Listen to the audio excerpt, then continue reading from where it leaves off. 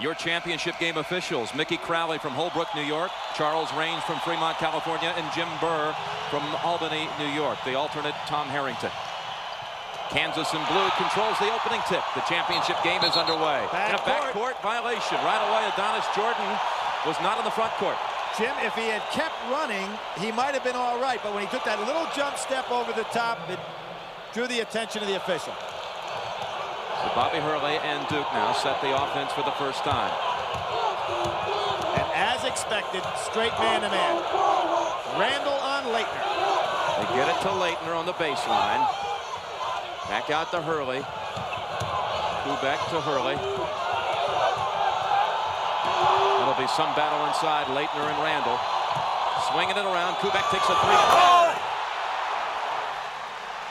The senior co-captain playing in his fourth Final Four. Gets Duke started with a three. And straight man the other way as well. Grant Hill, Jamison. That's going to be a tough matchup physically. Randall in the lane and a foul called on Leitner. His first, of course.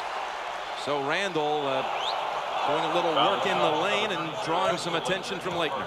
Jim, very interesting. You know, Leitner has been able to play defense in the low post area and has stayed out of foul trouble. Now Randall, who can step outside and cause problems, because now Leitner will have to play him as a forward and potentially could get in some foul trouble.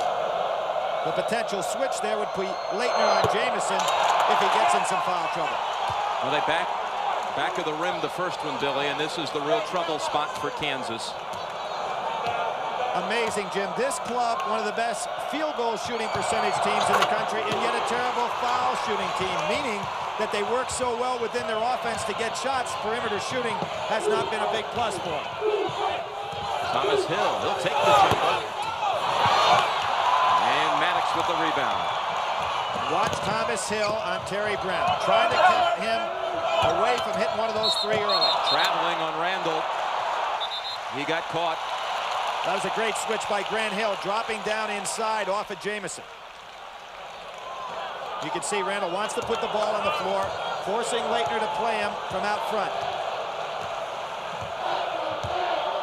Hill wide open on the screen. Stuck in the baseline, back out to Kubek. Now it's Grant Hill, outstanding freshman. Into Leitner somehow, squeezes the shot off the glass, the follow by Kubek. He has all 5 of Duke's points. Amazing that Kubek was able to get inside an excellent blockout situation by Kansas.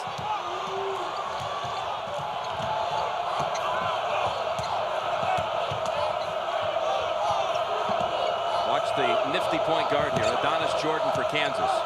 He's had an outstanding tournament. Maddox over to Randall, who's touched the ball a lot here. And up the glass, too strong. Leitner tracks down the rebound. Kubek with a great slough, and he's all right. He'll call. Oh, can you believe he got that high? Jim, that ball was thrown to the point that it was going out of bounds. I don't know how he got up there to get it. I never thought he would save it, much less dunk it. That was a David Thompson type dunk from yesteryear. Crowd is still oohing over that one. Terry Brown with a three-pointer. Push off inside. Of course, in the days that Thompson played on the college level, you could not dunk it. He would go up there and save it. Look at this play. Incredible. The freshman Grant Hill suffered 2 key injuries this year. Broken nose and a hip pointer kept him out. And other than that, he has had some season. Kubek was called on the first foul play in Kansas now, trailing 7-1. On the switch, Leitner now on Brown. See if he can get out of that matchup, because it's not a good one for him. Maddox drops it into Brown, who flips it in. Terry Brown had a really struggling performance on Saturday, only 1 of 10 from the floor, now 1 of 2 in this one. Well, with all the screens that Kansas set, it will not be unusual for Brown to be able to shake himself loose and maybe get on somebody he can get free. Kubek driving past Maddox. The ball squirts free, picked up by Randall. Adonis Jordan motors. Grant Hill with the rebound. Randall came flying through. Notice now Leitner taking his time getting down court. Kansas does a great job getting back on defense. Look at Hurley penetrating and dishing to Hill. Jamison got knocked down a little bit by Hill, never in the play defensively. Kubek fronting Randall. Jordan is stuck momentarily, and he traveled. He lifted his pivot foot. Third turnover against the Jayhawks. Brian Davis comes in for Duke. Mike Krzyzewski going to that bench early. We talked about the bench being important for both teams, and it looks like Mike Krzyzewski wants to give that early blow to his team with this lead. Leitner will rest, and Crawford Palmer and Antonio Lang come in. So 3 changes for Duke. Hill, Kubek, and Leitner as Thomas Hill sit with the 3 new subs. Last touch, they say, by Brian Davis. Terry Brown forced it. Great hustle by Brown as he just gave up his body to tip that ball. Nobody on Brown right now as Davis will be the man. But Brown's going to be shielded tonight by 2 outstanding defensive players. Interchangeable, Davis and Thomas Hill. Maddox back out to Jamison. Jamison spinning. Gets it back out to Randall. Randall into the lane, up and in. I said, Jim, he just figures out a way to win. We haven't seen him take a run and hook shot yet in the tournament. Buries the first one he tries. Going to be the all-time field goal percentage player at Kansas, topping Danny Manning's career mark. And Grant Hill traveled. He was waiting for Lang to drive to the hoop, and he got caught with the violation. First time out on the court. Duke with the early edge.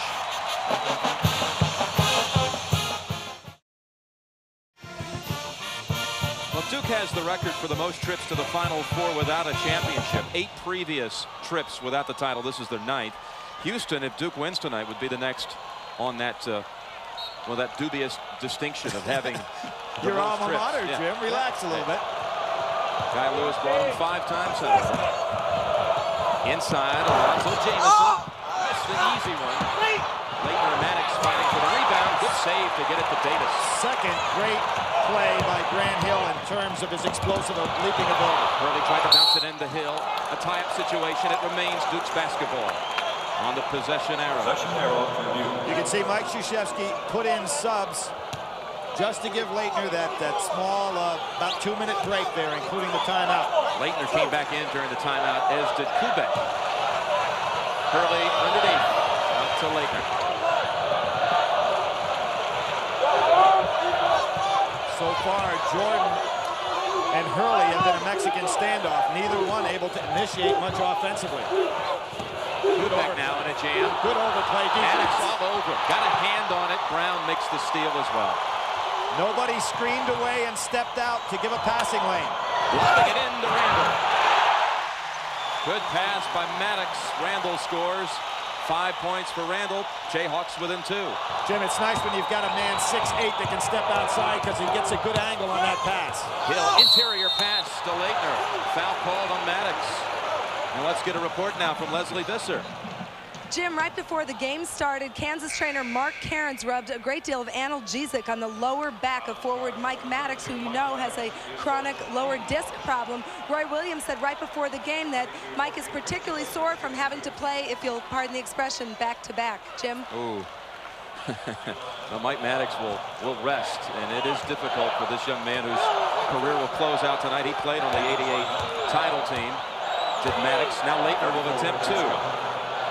We have a young man here that we talked about becoming rapidly one of the great NCAA players of all time in the tournament. When you start looking at his stats, he now has passed Oscar Robertson in free throws made in tournament history, and also Kareem Jabbar in free throws attempted.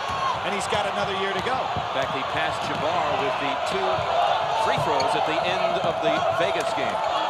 Kansas picking up their offense now a little higher, looking for some lobs. And with Scott in the game, remember how explosive he was against North Carolina.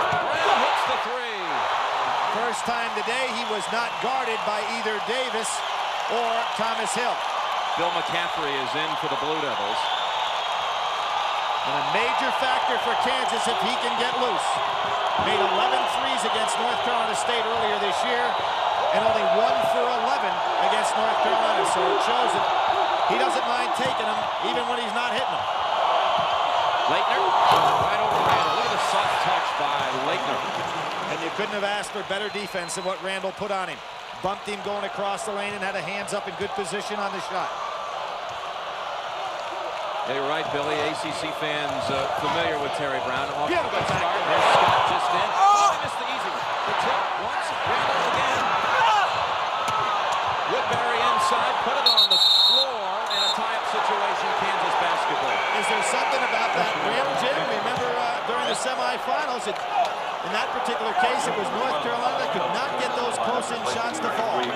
Thomas Hill in for Duke. Let's go to James Brown. All right, Jimmy, without affecting the offensive continuity, Coach Mike Krzyzewski is trying to neutralize the front line of Kansas, specifically Jamison and Mark Randall, by going inside to work the big guys. Let's go back to Jimmy. Foul from behind on Hurley as Randall found Adonis Jordan underneath. It is kind of amazing. In the semifinals, Kansas had two major problems in their victory. One was free throw shooting. The other was inbounding the ball. And regardless of whether it was under the basket or the sideline, all kinds of problems. That time executed very well. Get some points out of it. Jordan only 6 of 13 free throw shooting against Carolina. There's a young man who played his first 2 years of high school basketball, as you see Jamison on the bench. Adonis Jordan played his first 2 years of high school ball in New York, where he idolized Pearl Washington.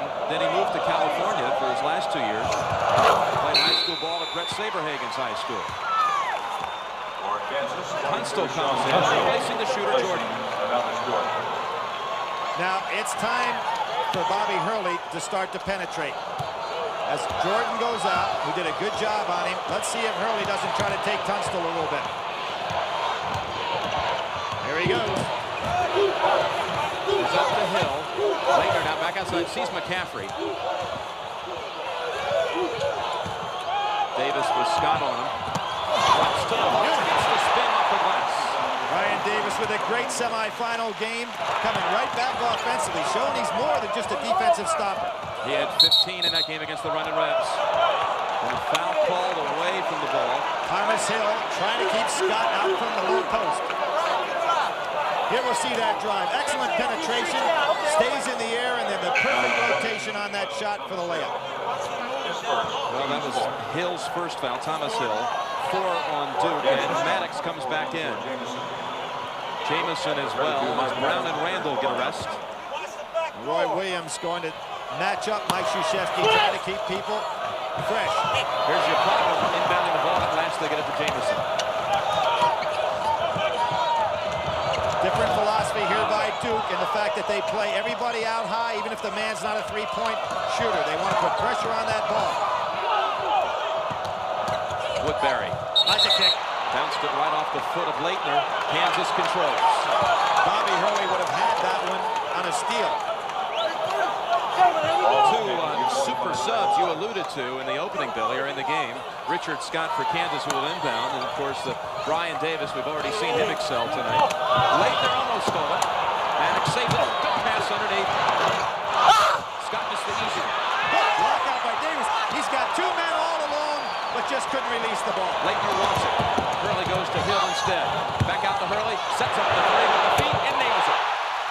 This young man has really come on as a ball player since February. His thought process is so good right now. Duke's largest lead, a 7-point lead for the Blue Devils. Scott in the lane. Back of the rim. McCaffrey underneath. Had it taken away by Scott. Scott just too strong for McCaffrey inside. And when we saw Scott go down in practice on Friday, there was a question whether he'd even be eligible to play in terms of what looked like a very bad ankle problem. Push-off called against Maddox. Second on Maddox. You got a timeout on the court. Duke by 5.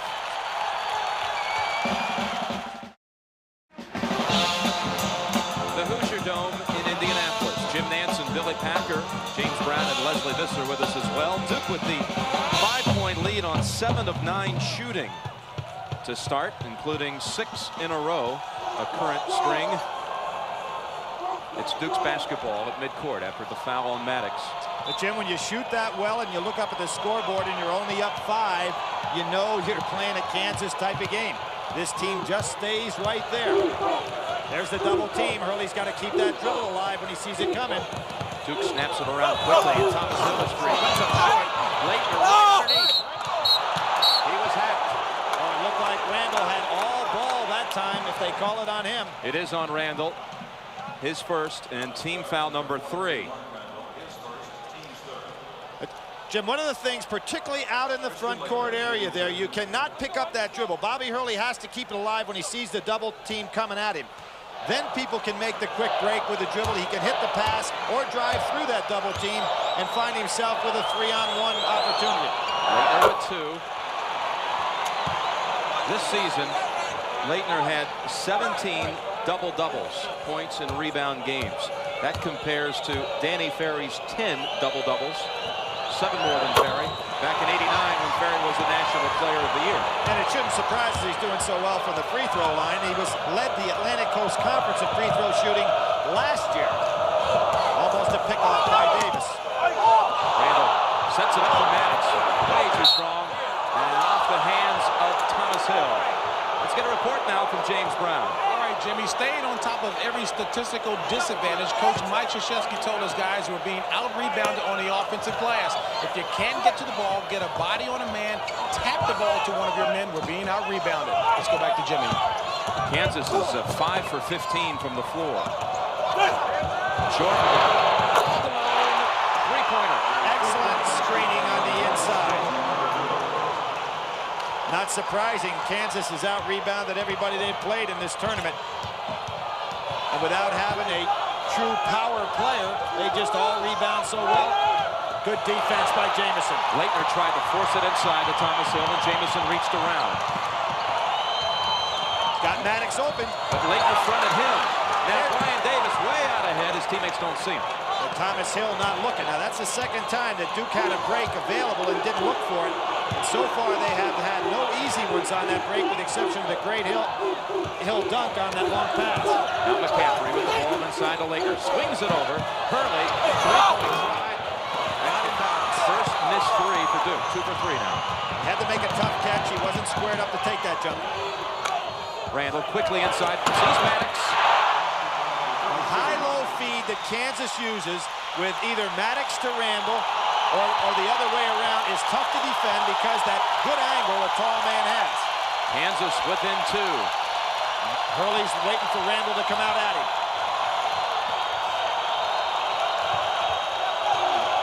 Randall really fronting Laettner. Jamison showing what a good defender he is. He did the job on day in Arkansas. Perfect lob. Laettner missed it, but he follows and draws the foul. I'll tell you, Kansas puts so many bodies on you down on the inside. Jim, the stats for this club are so hard to understand. I mean, it's the most difficult stat sheet that I've ever seen for a college team. They have no shot blockers, yet they're a great defensive team. You know, they have no shooters, yet they're a great percentage shooting team. It's just an unusual style that they have. As an example, Vegas this year blocked 266 shots. You look at Kansas as a team, they only blocked 76 shots. Their leading shot blockers got 15. I mean, that's unheard of.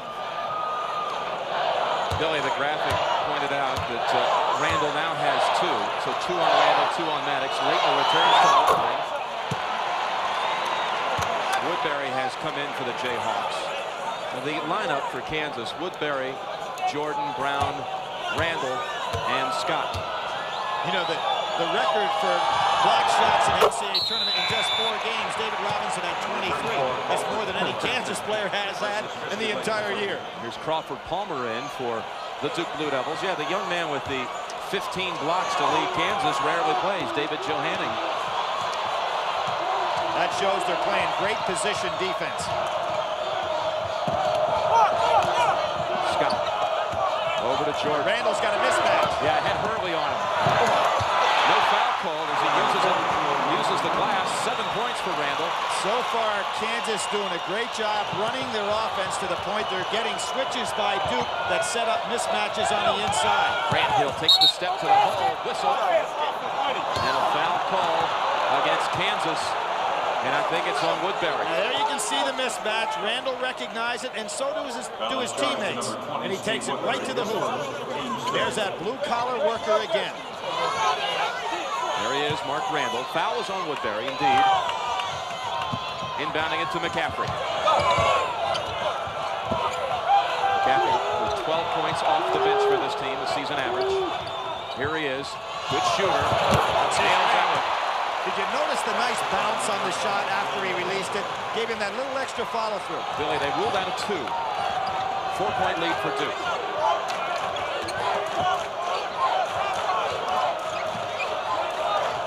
Watch the screening inside to create some of those openings. Too strong for Woodbury. Kubek picks it off. McCaffrey again. Won't be able to shoot it over Randall, so he brings it back out. Hurley drives, stops, and hits it. Bobby Hurley very seldom shoots that jumper off the dribble. It's either a standstill or he goes all the way. Good pull-up. 5 points for Hurley. Now Terry Brown with a two-pointer. Every time Terry Brown has found himself tonight not being guarded by Davis or Hill, he scored.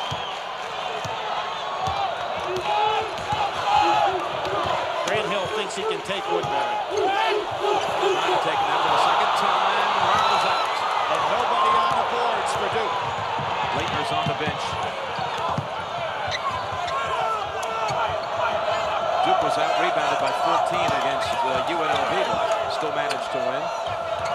On the blocks, they have Scott. Scott working on Kubek. Kubek got a hand on it. Kansas still controls. Official timeout on the court. Duke with a 4-point advantage.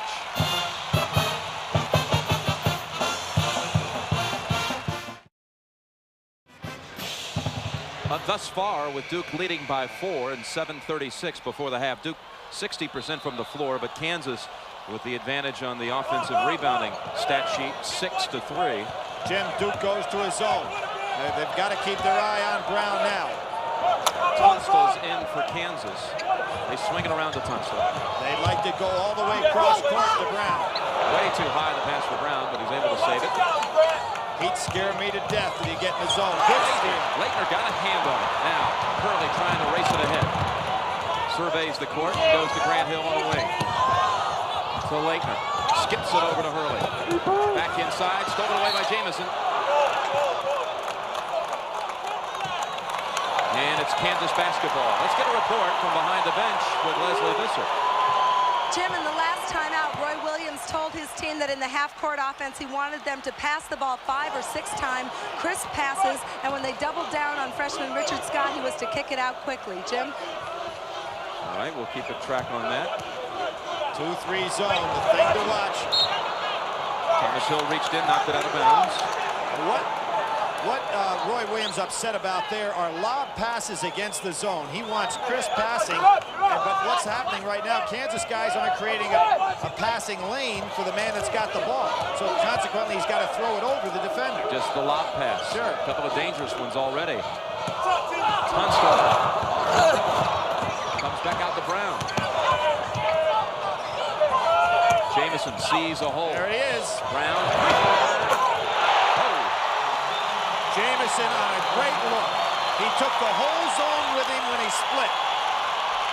10 points for Terry Brown, putting the Jayhawks within 1.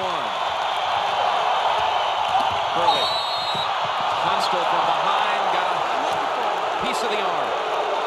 His first and team foul number 6. James Brown with a report. All right, Jim, coattailing on a point that Billy Packer made at the top of the show, fatigue for Duke is, in fact, a real factor to consider, especially Christian Leitner. We've been watching him. He's been playing soft on the blocks at times. Mike Krzyzewski is keeping a quick eye on him. When he pulls him out, they're hoping that he recuperates quickly. Let's go back to Jim. All right, James. Hurley left open. Don't do that now. Maybe last year, but not this year. Right. Kansas went to the zone. Now there goes Brown finding an opening again. He's open. Sets it up. Leitner, not this time. Good rebound by Thomas Hill. Duke on the break. Hurley goes to the middle. Bounce pass to Grant Hill. Lost it momentarily. But Thomas Hill is outside for 3. Thomas Hill has not been hitting yet. Kubek and Brown tie up, but Duke will retain possession on the possession arrow. Thomas Hill has yet to get on track. That shot that you take at the top of the key coming down in the break like that is best to go follow through right on in towards the basket, and he tried to go up and straight down. Hill 0 for 3 so far. A major scorer for him, not getting out of the blocks yet. And here's the zone.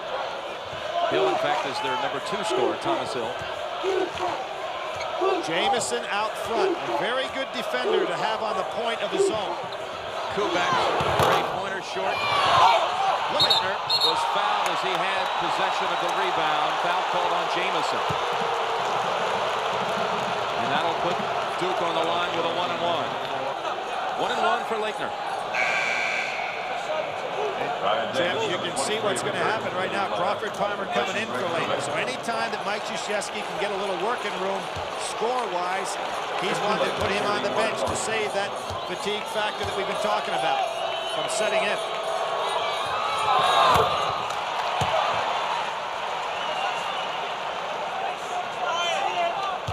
Leitner has attempted all 7 of Duke's free throws, and he's made them all. Jim, one of the reasons that the fatigue could set in is the fact that Duke didn't get out of here until about midnight and probably didn't get to bed till 3 to 4. Here comes Crawford Palmer in. Whereas, remember, the other day, Kansas left this arena when it was just halftime of the Duke UNLV game, so they got 2 full nights of sleep in. Duke only 1.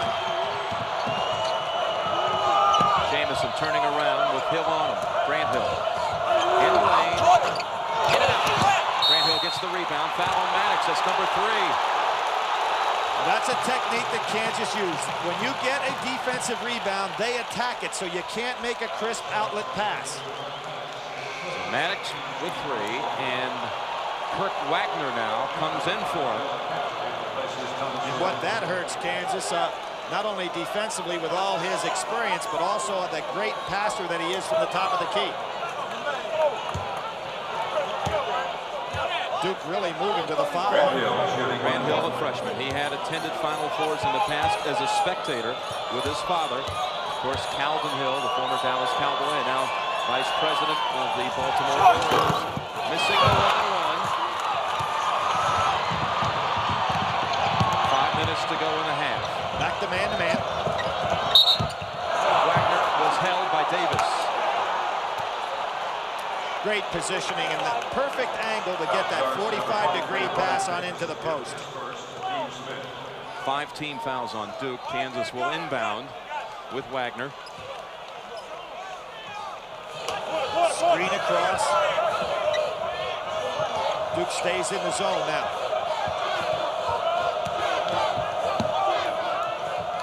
Jamison hasn't got his game going so far, Billy. Well, here he is. With Brown out of the game, it doesn't. The defense is not extended quite as so much because of his three-point shooting ability. So you see Kansas working it down low, trying to get something on the box.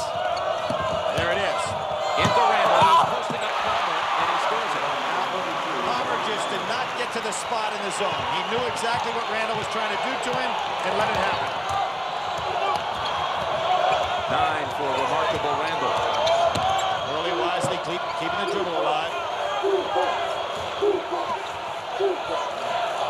Grant Hill. Over to McCaffrey. Takes the shot with Woodbury on him, and he made it.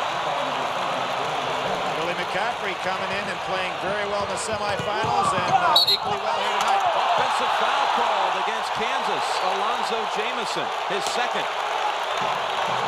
Jamison normally so quick with that move and powerful with his dribble move and usually under control. That time just couldn't hold back. Getting some foul trouble here with Maddox 3, Jamison 2. And Randall has 2. And they bring in Richard Scott, taking out Kirk Wagner. So on the floor for the Jayhawks, Woodbury and Scott, Randall, Jordan, and Jamison. And Kansas sets up their 1-3-1 half-court trap. Something that Duke should be ready for. They've got to make the zone run a little bit before they attack for the jump. Pass to McCaffrey, back out to Grant Hill. Early sets up McCaffrey. Three-pointers. That is as well as you can play against a half-court trap. Move the ball side to side, make the zone run, and then get the three. Randall with a three. Back. How about that? Pretty versatile, isn't he? Comes up with big plays time after time, just when his team is ready to have a problem. 12 points for Randall. And you notice Roy Williams gets out of the 1-3-1 trap. Ryan Davis. McCaffrey didn't jump for that one. He was cutting to the basket. It was off balance. 3:10 before the half. Duke looking for its first championship, leading by 6.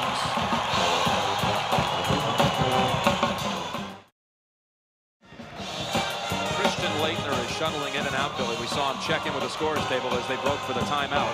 Well, what Mike Krzyzewski realized, Christian Leitner played a very tough 40 minutes against UNLV. We talked about the lack of rest in the interim period here. So Mike Krzyzewski's trying to sit him down whenever he can get a working margin score-wise and hold him out as long as possible. David Johanning's in for Kansas. Three-pointer by Brown. Kubek fighting for the rebound, and Duke basketball. Get a report from Leslie Visser.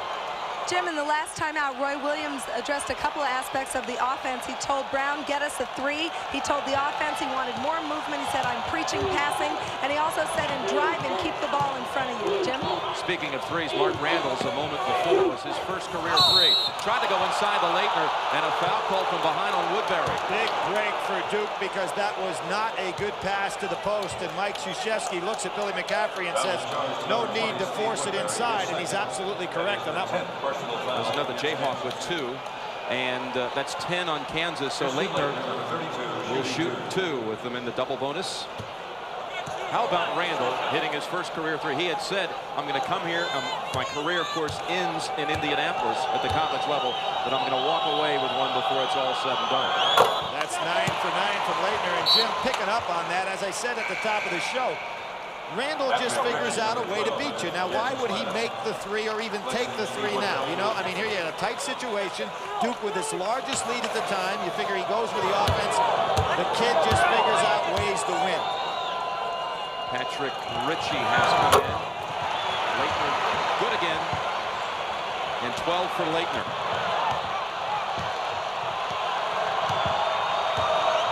Eight-point Duke advantage. 2.5 before the half. Oh, good move by Leitner to attack Johanningh outside. Got it into Scott Howard. Good move off the glass.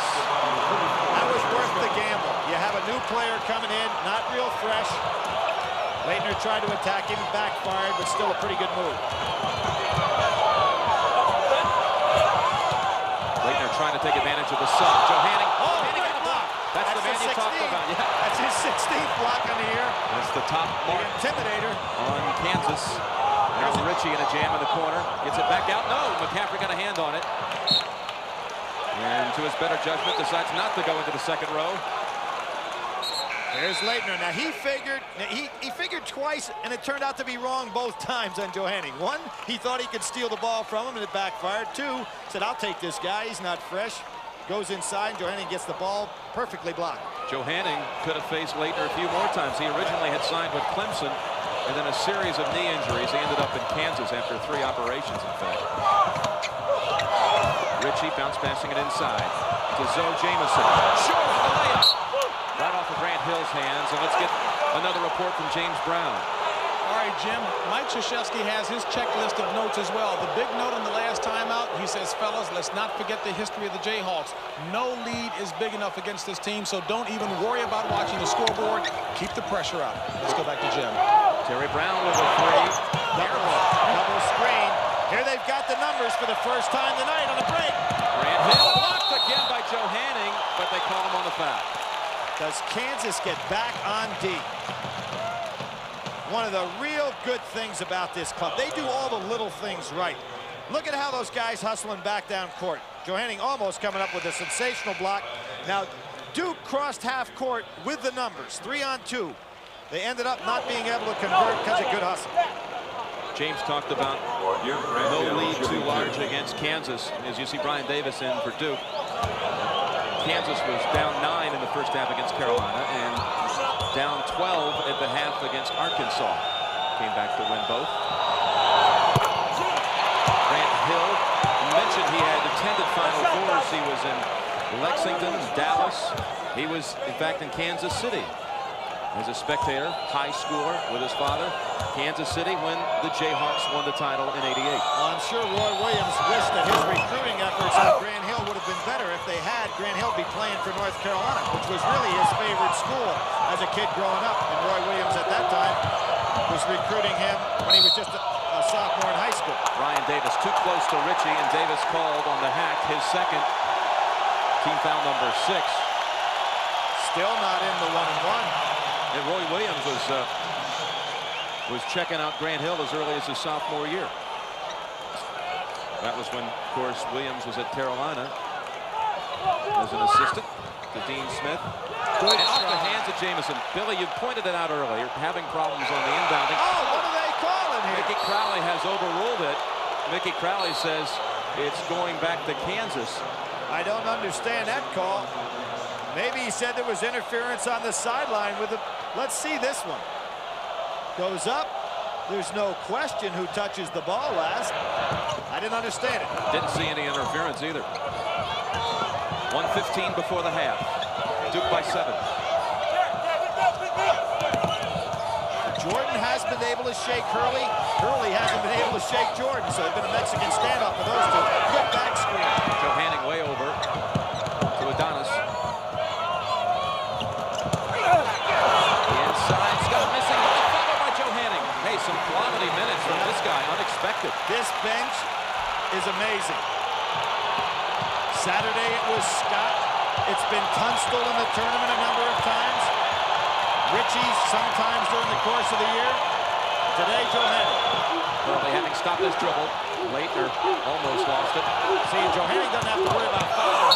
Leitner with the left hand. No, they rule it away. Offensive foul call on Leitner. That's his second. He's going to have to come out right now. Duke, of course, will hold the ball the next time they get it. And what happened to Christian Leitner is that he had to start too far away from the basket. See, he dribbled it for about 25 feet there, which gave Jamison an opportunity to get over and Scott to get over and be in the way. And in that particular case, it was Scott that drew the charge.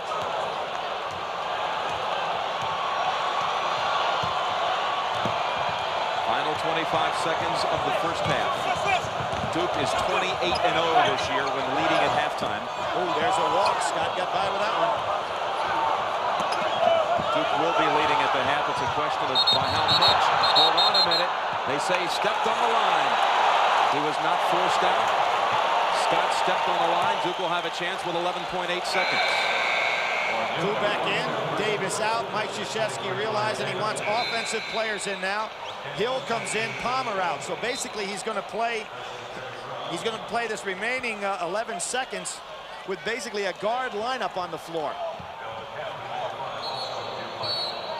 Key, obviously, is to get the ball in. Roy Williams counters right away and said, I want better defensive matchups. Takes Johanning out, counters with a much quicker player on the inside. Kirk Wagner. Tunstall had checked in a moment ago as well. Hurley may try to take this by himself. Penetration. He has a beat on it. Back out to Thomas Hill, looking for the three. Yes! Thomas Hill drills the three to end the first half.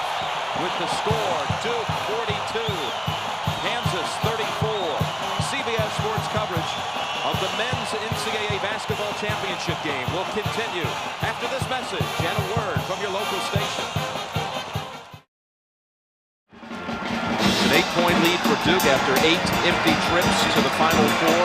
Maybe 8 is enough, and tonight's the magic night. What about the second half here, Billy? Jim, one of the things that's very obvious to me that Duke does not have anywhere near the quickness that they had against UNLV, and that could be a telltale sign here in the second half. The other thing, Hurley has played the full 20 minutes, so he has not been out of either game at any point so far in the Final Four. All right, Kansas starting with the second half. Alonzo Jamison, missing again. He had 0 for 4, and he had perfect position. The guy averaging 13 points, 8 rebounds in the tournament. Scoreless at this point, and only 1 board. And that is a mismatch here. Hurley is on Jamison. That means that somebody has got to be open. Hurley takes advantage. Blows right by the baseline, and an errant pass picked off by Randall. Hurley tried to attack too quickly. Maddox left open as Leitner stumbles, gets the soft roll. Very unusual to see these two teams open up with the intensity they had the first half, the second half getting caught in mismatches. Bobby Hurley averaging 5 assists to 1 turnover in this tournament, Philly. Remember the Arkansas game? This is where Kansas just took over, and Duke 2 times down the floor make 2 very bad plays in a row. Quebec missing that one. Hill coming over to help out, but he bumped into the body of Maddox, so foul on Thomas Hill, his second.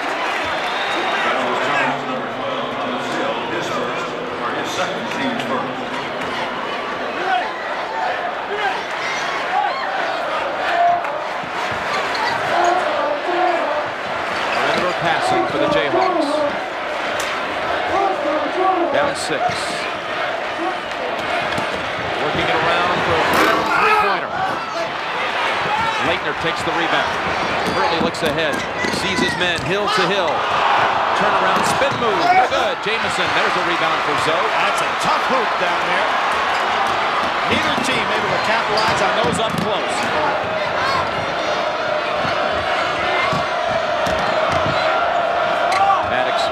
Back out, stolen. Grant Hill has the steal. Splits the defenders. Makes the lay-in. He did jam an outstanding play going to the hoop, particularly with Jamison, an outstanding defender right with him, but not that great explosive quickness that we saw 2 days ago. Still had a great highlight in the early minutes of this game. On the lob pass. 7 for Grant Hill. Thomas Hill deflects it out of bounds. Do you like the way Grant Hill used the body after the steal? As he goes in for the layup, Billy? See, he anticipated the pass was not a good idea going that far across court, and then just shielded, as you say, the defender to stop the block. Back screen, there it is, nice play. He had the perfect angle on it. Maddox saw it also. Right to Randall. Back screen on Christian Leitner. Thomas Hill recognized it. Couldn't get over there in time. 14 for Randall.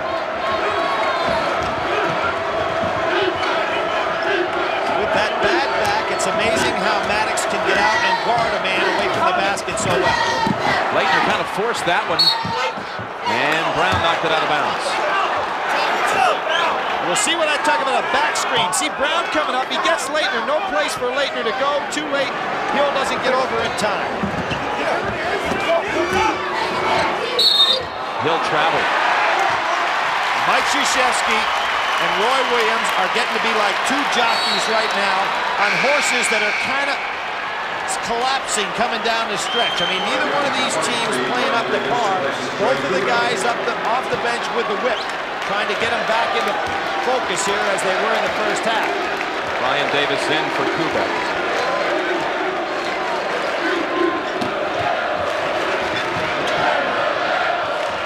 Alonzo Jamison, I know he wants to get on the board.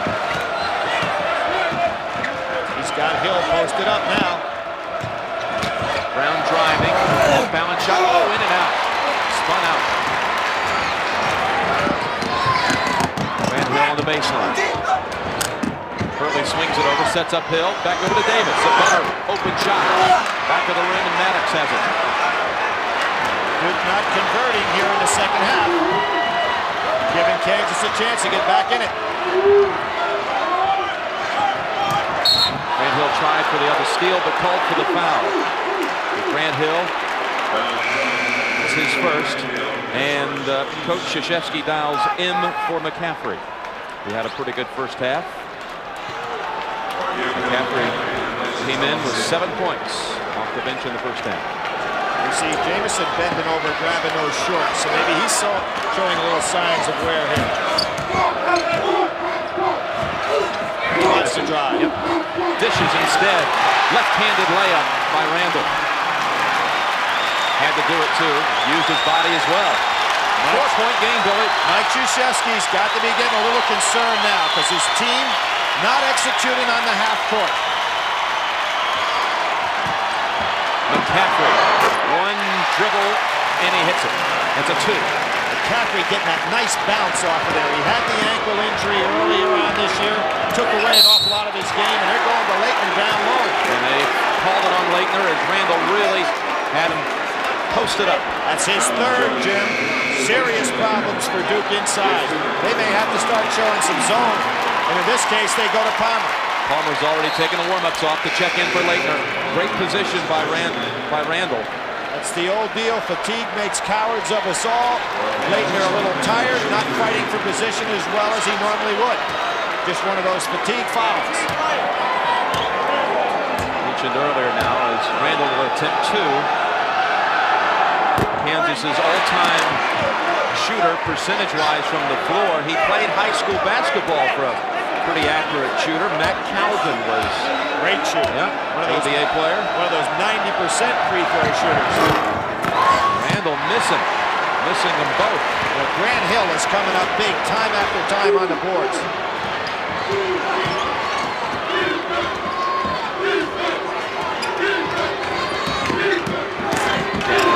No place to go in there. Got it back out to Hill. Oh, nice fake. Driving, soft touch, yes. Beautiful fake. With the ball, with the shoulders. 9 for Grant Hill. Randall steps in, gives it to Maddox. Maddox wanted to go back to Randall inside. Boy, he's a good passer.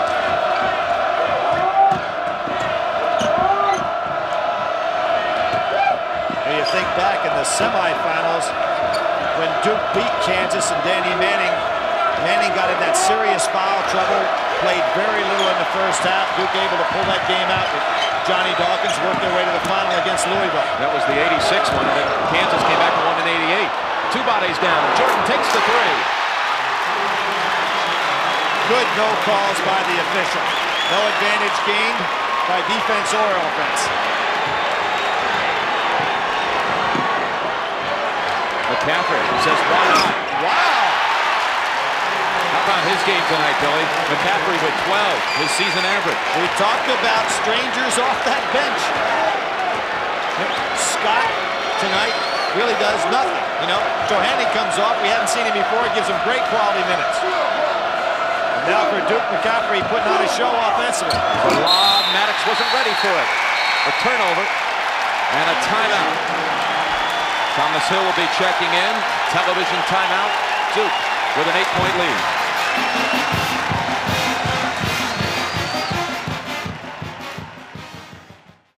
JB, Kansas wants to move the transition offense more quickly up the floor. They also want to set some high screens for Jordan. Defensively, it's just put a body on McCaffrey. Over to Jim. Lob to Davis. Wow, Hurley to Davis, who skies for the dunk. Jim, the second time Duke has done a great job attacking the 1-3-1 half-court zone press. Duke has its largest lead. Brown went back. And Davis with the play at the other end. 10-point Duke lead. Jim, I'm very surprised that Christian Laettner is back in the game. He's got 3 fouls. I think Mike Krzyzewski should keep him on the bench, let him rest as long as he's got a working margin. I think it's very dangerous this early in the game to bring him back. You've got your best free throw shooter. How about that move? Blocking foul on Randall, and that's his 3rd. Davis with the dunk on the previous play. Well, we saw Davis make the dunk. We saw Grant Hill before. These are 2 excellent slashers to the basket. And Thomas Hill can do likewise. It's a very unusual team. They really don't have a center. Bobby Hurley and Christian Laettner, and then a bunch of swingmen. Like Tark said, he felt like he was going against a guard and 4 forwards. Well, Tark got himself in a situation where he kept worrying about how do I match up with Duke instead of making Duke match up with him. I think when you're the favored team, you force the other man to figure out how he's going to guard Larry Johnson. The table got turned, and then Tark couldn't match up.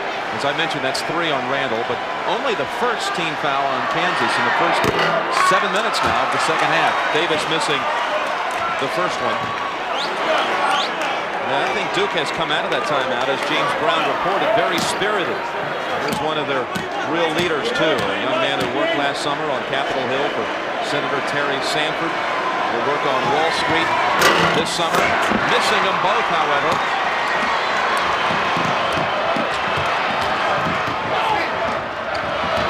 Scott's got Laettner down and low. Kansas ought to try to get him the ball. Woodbury spinning around. Tipped in by Scott. And it wanted goaltender. A great call by the official. No call? No, sir. That ball was outside the cylinder. Scott right up there with it with excellent timing. Roy Williams getting out of that 1-3-1. Tunstall jumped right out on Hurley and bumped him with the body. Here's your tip in, Billy. Watch the angle. Ball comes back outside the cylinder. Scott goes up. Good job. Excellent timing. Oh! Leitner threw it to the wrong man, and Woodbury couldn't believe it and knocked it right off his own knee. What a break. That same play, similar play happened to Jordan this year earlier in a Kansas game where he saw Randall coming into the game as a substitute, thought he was a player, and passed him the ball when he was out of bounds. Hurley finds Davis cutting to the hole. One of the few times Hurley's been able to beat Jordan with a dribble. Boy, Kansas needs to look inside to Randall. He's got Leitner. They've got to get the fourth foul on Leitner. Here it is. There they are. Pretty good job by Leitner to lay off him. Yep, Davis came over for a moment to help. I'm really surprised that Mike Krzyzewski with this lead is leaving Leitner in the game. Good backdoor cut. Randall missed the dunk. Blocking foul called on Duke and Davis. He fooled Leitner on that one, didn't he, Billy? Well, Leitner is really going to have his hands full. Now watch, Randall comes to the ball, makes the good cut, then use that right arm as kind of a good swim move on by Leitner. Leitner not there in time, and pretty good job by Davis to go over there and at least try to draw the charge. And that would have been a big call if he could have, because Randall has his own foul problems. Randall will shoot two. Again, he played for Coach Krzyzewski on the world team last summer, was a starter with Billy Owens, Alonzo Mourning, Kenny Anderson, and Chris Smith, and Leitner backed them up. Back so close to Coach K that after the victory over North Carolina, Randall sat in the stands of the first half of the Duke UNLV game with Mickey Krzyzewski. Well, Mark recruited as a high school All-American by Larry Brown. But had that very disappointing start, had some medical problems. Actually missed 2 games this year with medical problems. That's a walk. Walking on McCaffrey. Duke turns it over. Duke with an 8-point lead, 12 minutes to go. You're not going to get many uncontested drives unless you've got some power. And Mike Krzyzewski saying there's a push there. But Kansas going to put the body on it, whether they're setting a screen or playing defense. Now there goes Leitner out of the game. Mike Krzyzewski was kind of lucky there. Has an 8-point lead. Leitner goes out, doesn't pick up that 4th foul. Palmer's in for him. Palmer D'ing it up now against Randall, giving him some room.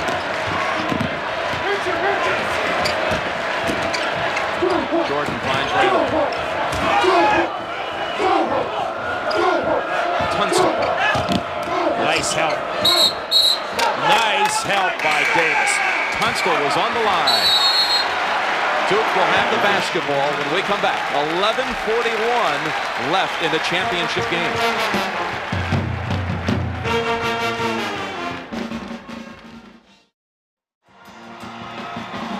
Jim Nance along with Billy Packer. And Billy, your thoughts now as we approach the final half of the second half. Not surprising to see Kansas come out in some full court pressure.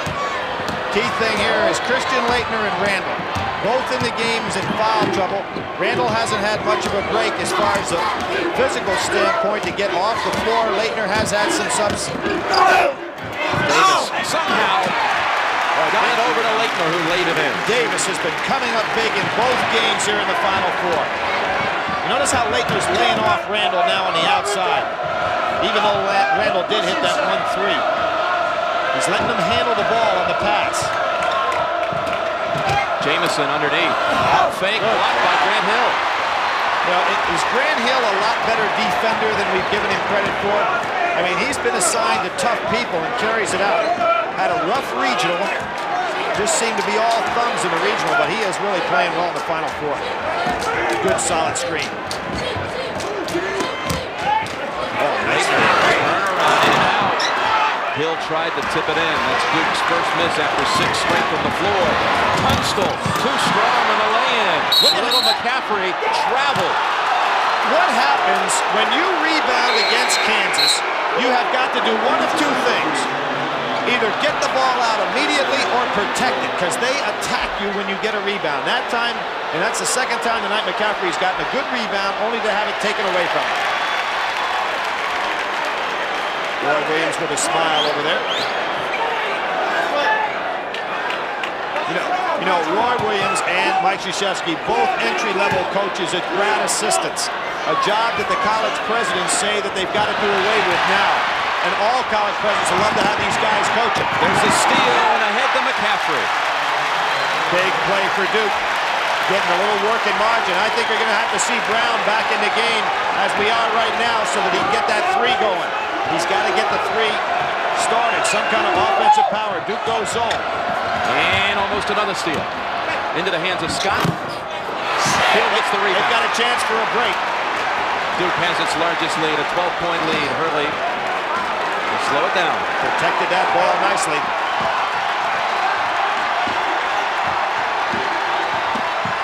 They're trying to get Laettner free in the low post. Turns around and surveys. Randall knocked it loose. Hurley back out. Here's McCaffrey again. Three-pointer. No. Good block out by Jamison. Finds Brown on the wing. Jamison bypasses the shot. Tunstall fakes. Back to Jamison. See, Duke packed that zone way in. Kansas not getting decent spacing yet. Scott doesn't score. Too strong. Grant Hill with another rebound. Laettner tired now. Mike Krzyzewski wanting his team to take a little rest with the ball. 7 rebounds for Grant Hill. Look at Laettner walking up the court.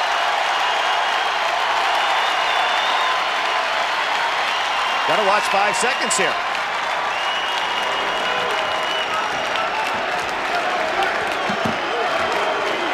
Laettner better not try to dribble that far out. He was throws it away. Yeah, not a good idea. Guys get tired, they get mentally tired. Get a report from Leslie. Jim, Roy Williams wants 3 things defensively. He wants his team to have more court awareness. He wants them to play defense for the entire possession. And he also wants them to keep the man in front of them, not get beat on the drive. Jim? Laettner still shuttling in and out. He sits. Kubek's in, along with Palmer, and Grant Hill rest also. Well, you see, Mike Krzyzewski's got a great feel for his players' fatigue right now. And he knows that that pass by Laettner was just a matter of mental fatigue. He just threw the ball away.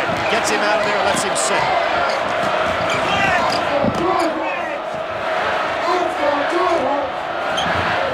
Hill just shadowing Brown so he can't get that 3 off.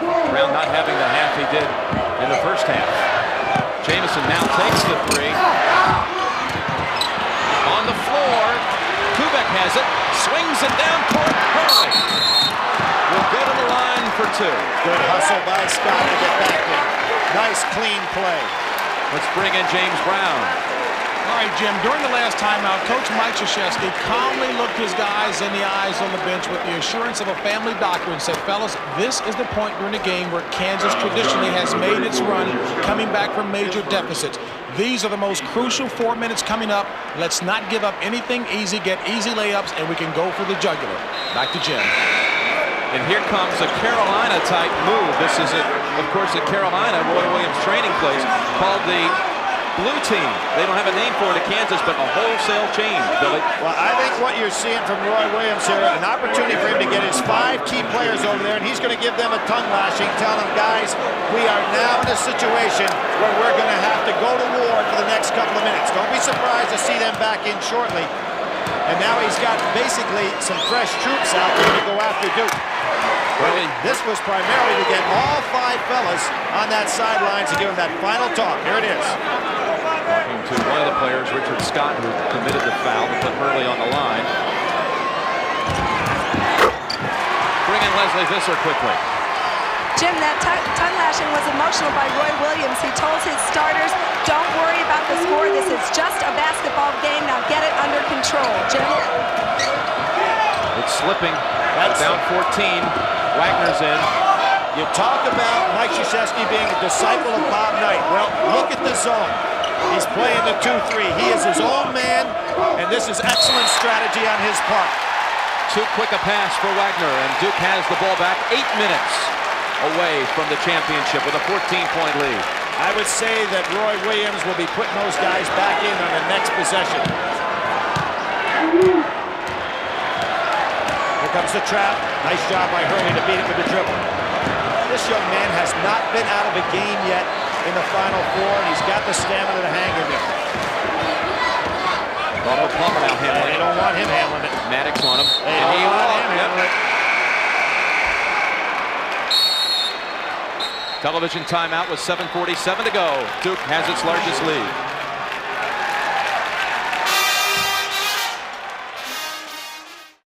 There's your game summary. Duke with a 12-point edge on points off turnovers. At the bottom, you see Hurley, 10 points, 9 assists. D'ing up right now in Jordan. And super defense. Ritchie, a freshman, back out to Jordan. Back to the man, they get out of the zone. I'm surprised Kansas has not tried to get the ball in on Leitner. Jordan in the corner. 20 seconds on the shot clock. His team down 14. Notice, see, Leitner is not going to go out and guard a big man outside. Ritchie with a three, too strong. Wagner with the rebound. That shot, and he makes it. Boy, that was a tough shot. Kurt Wagner, a high school teammate of Stacey Augmon in Pasadena, California. Coming in off the bench with two. He's fading away, shooting against his body, and didn't use the board and still made it. Billy McCaffrey driving past Woodbury. Oh! Pump fake, he'll go to the line. Let's see what they call this one on. Hold on a minute here. That could be on Maddox. I think it's going to be on Woodbury. It is on Woodbury. Yep. He's third. Let's get a report from Leslie now. Jim, in the last timeout, Roy Williams appealed to his team both logically and emotionally. He told them this isn't how we played all year. We've got 7.5 minutes left in the national championship to get it back. And Billy, you're right. They do want to go at Leitner to pick up the next foul. Jim? And still unable to get past that third foul that Leitner has. That goal by Wagner, by the way, stopped a 4-minute dry spell by the Jayhawks. And now McCaffrey with 2 attempts. Jim, Mike Swanson, our outstanding stat man, pointed out something that looks like it's the theory Mike Krzyzewski's using. He's taken Leitner out 1 minute and 10 seconds before he thinks the next TV timeout's coming, so he can use that minute plus the TV minute to really get like a long blow for Leitner every time. They go back to the 2-3 zone. Mike must have a computer in his head over there. Or some real good assistant coaches. Jamison power move.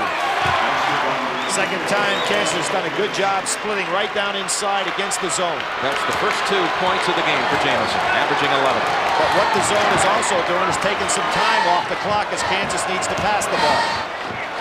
McCaffrey scored on the free throws last time. He has 16. Looking for help now. Finds Hurley. So he'll take the 3. Leitner didn't push off. Bangs into Randall and lays it in off the glass. You know what made that play? Leitner keeping the ball up above his head. Gave him an opportunity to get his balance back. Billy, we saw him going crazy at Cameron. Indoor arena where Duke, of course, plays its home games. Giant screen in place. Brown three-pointer. He hits it. Mistake Hurley. You see what happened? He went inside to help out, and Brown does what he does so well. Just stayed out beyond that three-point line and buried it. Brown with 13. 5:40 left in the game. Just a little mental lapse by Bobby Hurley. Jump pass over to Thomas Hill. In the corner, McCaffrey drives the baseline. Got pushed from behind. No call. Woodbury now into the front court. Over to Brown. This is the man they want to shoot. Not this time. Woodbury. Good foul. Mike's got to be thinking time. Got it down to 9. Timeout called by Duke. Duke calls the time with a 9-point lead. Well, we all know Duke has been so close in recent years. In fact, 4 of the last 5 they've lost to the eventual champion. Only in '89 when they lost to Seton Hall did they not have that distinction. Bobby Hurley tried to get Jamison over his back. Kansas has scored 5 unanswered to get it down to single digits. Well, they have a mismatch down inside. Davis has Jordan, and he wants the ball down low. But he went to the other side. Oh, what a pickup on this. Wow. Jamison all over Hurley, and it's Kansas basketball. Boy, you saw that defense turn up a notch there. Wouldn't even let anybody come to the ball. Now, what Kansas is doing is they're starting to use a lot of hand checking, a lot of body. They're going to force the referees to make the calls. Good strategy by Roy Williams. Woodbury on the box, turnaround, missed it. The frozen rope picked up by Lakeman. Walk it up. Jim, watch the defense now. There's going to be a lot of pushing, a lot of holding. They're going to try to go ahead and hand check and make every pass tough. McCaffrey, you watch that. Look at that. Now, the referees will have a tough decision to make. They don't want to turn this game around with a foul shooting contest. That's why I think it's good strategy to use. Over to Lakeman, 20 on the shot. See the hand check? Lakeman thought about challenging. Randall brings it out to Hill. Woodbury is by far the weakest one-on-one defender of Kansas team. Hill missed on the dribble drive. Now Jordan goes to the corner. Brown's waiting for the three. Davis gets back out on him. Now Randall over to Jamison, driving on Hill. No foul. Great play by Laettner. And Laettner's got Jamison down. There's somebody's going to be open here. Duke in no hurry, Billy. Yep. But if it's there, you've got to take it. Still a 9-point lead, approaching 3:30 remaining. And a blocking call against Jamison, his third. 5 on Kansas, so Duke's still 2 away from shooting free throws. But if you're scouting right now the Kansas team and you look out on the floor, the man that I think should have the ball in his hands the most is whoever Woodbury's guarding. Well, eliminate that strategy because Roy Williams sees that too. He takes Woodbury out. Takes Jamison out Jamison as well. too. Maddox in, Tunstall in. Correct. And the reason I said that is because McCaffrey was beating Woodbury. Dennis Jordan will put his body on you if you don't watch it. I mean, Bobby Hurley's going to be exhausted after this one. Watch the body. Watch the body. Double team McCaffrey. And a hold against... Who's that going against, Billy? It's going against McCaffrey. Yeah, see, they're just putting so much body on him right now. And you have got... Watch this. Hands all over. Look at all the body. And there's McCaffrey. He gets it stripped, and then he has to grab Brown. To be a battle of wills the rest of the way now. You know, on this side of the court, when McCaffrey was doubled up, I saw Bobby Hurley trying to call time, but it was not in time. It was good that he didn't. Duke only has 2 timeouts left. You wouldn't want to find your position and use it. Big shot. Hill with the rebound. Tunstall missing the 3. A dry spell right now for both teams. I think that Duke ought to look to score some instead of just trying to hold the ball. Grant Hill driving past Maddox. Out of control with the body, but they're going to call it a block against Terry Brown. A great move by Hill, too. He realizes Maddox can't guard him out on the outside. It's so easy to guard a team, and a lot of times you see this in practice, Jim. A coach says, I want us to just hold the ball, don't go to score. It's difficult to hold the ball for 45 seconds when the team's coming out and body you. And if you can, sometimes you can break and get a real easy one. Don't be surprised to see Duke not try to get one easy.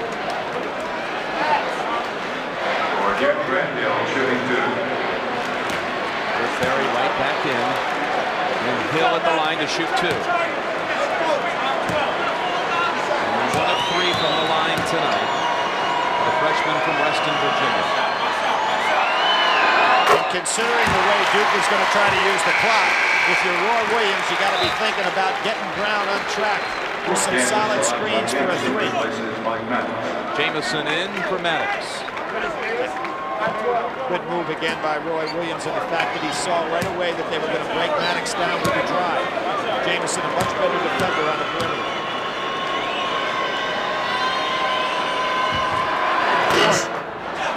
Rebound comes to Brown. 10-point lead for Duke. Kansas needs some points in a hurry. See, right now, Laettner's playing a one-man zone in the middle. Randall's got to take advantage of that. Davis right on the back of Jamison. His 4th, and that's 6 team fouls against Duke. Kansas will inbound. And next foul, of course, Kansas goes to the line. We talk about how poor they are in the free throw line. But, of course, in their big win against Arkansas, they had hit 16 of 17 over the last 5 minutes. So this team finds some ways to do positive things. But they got a hole right now that they've dug for themselves. Woodbury at the last minute found Randall, couldn't control it, then Hurley takes it for Duke. 2:30 left in the the game in a 10-point lead. Blue Devils looking for their first championship. There's Hurley. I said they'll get an easy one. Oh, he bypassed it, Billy. He knew it would get rejected. Back out to Leitner. Leitner now looking for an opening. He'll challenge Randall. Too strong. Not a good shot. And a rebound by Brown. Kansas quickly. Jordan driving. Stops in the corner. Bounces it out. Brown three-quarter shot. You know what? He makes that shot better fading away than he does when he's standing still. Well, it's a 7-point lead. Duke with 2:07 remaining in Indianapolis. Jim Nance along with Billy Packer. You know, Billy, when these two met in the Final Four in 1988, Kansas won 66-59. It's the same score at this point with Duke in front this time. Duke with the ball and a 7-point advantage. Woodbury jumps out on Hurley. Let's watch out for the 10 count. Grant Hill gets it into the front court. Into the corner, Leitner. Great ball handler for a big man. But he didn't make a good decision the last time, Jim, when he tried to put that shot out. The clock now becomes another one of their teammates. There's a point lead and a hold by Jamison, very clearly. And that's 4 on Jamison. Let's bring in Leslie. Jim, quickly, Roy Williams was very calm during the last timeout. He told his team to be aware of the clock, but not to hurry. He also told them, we have plenty of time, don't panic. That's optimism. Well, they really do have enough time here, Billy, with 1:43 to go. 2 timeouts left. Of course, he's got a great three-point shooter in Brown, who showed that on that fadeaway that he can make them from almost any distance. And now it looks like it's going to be somewhat of a free throw shooting contest. Hill will shoot the 1-and-1. Cold at the line tonight is Hill. In the corner, Jordan. Tunstall. They work it around to Brown. With a man all over. Takes the 3. Leitner with the rebound. Randall was on his back. And that's 4 on Randall. 8 team foul on Kansas. Leitner, such an excellent shooter, will go to the line for a 1-and-1. Jim, I pointed this out before, and you can see Scott, who had the game that was so outstanding against North Carolina, starting to bury those hands down a little bit. And it is unusual, and maybe it just runs, as Roy Williams says, in the water. But Kansas, on the year, of course, only shot 62%, but they had great defense against the foul shot. Their opponents only shot 65%. Now, how is that possible? Yeah, how do you D up against the free throw? Come on. 1-and-1, look at Leitner. Well, of all the guys, of course, as we said, the record setter in the NCAA tournament, both attempts and made. Now, you know, a very unfortunate thing, and I think it's something the NCAA ought to change. Christian Leitner had a hard time with his drug test the other day because he was just so dried out, dehydrated from the game. I think they ought to test the players before games and give those kids an opportunity to get immediate rest. Missed out on the team celebration. The team bus ride back. Here's Jamison.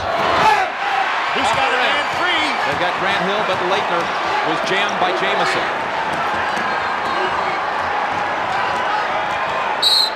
Hurley is bumped by Tunstall. Well, you're getting a sense, Jim? And I'll tell you another place getting a sense of it. Billy, look at them at Cameron. They're going wild in Cameron Indoor Stadium. Folks, 1 minute and 7 seconds away from planning on having a championship banner inside. You take your hats off to both of these schools because their student bodies probably put on as good a show in their home arenas as any place in the country. And one of the things you also want to tip your hat off to the Duke administration is they let those students sit right down on the court so they can be a real part of the game. McCaffrey with a big game, Hurley with a big game in the backcourt. He hits them both. Driving is Jordan. Timeout! Timeout! Off the glass, called the timeout before the shot went through. Timeout by Kansas. 101, 61 seconds away for the title for Duke. 101 remaining in the contest. Duke up by 9, and Mike Krzyzewski during that timeout, no information overload with X's and O's. He looked at the big fella Leitner and says, fella, if you can't give it to me physically, give it to me mentally. Let's go back to Jim. They foul Grant Hill on the jump pass. Foul goes against Woodbury. Billy, you were making a point about the Kansas bench. Well, what's interesting, and Jim, not the players. Not the players. It really has been, at least up to this point, the unlucky place to be, because all the teams who have been on that bench in the semifinals lost. And we find Kansas in a position now sitting on that bench in a situation where they're in some serious trouble with just 57 seconds to go and only one timeout left to be able to stop a clock. That's the 10th foul on Kansas. Grant Hill will shoot 2. You've just given a whole new definition to not a bad seat in the house. Hill gets a lot of arc on his free throws, and he'll have one more. As I mentioned, a 2-shot situation. Jim, one of the things about Grant Hill as a shooter, he has very poor balance on his release. Almost always he falls forward and almost steps over the line. He's got to figure out a way to plan himself a little better. Short and right. Empty trip for Duke. Kansas with 54 seconds. That ball was tipped by Grant Hill. They're all over Tunstall. He drives, comes up short. Tunstall over the back of Leitner. Did not get called for it. Goaltending against Thomas Hill. That trims it to 7. Trims it to 7. Roy Williams doesn't have to waste a timeout because the ball gets knocked away. It stops the clock for him. And he brings in Scott and Woodbury. That was some rebound by Tunstall to get it back right over Leitner. Now what Duke wants to do is to screen Hurley and then have Leitner come back to the ball. He took a chance to go long. McCaffrey in the corner. Yes, sir. And Mike Krzyzewski wants to use his last timeout here. Leitner calling for it at midcourt. He saw the signal from the coach. 43 seconds remaining. Don't count Kansas out. And McCaffrey, not the strongest guy in the world. You can see Tunstall came right down over him with a chop. Kansas kids play tough. All right, Billy, show us what happened on that last situation. Duke inbounding to McCaffrey. Well, Christian Leitner is going to go long, and by doing so, he puts the inbounds play in trouble in the fact that the ball has to go to McCaffrey. Now watch, Leitner goes long, and that fools the inbounder. And that puts McCaffrey with the ball, and Kansas knocks it out. If you're Leitner, you've got to come back to the ball. Possession is more important now than the score. Kansas down 7. That ball was tipped by Hill, but Randall gets it. Down 7. One timeout remaining for the Jayhawks. Jordan on the drive. Pull-up jumper. Off the glass and good. And Kansas burns its last timeout. 34.5 seconds to go, and the Jayhawks won't go away. Welcome you back to the Hoosier Dome. They just accidentally ran a second and a half off the clock a moment ago. Kansas has scored 6 unanswered in the last 37 seconds to move within 5. Duke has 1 timeout left. The Jayhawks have used them all, Billy. Very critical inbounds pass here with Kansas on this run. Now, if you're going to foul anybody, you're going to want to foul Grant Hill if you can. You can see. All right, they adjusted on the clock, Billy. Mickey Crowley spotted it. Hill runs the baseline. They'd love to get the ball to Leitner and make them foul Leitner. Jamison's on him. Leitner now doubled up. Bounce pass to Hill. And he calls a timeout. He called a timeout and had 1 second left before it had been a 10-second violation. Smart play by Thomas Hill. 25 seconds to go. We'll be right back. I'll tell you, Billy, the timekeeper has an itchy finger. Watch the clock start before it's even inbounded. Burned another second off the clock, and Judd Heathcote and Michigan State aren't even playing in this game. He's here, though. Maybe that's what caused it. Oh, they got Davis on the break, and a shield by Leitner to help it. That is ball game. Mike Krzyzewski doesn't want to celebrate yet. Woodbury, they'll let him go. He missed. Hill tips it out. Jamison has it. Knocks Hill to the floor. Still can't connect. And it's Duke's basketball. And there it is. The first time I've seen Mike Krzyzewski smile. He knows he has that monkey off his back. Leitner wants it. High pass for Leitner. Sees Davis. Woodbury intercepts. Final seconds. Jordan will put up the jumper. It doesn't matter. Duke has won its first national championship.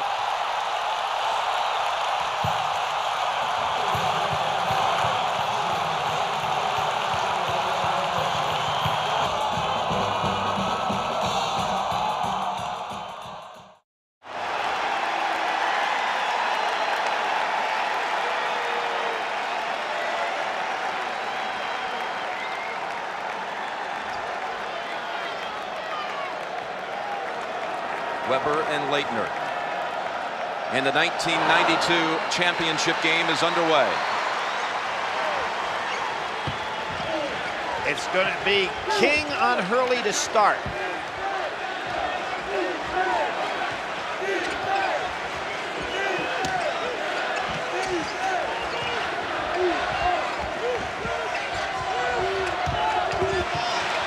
Leitner dribbled it right off his own leg. Jim, remember the telestrator when we said keep in touch? You notice how Juwan Howard early on in that first game stayed away from Leitner when he on the perimeter. Today, he's right out there with him. As Howard with the ball. He had flu-like symptoms yesterday and stayed in bed. Tough pass inside. Jackson tries to squeeze it over to Weber, and Hill is pounded to the floor. A foul against Weber. Good job of collapsing man-to-man by Duke University. It looks like Mike Krzyzewski has decided to put Leitner on Weber, put Lang on Howard, figuring that Weber is the guy that can have the big game.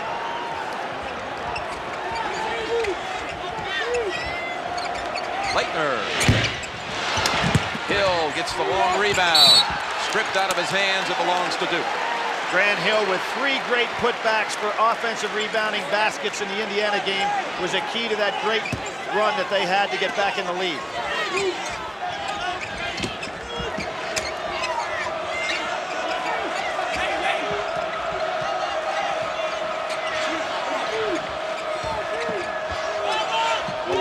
Leitner wants to get started on his game after an off Saturday, and there's the miss by Grant Hill. Jalen Rose looks up court.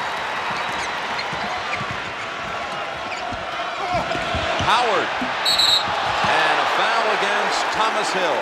Good weak side help by Hill, and you can see the perfect lob pass to Juwan Howard inside. Not since UCLA of '73 has there been a repeat champion. In fact, since that time, only 3 champions, defending champions, have made it back to the Final Four the next year. UCLA in '74, Billy, remember that one, lost to North Carolina Great State. game with NC State. And Georgetown '85. That's one we thought was in the bag, except for Raleigh Massimino's club upset that one, and of course, last year. UNLV '91. Yep. And I personally thought that one was in the bag. So it is tough to get back to the top of the championship.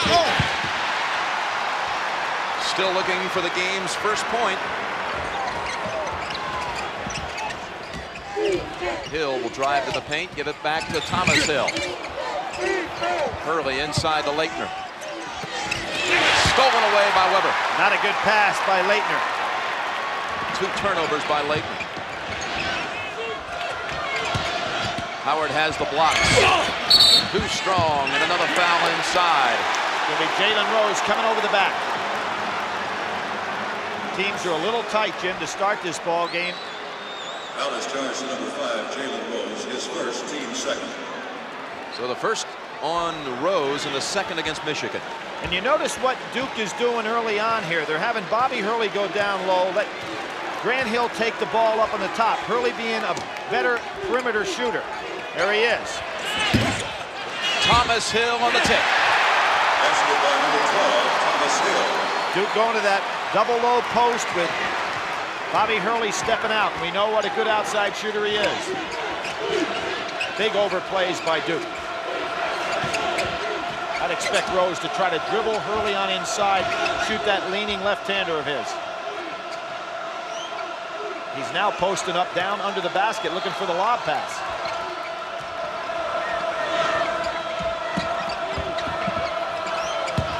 Weber gets around Leitner. Blocked by Hill. Grant Hill blocked it, but right back to Michigan. Jackson saved it, got it over to King, and that's a 3. Jimmy Jackson lit it up early against Cincinnati. He was the one fella that seemed to have his stroke.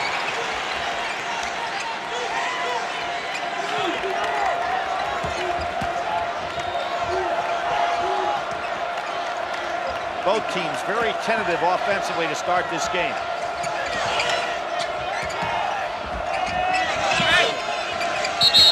Leitner traveled. Already 3 turnovers on Christian Leitner.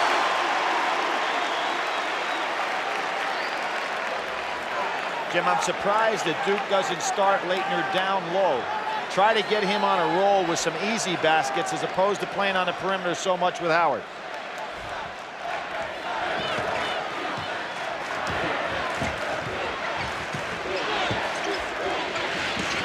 Jalen Rose really wanting to post up Bobby Hurley inside. Hurley gives up about 8 inches. Rose and Howard in this area. Rose, he traveled. Good switching by Duke on the inside. Now what happens when you take your point guard and take him off the ball to post up inside? It can take the normal flow of your team completely away. It's kind of like trying to foul out a particular player. The rest of the 4 guys have a tendency to stand around. So see how long Steve Fisher stays with that strategy.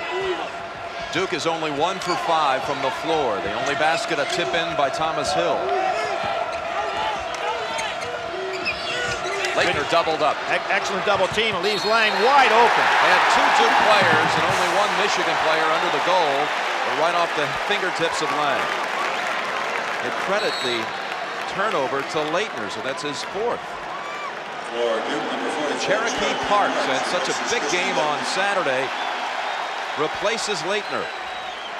And there's a little discipline move by Mike Krzyzewski, wanting Leitner to settle down. Figure he may be too high up for this ball game.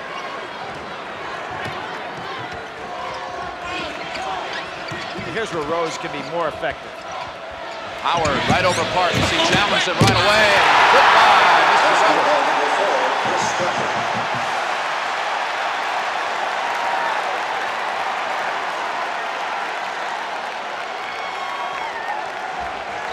Not a bit of tension on the face of Weber. Enjoying the spotlight.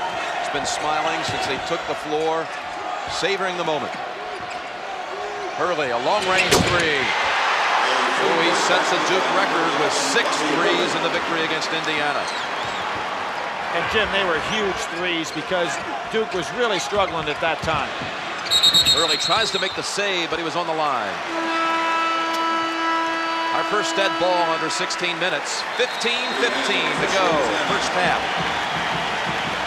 5-5, Michigan and Duke.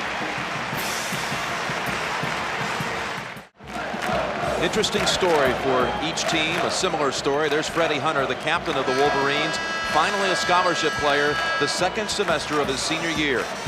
3 years ago, he was on the intramural championship team at Michigan. Freddie and the 7 Dwarfs, hoping to be on the championship tonight. Freddie and the Fab 5. And on the other side, there's Ron Burt, who was one of 38 Duke players trying out for the team on October 15th. A year ago, he was on the Duke intramural champions, the Dream Team, and now his dream with a ring could come true tonight.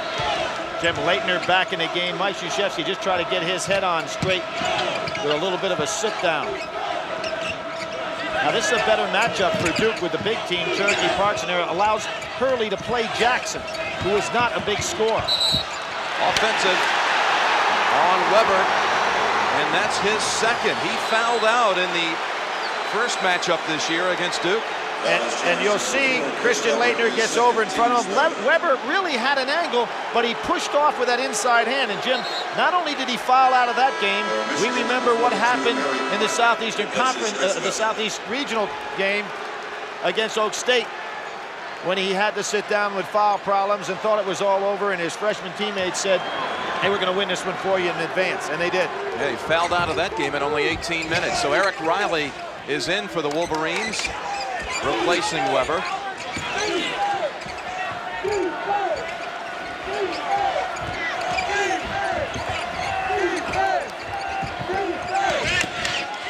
Brad Hill gets it back out last second. Thomas Hill right on the line. Yes. Excellent ball penetration, and that's one of the things that Duke can do with 3 players around the floor. Thomas Hill, Hurley, and Grant Hill himself. I say right on the line. We had the perfect angle on that. You could tell it was good the minute it left his hands. It's a 3. He wasn't on the 3-point line. Cherokee Parks stepping out, doing a pretty good man-to-man job on Howard. Matches up with him in size. Howard, good pass to Ray Jackson. Thomas Hill pulls it down, chases it down. Hurley makes the move to get by Rose. Pull up 3, he's off the mark. That was, again, Grant Hill at 6'8", doing the job on the offensive boards. Leitner. Wow. And stood still and watched the shot, Jim, after he missed it. And a steal by King. First 6 minutes of this game, Christian Leitner's in a total funk. Right over Leitner, they score. Eric Riley. We talked about some hot bench warmers. And Steve Fisher has been able to look down that bench. He must look in their eyes to figure out which one's hot, because as soon as he puts them in, they produce. Skip pass to Hill. Good defense by Rose. Yep. Parks pushed off for position. That's his first and the second against Duke. Nice defensive job by Riley to be in perfect position, and look at who's going to try to make an appearance here. One of Saturday's heroes comes in for Michigan, Voskuhl, and here is Brian Davis, the senior co-captain with the high ankle sprain. It's the first start he missed all senior season tonight. Antonio Lang is also back into the lineup for Duke after a short rest. Let's check out Davis. He's guarding King on this possession. Jimmy King ought to test him right away and see if he can beat. There he goes. See if he can get with him on the drive. Riley bounces it in. Good pass. Score the basket. Foul against Hurley. And Howard will shoot one. Excellent two-man inside game by Riley, who last year was the Big Ten's #2 rebounder and Big Ten's #2 shot blocker. This year finds himself on the bench because of that man Howard, but certainly delivering. Perfect play. Bobby Hurley had no opportunity coming over from the weak side. It's been the year of Howards at Michigan. First it was Desmond claiming college football's biggest prize, and now Juwan Howard trying to get college basketball's championship ring. Leitner throws it away to Rose. Jim, that is Leitner's 5th turnover of the game. No points. 5 turnovers. He's going to have to get himself moving, and if you're Bobby Hurley, you ought to let him touch the ball a lot to get out of this funk he's in. Still no basket. And he's not following his shot either. He's shooting and standing and just looking at it. Three-pointer by Rose. In and out, and Lang has it. Duke pushes it up. Oh, the Hill. And knocked away, and for a second, Billy, it looked like Duke was trying to come back and replay a same kind of dunk from a year ago in the first half against Kansas. That's one of the best in championship history. But a good play by Voskuhl getting over there. He was the guy that was the difference in the game the other day against Cincinnati. Leitner now driving off the glass, and he gets started with his first 2. And with Chris Webber on the bench, it's important that they get Leitner untracked. Howard already put the ball on the floor once, and it's a 5 count. He couldn't dribble with it. I don't think his teammates realized it. And you see he's signaling, hey, I'd already taken 1 dribble. An official's timeout with 11:42 to go first half. Wolverines by a bucket.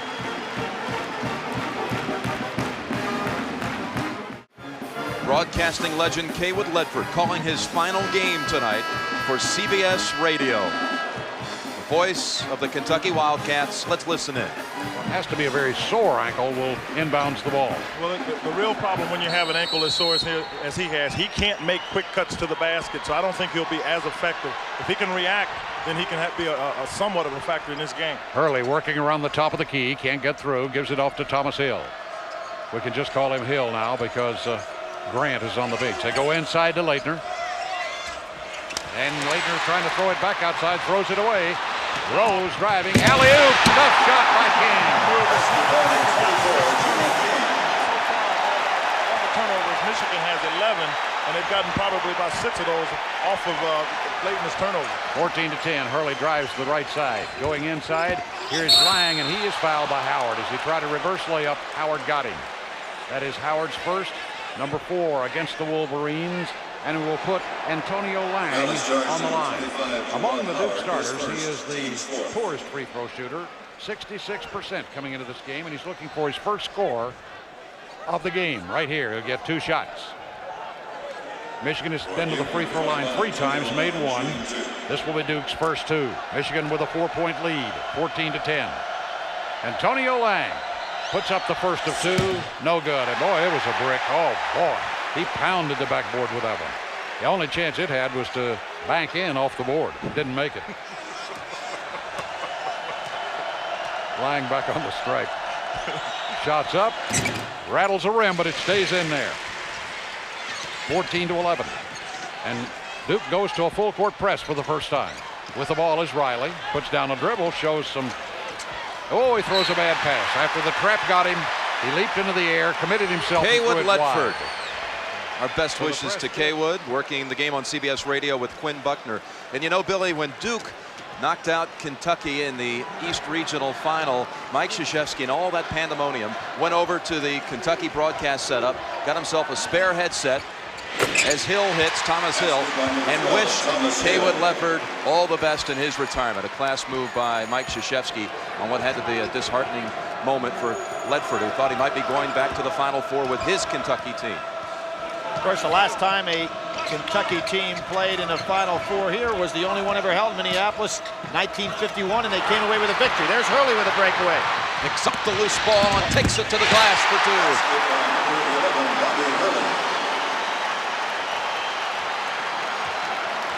Those are the days of Adolph Rupp, Bill Spivey, Cliff Hagan. Hurley on a hand check. And that's 2 on Hurley, 4 on Duke in the first half. You can see Weber out with 2 fouls. Now Hurley's going to have to sit. There's Hurley splitting everybody on defense. Bosco stays with him. I thought Bosco gave him a push right there and got by with it. No call by the official. Hurley scored anyway, so Hurley has to sit. Weber has to sit, so 2 of the key players in our matchups are on the bench with foul trouble.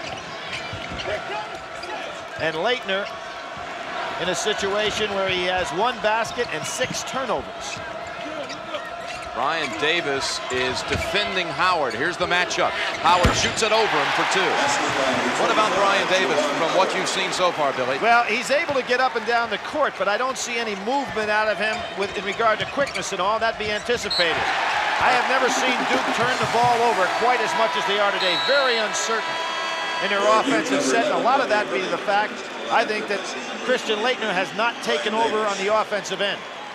Hurley right back in after a quick blow, and Brian Davis sits. 9 turnovers for Duke, but Duke trails by only a point. Jim, I'm going to go back to the Indiana game where I thought it was not a smart move by Duke to have Christian Leitner play that entire second half and basically take no shots and not touch the ball. He has not gotten in sync at all with their offense. These 2 clubs met in the opening in the semifinal game in 1964, the year UCLA started the great run with Hazard and Goodrich. Duke beat Michigan that particular year, and then, of course, UCLA beat Duke for the championship. Grant Hill gets the pass, no, right off the hands of Leitner. King floating, missing. Thomas Hill lost it for a moment. Snatches it back. His 4th rebound. They clobber Grant Hill. He'll go to the line for 2. Jim, if there's any huge difference between these 2 teams, it is the charity stripe. In the case of Michigan, they have made 58 less free throws than their opponents and shot 35 less. Duke has made 290 more free throws than their opponents and shot 450 more. So a great imbalance in regard to the number of times these teams go to the line. A lot of that is orchestrated by the way their coach forces play on transition and with penetration to get there. 2 for Hill as we look now at the support graphic, Billy. Free throws for Duke. You can see they're averaging 32 a game. And again, 26 more free throw attempts than Indiana on Saturday. That foul was against James Bosco. Now with Weber back in the game, one of the things that he has got to really be careful is on the offensive glass, not going over somebody's back. Rob Pelinka has come in for Michigan. He was a member of the '89 Wolverine championship team. Here he is, Pelinka. Remember who took the shot at the end of the game against Duke up at Michigan? It was Palenka off the bench. In his first action, they brought him in at the last minute. An outside shooter. That foul against Grant Hill, and his first and Duke's fifth. Billy, I know you want to send out some best wishes tonight to Frank McGuire. He's a Hall of Famer. He suffered a stroke today. 78-year-old coaching legend, and of course he led North Carolina to one of the all-time greatest triple overtime victory over Kansas and Wilt Chamberlain for the national championship for the Tar Heels. We wish him well. 1957. Right. Triple OT in the semis, triple OT in the finals. And Weber will have one more. And here's Chris Webber having foul shooting trouble once again, shooting a little bit now under 50% on the year.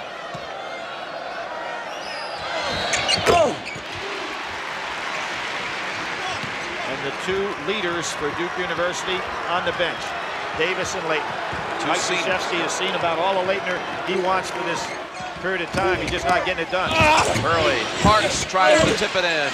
Gives Michigan a chance with the numbers. Rose comes from the other side, and he'll step to the line for two more. You know, if anybody ever sees Jalen Rose in practice, you would think that he could never turn on the afterburner, but we saw him right there just explode to the basket. Thomas Hill, Billy, with his second. In the act of shooting, Rose will shoot two. Ryan Davis, he's tested the ankle and able to provide some minutes tonight for the Devils, replacing Thomas Hill.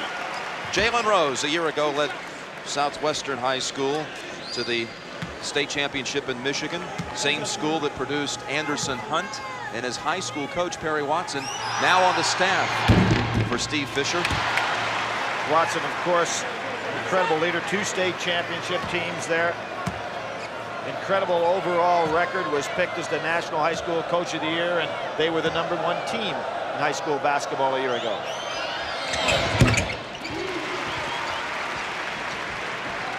Three points for Rose as the all-time Michigan freshman scoring mark, surpassing Mike McGee at one stage of this tournament. 18-17 Michigan. Under 8 minutes to play in the first half. Parks wide open at the free throw line. Good step out by Cherokee Parks, who came in and did a great job against Indiana, picking it up right where he left off. The Michigan players have to realize Davis doesn't have good mobility. They need to put the ball on the floor and drive by. King wildly, and Hurley pulls up. Sharp play by Bobby Hurley. He realized he did not have the numbers, therefore don't go all the way to the basket. Pulls up and takes a jumper. Rose stopped his dribble. They've got him doubled up. Foul, sure. Yep, they call it on Jalen Rose. He had nobody coming to the ball. He picked up his dribble at the worst place, right as he crossed half court. Jalen upset, but there's no question he's the fellow that committed the foul by using his elbow to split the defense. His second team foul, #6. An official's timeout, and the Devils have a 3-point advantage. Back in the Metrodome, at least one famous father skipped work today. Calvin Hill, the former All-Pro running back and father of Grant, is also the vice president of the Baltimore Orioles, but he was not at Camden Yards today for the opener against Cleveland. He said he has 161 other games to catch the Orioles, only this chance to see his son. Jim? You can certainly understand the pride of Grant, Calvin Hill. Leitner trying to get on track. And I think they're going to have to set some screens for him because people are playing behind him. His shot's not going down. He's got to get some easy ones. He is now 1 for 5 with 6 turnovers. Rose in and out. Good Rebound dish. bounces to Grant Hill. And Davis, without that 100% speed, unable to challenge the Wolverines. Look at this pass. Webber fields it. Dunk time. Well, Jim, Davis just can't finish. Jalen Rose. Normally, Davis is one of the best slashers and finishers in college basketball. Had no chance to do that there. Back of the rim. Leitner has it taken out of his hands. And Rose just had one beautiful assist. He looked for another, finding Howard as the trailer. And Jim, you know what really concerns me about Christian Leitner? Now, it's one thing to be having a bad game, which he is having, but he didn't hustle that time. The ball hit off Howard. He stood at the other end of the floor. Mike Krzyzewski's going to have no patience with that. At one time this year, he was down 19 points to Clemson, and he took his starters out and let the subs go ahead and get it back in there. Asked the starters if they really wanted to play. Now that was Howard. Howard throwing him to the floor. Leitner in the act of shooting will shoot 2. That's for Howard, his second. Yep. How about this pass, Billy, from Rose? Great pass, great catch, and excellent finish. And there goes that motion by Chris Webber. Now, you know, when you throw a guy right to the floor like that, to me, that is an intentional foul.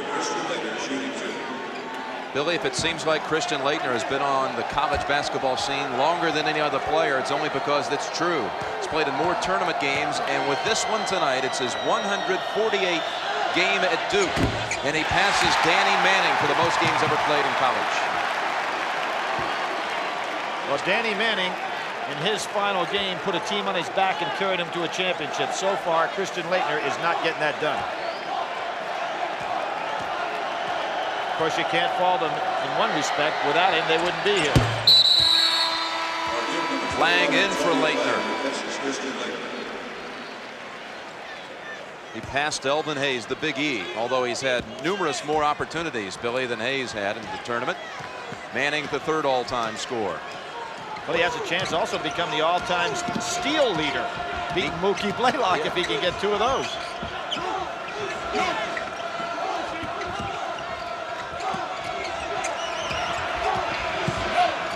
Howard spinning around. Hurley would have the numbers again. Pelinka went down. Driving past King. Loose ball. Lang in there. Oh. Webber just takes it away. How about that dribbling ability of Chris Webber? How about the numbers behind the back, and Pelinka scoring the foul. Some sensational dribbling by Chris Webber on both halves of the court. And then what a feed. Jim, I said at the top of the show, we may be seeing the changing of the guard. And that certainly was done with some emphasis. There was no foul on that play. A Duke player had his hand caught in the net, so it would have been basket interference had Pelinka missed. But Rob Pelinka, off the beautiful pass from Webber, gives Michigan a 2-point lead. Hill right back, trying to tie it. Webber on the line. Webber's dribbling just to get free of the good defense was something, and then when he puts it behind his back, Pelinka with a 360, and the reason for the whistle, as you pointed out, Jim, it would have been goaltending had it not gone in anyway. You see how it just picks up this Michigan team when Webber does something sensational. Off the screen, Hurley kicks it over. Thomas Hill, short. 44, Cherokee Parks pushing.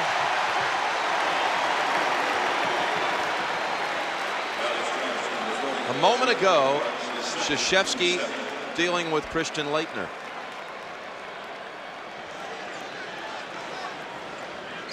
Jim, I've only seen Mike Krzyzewski get on Christian like that once before, and that was when the team was getting ready to go up to play in the World Games. And he got in his face something serious there. It looked like, if you could read the lips, it looked like he said, "You walked to the ball." Parks goes out now with 2 fouls, having committed the one on Webber. Chris Webber, of course, we saw him in the first game against Duke. 11 for 15, 12 rebounds, 27 points. Oh, what a leap by Hill. But that was a vertical leap, 30-some inches. He has 5 rebounds. Under 5 to play in the first half. Laettner, after the pep talk, off the mark. Jim, see how he's shooting and standing still? He's not following his shot. He hits the putback, floor and looks at it. The putback by Grant Hill.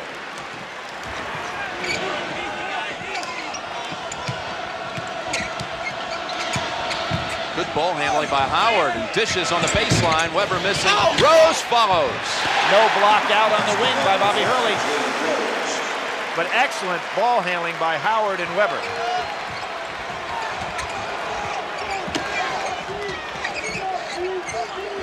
Grant Hill wants the baseline and uses the glass to perfection. 6 for Grant Hill. Nobody glides in any better than he does to the basket.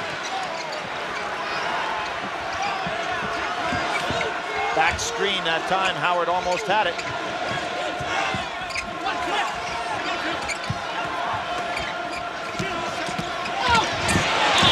Jimmy King back in the iron. Weber up high to tip it home. And no block out on the inside. Mike Krzyzewski saying Hurley got pushed off. No call. Good switch by Chris Weber. Boy glides past Weber this time. Does Grant Hill. 3 consecutive baskets for Grant Hill. Jim Weber made the switch that time, and he was looking for some help on the inside. Howard has the position. He's working Leitner over inside.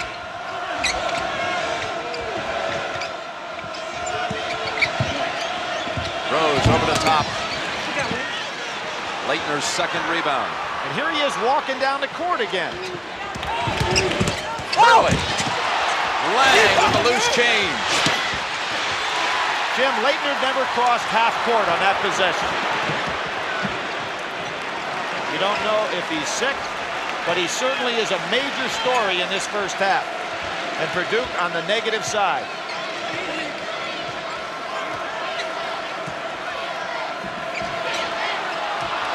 Turnover by Michigan. And watch Leitner, Billy. Jim, here he is. You have 9 guys. He'd normally be under the boards battling. Look, he's up over at half court. 9 men down on the other end of the offensive end of the court. An official's timeout.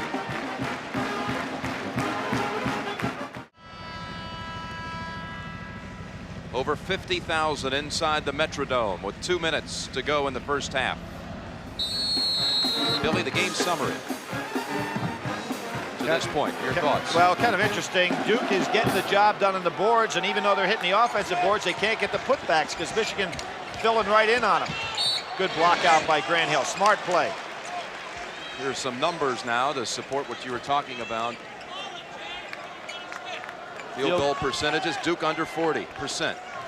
Duke with 11 turnovers. Leitner with 6 of those.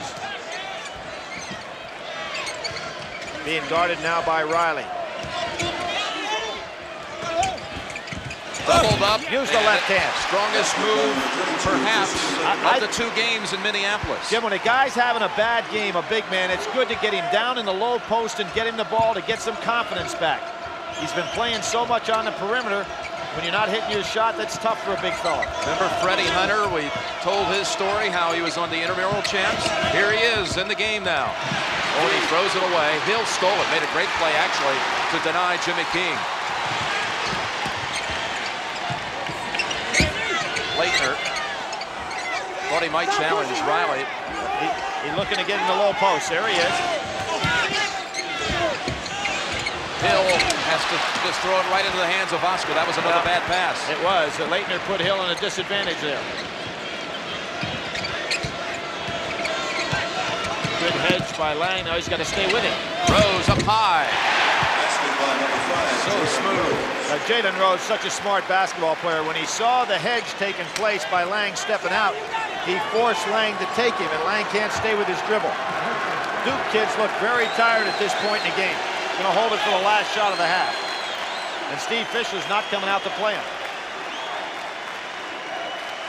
Duke has its starting lineup on the floor for the last possession of the first half. There is actually a 1-second difference.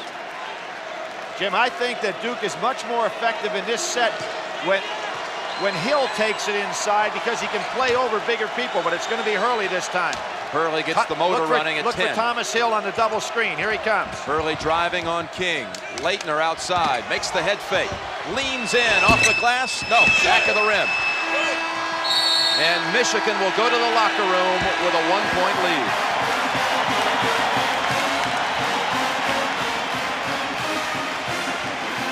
The end of into the first half with the score, Michigan 31, Duke 30, and CBS Sports coverage of the NCAA Basketball Championship will continue after this message and a word from your local station.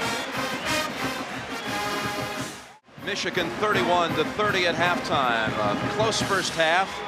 4 ties, 12 lead changes, and the largest lead at any one time was 4 by Michigan. Hey, Michigan was very late coming out here, Billy, for the second half. There were only about 40 seconds of warm-up time for Michigan. I looked at the referees. They said they have never been in a situation where neither team was on the floor when they came back out. The story, obviously, was the first half. What was Christian Laettner? And I think back, you know, you talked about his great stats. 24 against Alonzo Mourning in the tournament, 28 against UNLV, great games against Shaq O'Neal, tremendous game against Kentucky. This fella's certainly capable. It'll be interesting to see how he responds in what is going to be the last half of his collegiate career. What's your gut feeling? Will he have a big half? Yeah, after what I saw in the first half, Jim, which really shocked me because I've seen him throughout his 4-year career. I've never seen anything like that before, at any time, in any game.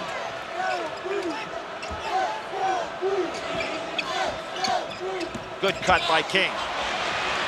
King couldn't handle it, though, and Duke has the numbers. Back to Laettner. They get him started right away.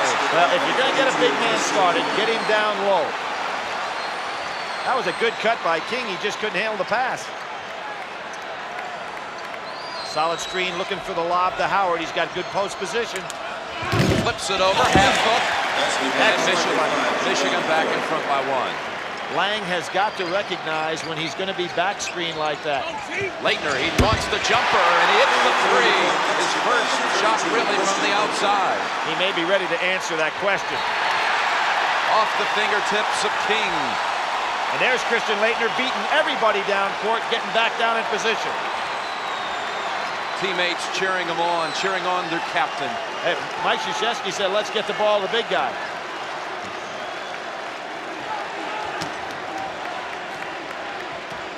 Hurley brings it over to Laettner's side now. He'll go across. Clear out. As Hill drives baseline. Jalen Rose couldn't handle Hill on the clear out. 9 for Thomas. Duke has its largest lead, a 4-point lead. Weber challenging Laettner, missing the hook. Howard, who did not score in the first half. I mean, did not get a rebound in the first half. That was his first one of the game. Right by Laettner. Weber, score it, and he'll shoot 1. Jim, I think he is so effective. I mentioned in the first game we did this year, he reminds me so much of James Worthy with that great drop step he has in the low post. And you can see he is by Laettner before Laettner even can react. Second foul on the end of this play, Billy, by Grant Hill. Watch that quick reverse. Second time tonight, Weber's going around him. So quick. In the first game, Weber dunked on Laettner, and they talked a little bit. He said, you've just been dunked on national television. Laettner came back and later dunked on Weber and said, that's how you do it, little kid. They talked a lot on that first one, Billy. Well, there hasn't been much conversation at all tonight, which kind of surprised me. Look at him driving. Laettner gets caught, gets it out to Hill. Great blocked by Jackson. Hurley trying to draw a foul on that play. Howard has the rebound. Hurley didn't try to make that shot as much as he tried to get Rose to foul him. Rose with the 3. Laettner's 4th rebound. Up ahead to Hill. Fouled with the body by Jackson. Again, every time I see that, Billy, I think back to the Hurley to Hill combination last year against Kansas. The dunk that will be replayed for years to come.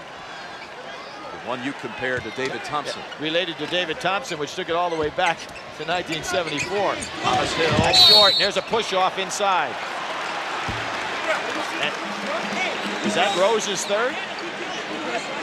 Well, Terry Donahue signals it's on Rose, his 3rd. And what they're doing to Jalen Rose right now is setting him up for one-on-one moves against him because he's matched up with Hill. Steve Fisher's got a decision to make. It could be Talley coming in off the bench. Steve Fisher coaching his 100th game at Michigan. Thomas Hill to the line for 2. One of 3 starters in the championship game from the state of Texas. Weber has fouled out of 5 games this year, but Jalen Rose, with all of his responsibilities, has not fouled out 1 time this year. So although Steve Fisher's contemplating a move, he keeps walking on the sidelines trying to figure out what to do. The guy's been weaving a magic wand in NCAA tournament play, the 12-1 record. He's got a decision to make now. James Voskuhl checks in for Michigan for Rose, who will sit with the 3. Now, let's see if Duke starts to press. With Rose out of the game, it'd be excellent time to press because now you've got Jimmy King as the primary ball handler. Good move by Mike Krzyzewski. Lang comes over counterpoint to double up.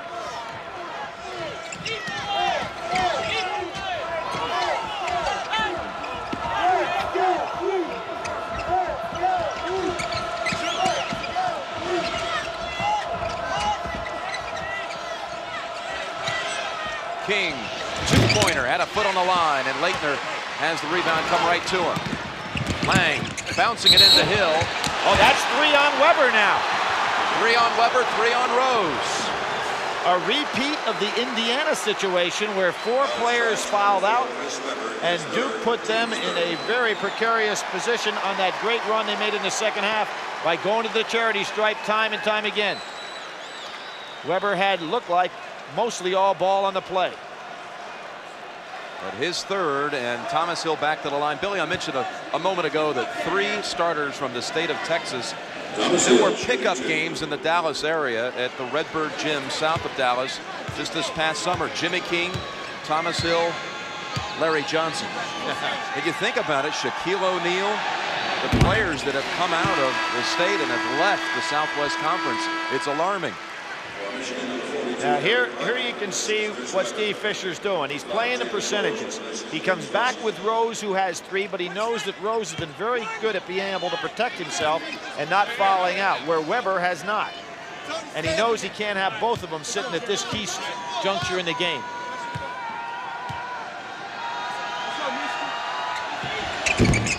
Oh! Howard on the rebound for his 3rd rebound, all in the second half. Riley posting up Leitner. Leitner comes over to help out on King. Good rebound. And Lang starts the break. Leitner on a wing. Hurley gets it back to him. Slipped out of Leitner's hands. King was on the line.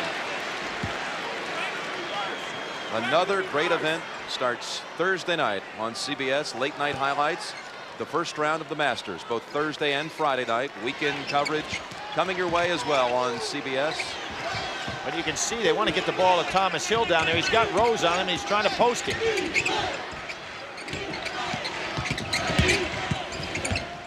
Lang couldn't handle it. Jackson ahead to King. King's going to dunk on him. Yes. The Duke was so anxious to get the ball to Thomas Hill, hoping to pick up Rose's 4th, that they got out of their offensive sync. It's time now to go back to Christian Leitner in the low post. 39-37 Duke, 16 minutes to go.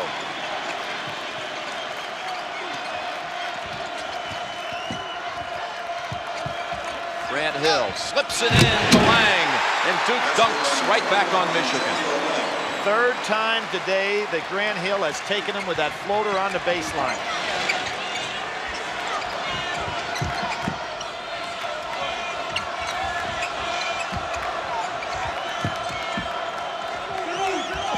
Left hand by Rose. He's got the drive. Howard, after a couple of dribbles, ball tipped. Lang couldn't handle it. Jackson ahead to King. King's gonna dunk on him. Yes.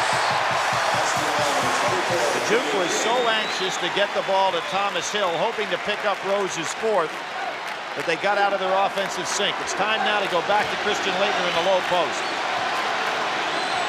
39-37 Duke. 16 minutes to go.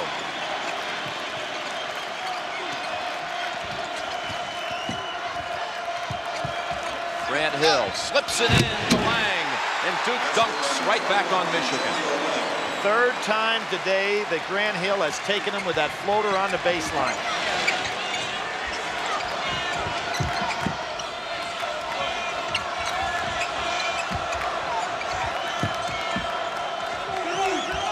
Left hand by Rose. He's got the drive. Howard, after a couple of dribbles, ball tipped around to Grant Hill. Good defensive balance by Michigan. Thwarted any opportunity to get the break.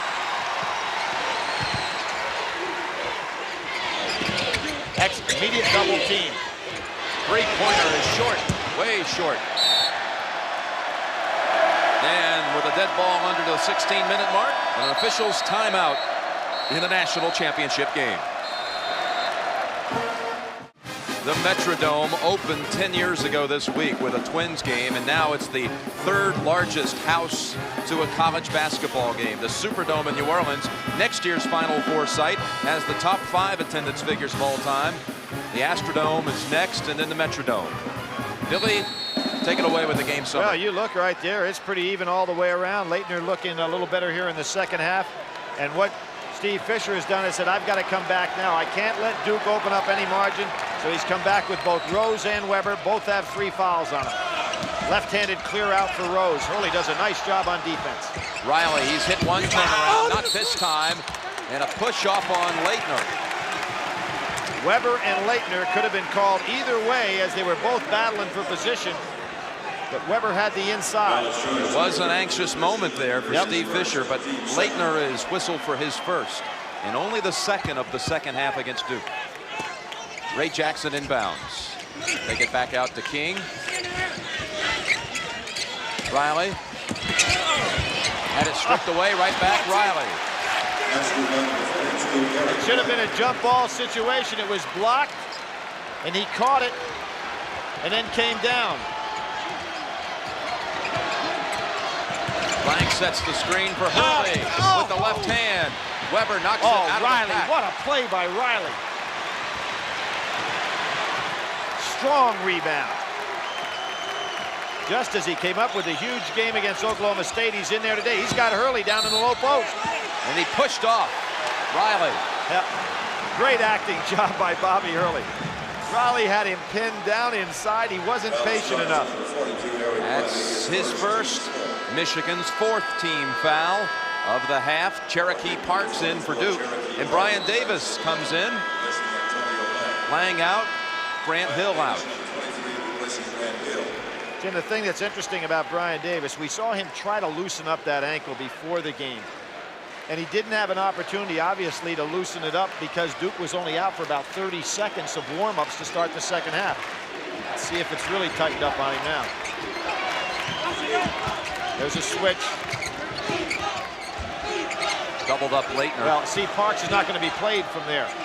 Riley's going to fall back in on Leitner.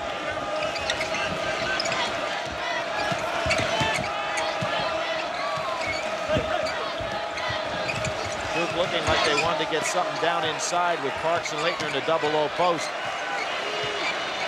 10 on the shot clock. Davis wide open. Riley snags it for Michigan, his 4th. Rebound.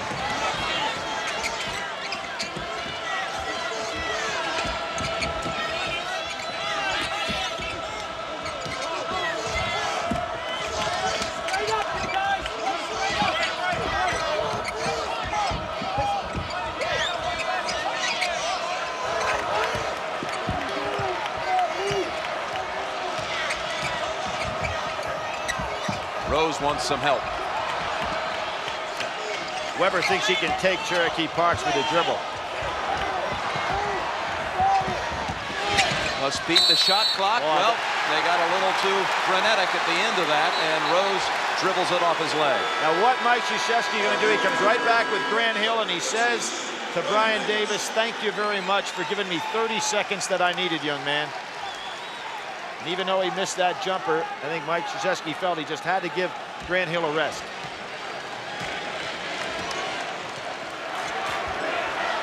Tell you a guy who could have given him some minutes tonight's Billy McCaffrey had 16 in last year's final.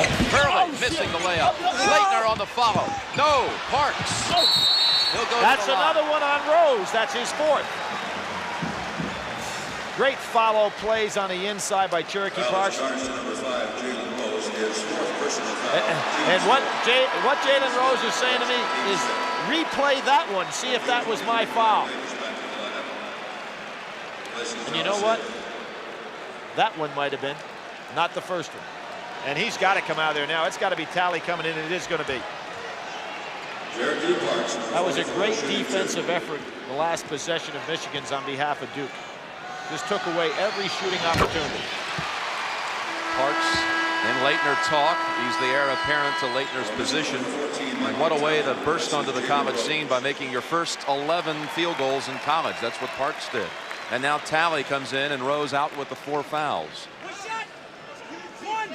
Jim Parks, another one of those super recruits, a McDonald's High School All-American. 8 of the 10 kids that started tonight were McDonald's High School All-Americans. So when you wonder where that talent pool is coming from, that would be a perfect example. You don't get here if you don't have players.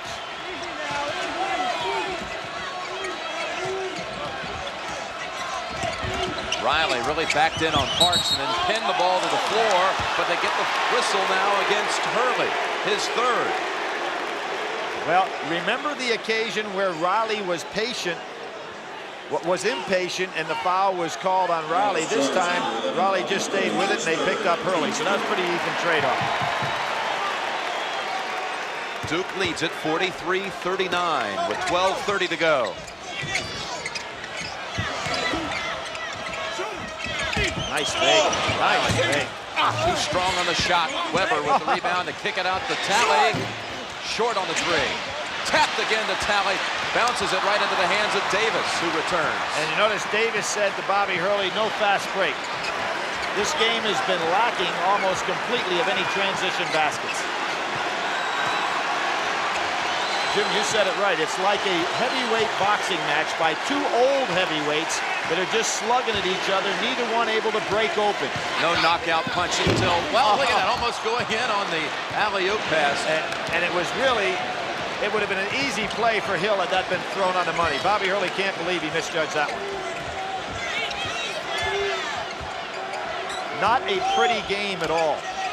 Well, like I said, like a championship fight with 2 aged and overweight fighters and no knockout below. They go 15 rounds, and you can't tell who gets the decision. Riley on the blocks, doubled up. Weber gets Leitner to commit, dumps it inside to Talley. Oh, great block by Cherokee Parks, the leading shot blocker on the Duke team. It'll be Duke's basketball when we come back. An official's timeout. The Devils going for the repeat, leading by 4.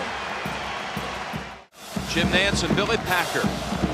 Championship game, Big Ten versus ACC. Billy's field goal percentage in this half backs up what we were saying a moment ago. Well, Duke is a team that shoots right at 54% from the field, and Michigan right at 50%. Duke has not made a field goal in the last 4:42. Both teams do play hard-nosed defense to the point you don't get a lot of easy basket, but neither team has been fresh in a half-court offense. Leitner, 3-pointer, his second of the half. Well, that was a good-looking shot. Nice follow-through by Christian Leitner. 13 points for Christian Leitner. Duke has its largest lead, a 7-point lead, and a foul on Parks, his third. Duke's fourth. Well, an experienced player in Riley who went through the Big Ten wars last year as a starting postman, just getting better position than his Parks. Parks is trying, but Riley's using the edge in experience. Rose comes back, Billy, with the 4 fouls, and Ray Jackson goes to the bench. Kind of surprised at that one. A little early to get Jalen in there. He fouls out, and they're really missing their leader down the stretch. I thought Steve Fisher would wait about the 6-minute mark. Instead, 10:51 to go. Real gamble here. Bosco. Oh, he had 9 in the second half against Cincinnati. There's his first 2, but a driving shot similar to one he made and was fouled on in the last game. And he had 9 in 7 minutes. Thomas Hill makes a juke on Rose, missing. Weber, no doubt about that rebound, his 7th. Thomas Hill ought to drive on Rose and not pull up with a jumper. Make him follow him all the way to the basket.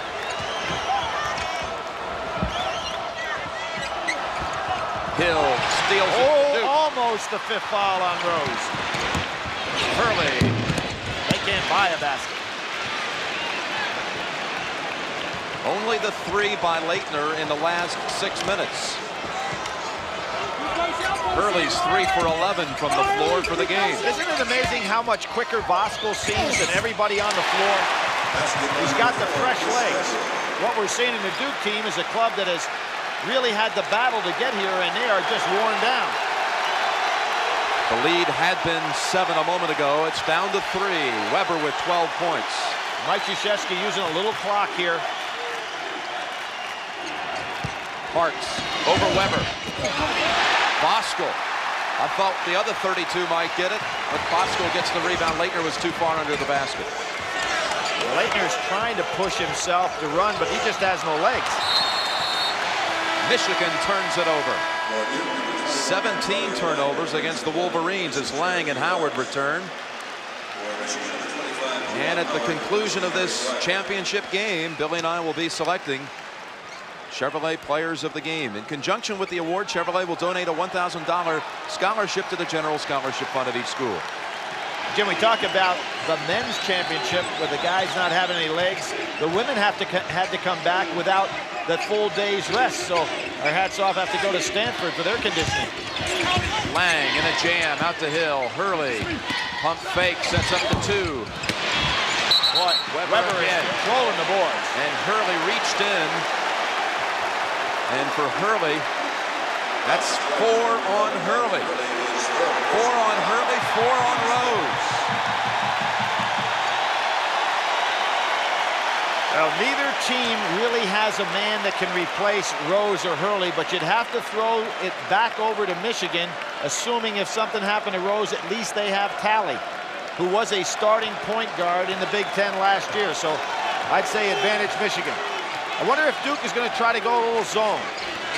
Try to save somebody. They're matching up in the zone. Rose off balance. Not a good shot. Hurley with the rebound all alone. What's this going to take away for Hurley is his ability to penetrate, because he can't draw any charges. Duke has made 1 of its last 10 shots. Leitner inside, working on Weber. Gets the fake, and he'll go to the line for 2. He may have been better off shooting the first time after the fake. Well, he's so good at getting on that line. You can see Weber, who is going to... Tremendous head and shoulder fake by Leitner. And that's the 3rd on Juwan Howard.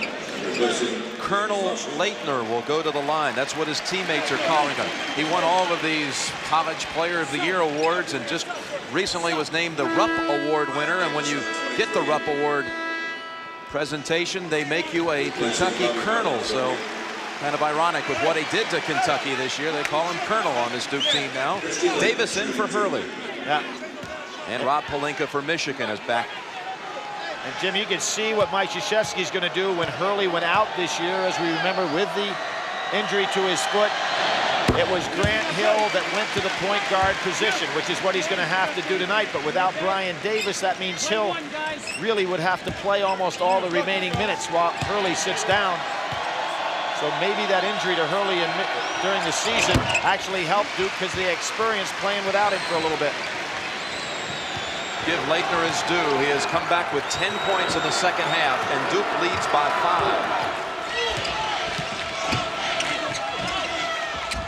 5. Good ball fake.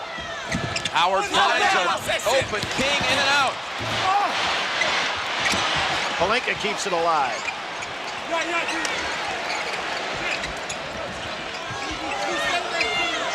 Obviously, the ball hit the rim, and therefore the shot clock was set back at 45. Jimmy King to Pelinka, blocked by Hill. Pelinka tried to improvise with the left hand. Some block by Grant Hill. Hill, Leitner, and Davis, and Lang on the court. And Mike Krzyzewski saying, I've got to rest my players by using this clock some. We saw Mike Krzyzewski go to this strategy when Hurley got hurt. They did this an awful lot. So they learned a lot during that period of time this season. At one point, Grant Hill out, other point, Hurley out. Billy, they take 30 seconds off the clock. Now they put it back in play with Hill missing on the drive. Look at Davis fighting for it with the sprained ankle on the floor. Rose at the other end. Gets the roll. 9 points for Jalen Rose. One of the things is tough is to complete a play when you go all the way in because Weber and Howard are so big inside. Timeout called by Duke. Under 7 minutes to play. No one able to pull out with the big lead. It's now Duke by 3. Duke has made only one of its last 11, but still leads by 3. Rose and Hurley with 4 fouls each. The Michigan team had a guest speaker last week, a motivational speech from Bo Schembechler. He told him, I didn't like you guys at first, because I didn't think you played with teamwork. But you guys have now grown on me, and go get it. Go win it for Michigan. Christian Laettner on a drive, can't handle it. Look at him. Oh, what a finish. Hey, he is gutting it out here in the second half. Let's give him credit. First half, he disappeared. He doesn't have his legs here tonight, but he's gutting it out with everything he's got. He has 12 of Duke's 20 in the second half. And Weber's taking a challenge on right now. He wants the ball down low against Laettner. Over the top, Laettner steals it. Puts him near that steal record. That's one shy of Mookie Blaylock. And by the way, Steve Fisher said to pass along best wishes to Millie Schembechler, who's been under the weather, and said the whole team's thinking of her. 50-45 Duke with 6:10 to go. Pelinka on Hurley. Hurley again, saddled with the 4. Jim, before that basket by Laettner, Duke had hit their first 3 shots in the half, and then they were 2 for 14 up to Laettner's shot thereafter. That's 14%, and they're still in the lead. Laettner, by the way, has scored their last 7 points. Hill driving past everyone. Move again. And he has the spin on it. And a great play, a smart play by Antonio Lang. He was going to go up to give that a little touch and pulled his hand back.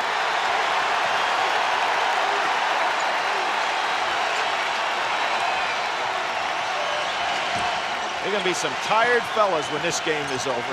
King, 3-pointer. That's a push off inside. I think it's going to be on Weber. It is on Weber. His 4th. 4 on Weber, 4 on Rose. And that's number 7 against Michigan. That'll put Duke on the line for a 1-and-1. I think that was an ill-advised 3 by Jimmy King. Yeah, it was. He didn't seem real sure of it. They're getting frustrated, and a lot of that is because Duke is playing great defense on their end of the floor. They're just not getting any easy shots. Remember the pass that Howard, it was probably an ill-advised pass that Laettner picked off, where he tried to go down inside on Weber. James Voskuhl signals for a Michigan timeout.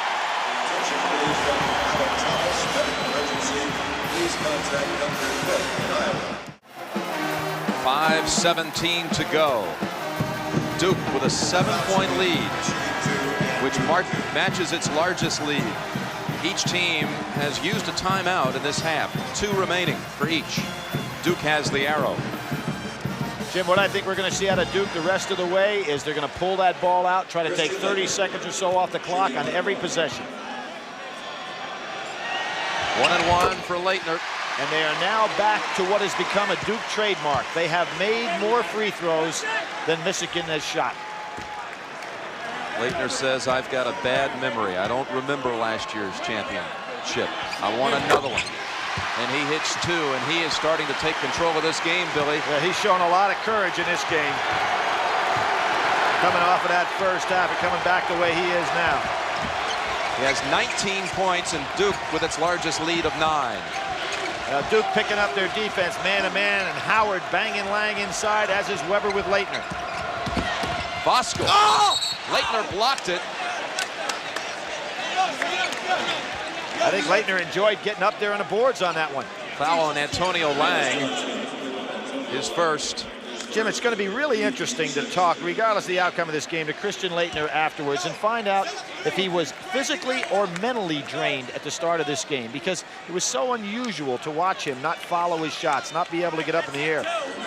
And you know, sometimes the emotional strain of all these kids have been through can just wear you out. You just don't have any effort whatsoever available. Voskuhl, 2 shots. Michigan now with that free throw. 3 points in the last 5 minutes.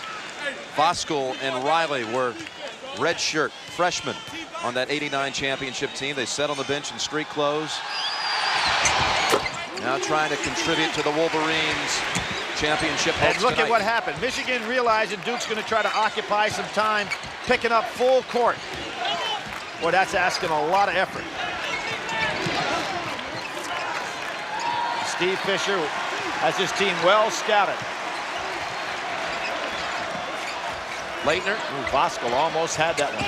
Leitner called for it. He's doubled up, swings it over to an open Thomas Hill. Drives for the 2. Tipped up. Oh, what a rebound by Thomas Hill. He really got off the ground on that play. Mike Krzyzewski loved it. 13 for Hill.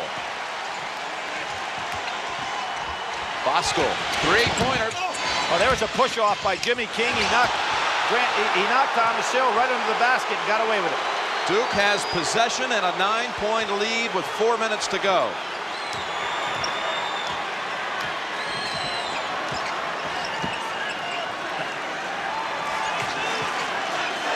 And there's that front court scoring. Duke way up 20-8, and there's what I was talking about. Take time off the clock, force Michigan to do all the chasing. The other thing this does is save Bobby Hurley from not getting in any further foul trouble.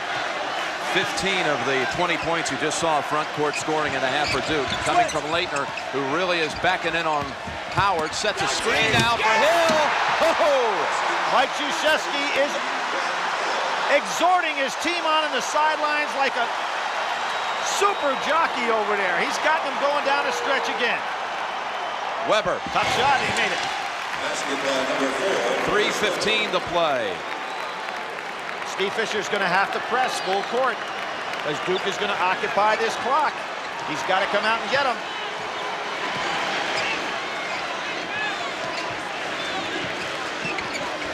They've got everything up high now. It's an opportunity for somebody to go back door for an easy layup. Hurley called a timeout. He was doubled up by Weber and King. Calls the timeout. Duke has only 1 timeout remaining.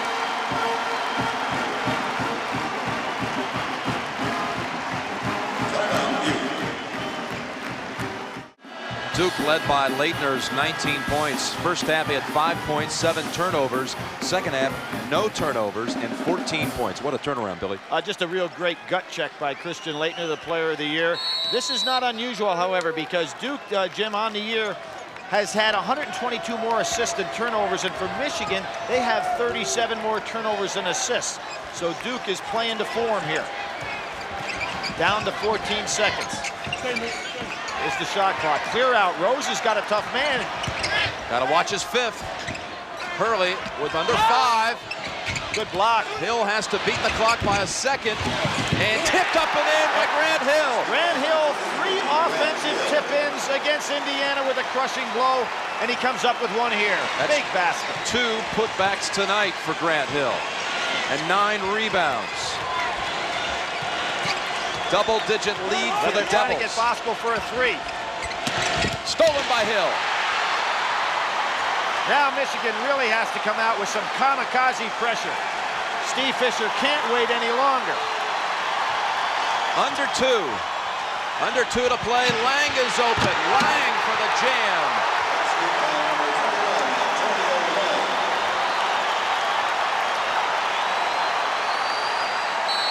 Timeout by Michigan. Each team is left with 1 timeout. The Devils are starting the celebration. This is how Duke saw it a moment ago, and Mike Krzyzewski was animated as well at that time. After the jam by Lang, a 13-point lead, 1:44 to play. They've got to be thinking 3s here. Voskuhl's a man they'd like to take, and Howard with a long one. Grant Hill with Hill his again. 10th rebound. And Bobby Hurley just wants to use clock here. Thomas Hill will shoot free throws, fouled by Voskuhl. That's the 8th team foul. It'll be a 1-and-1 situation. Jim, kind of surprised that Steve Fisher doesn't start playing that game of a certain team for offense and a certain team for defense and figure out like Pelinka's a 3-point shooter, Voskuhl a 3-point shooter, Jimmy King a three-point shooter. They've got to surround down there and go for threes.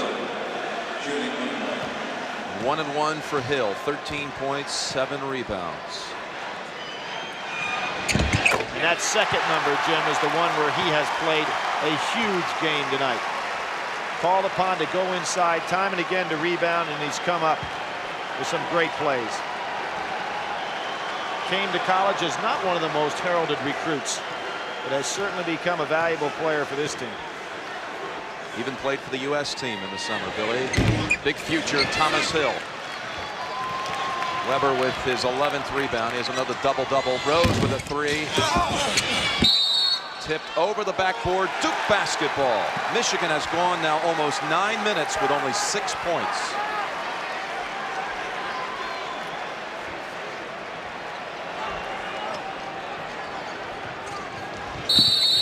Reach in on King. Still a 1 and 1. That's the 9th team foul. The next foul situation will be a double bonus. He'll shoot 2. Jim, one of the things about Mike Krzyzewski as a coach is this entire year, and I've watched him time and time again, game after game, he never talks about a negative. And I think that this team probably rode on his back tonight more than at any time in his coaching career when he went in there at halftime. He just does not allow a team to quit. His team certainly didn't have it in the first half. He kept them in that locker room. And give a lot of credit to that fellow who is now going down in the history books with some of the great ones. Only the second coach to take 5 straight teams to the Final Four, and he'll join John Wooden. Wooden was the last to repeat.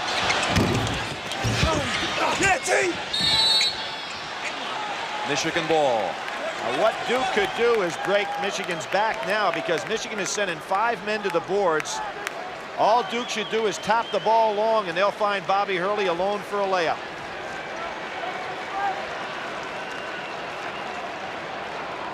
Weber. Rose. Now Rose is kicking the ball. The clock's still moving. The clock Billy. is moving. Now the referee called the time, so that was not a wise thing for Rose to do. His shot dropped through with a minute and 1 second to play, and took away about 6 seconds on the clock.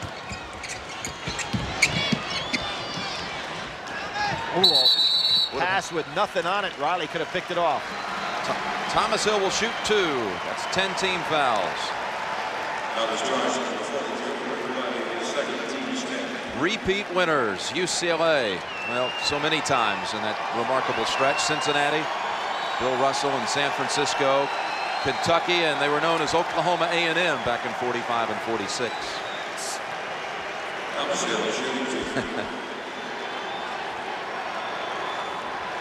Jim, one of the strangest championship games that I've had an opportunity to witness.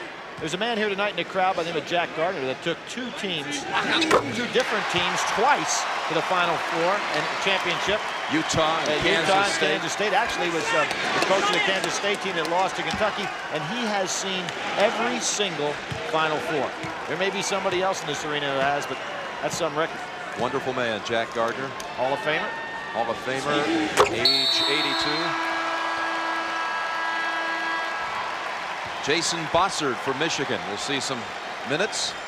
And Mike Krzyzewski, seeing what Steve Fisher is going to do, I think he may counter likewise.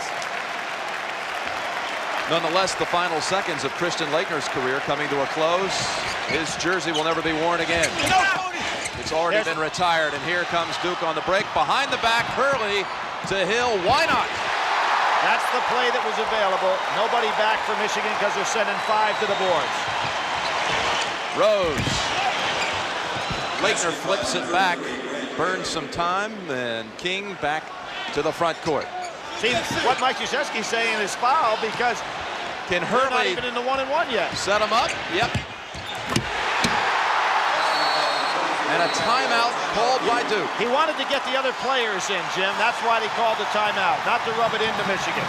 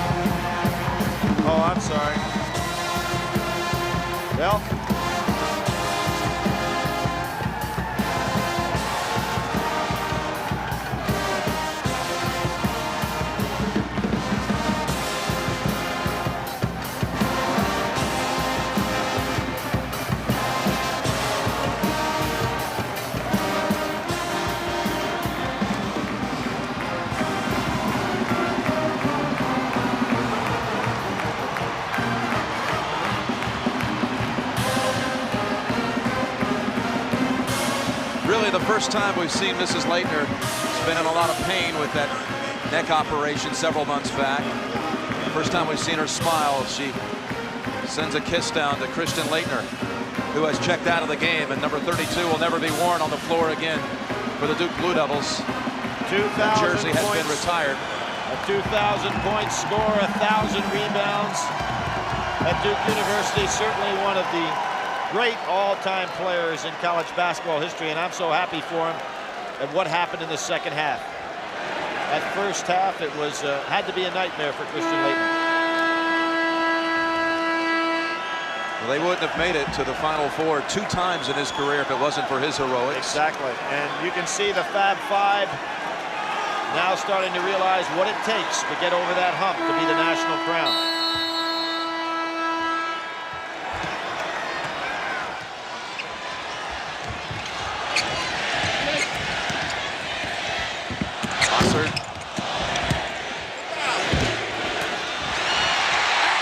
The game is over.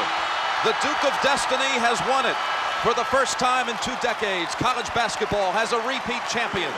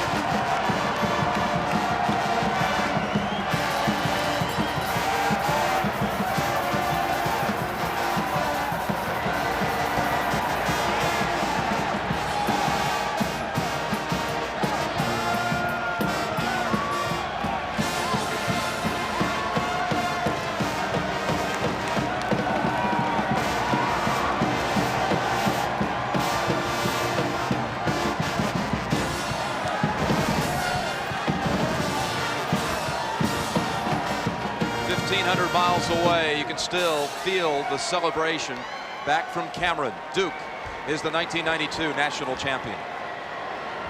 Jim, I think the first time down the floor when we see who Jefferson is going to guard, it's going to tell us a lot about the thinking of Lute Olson in this game.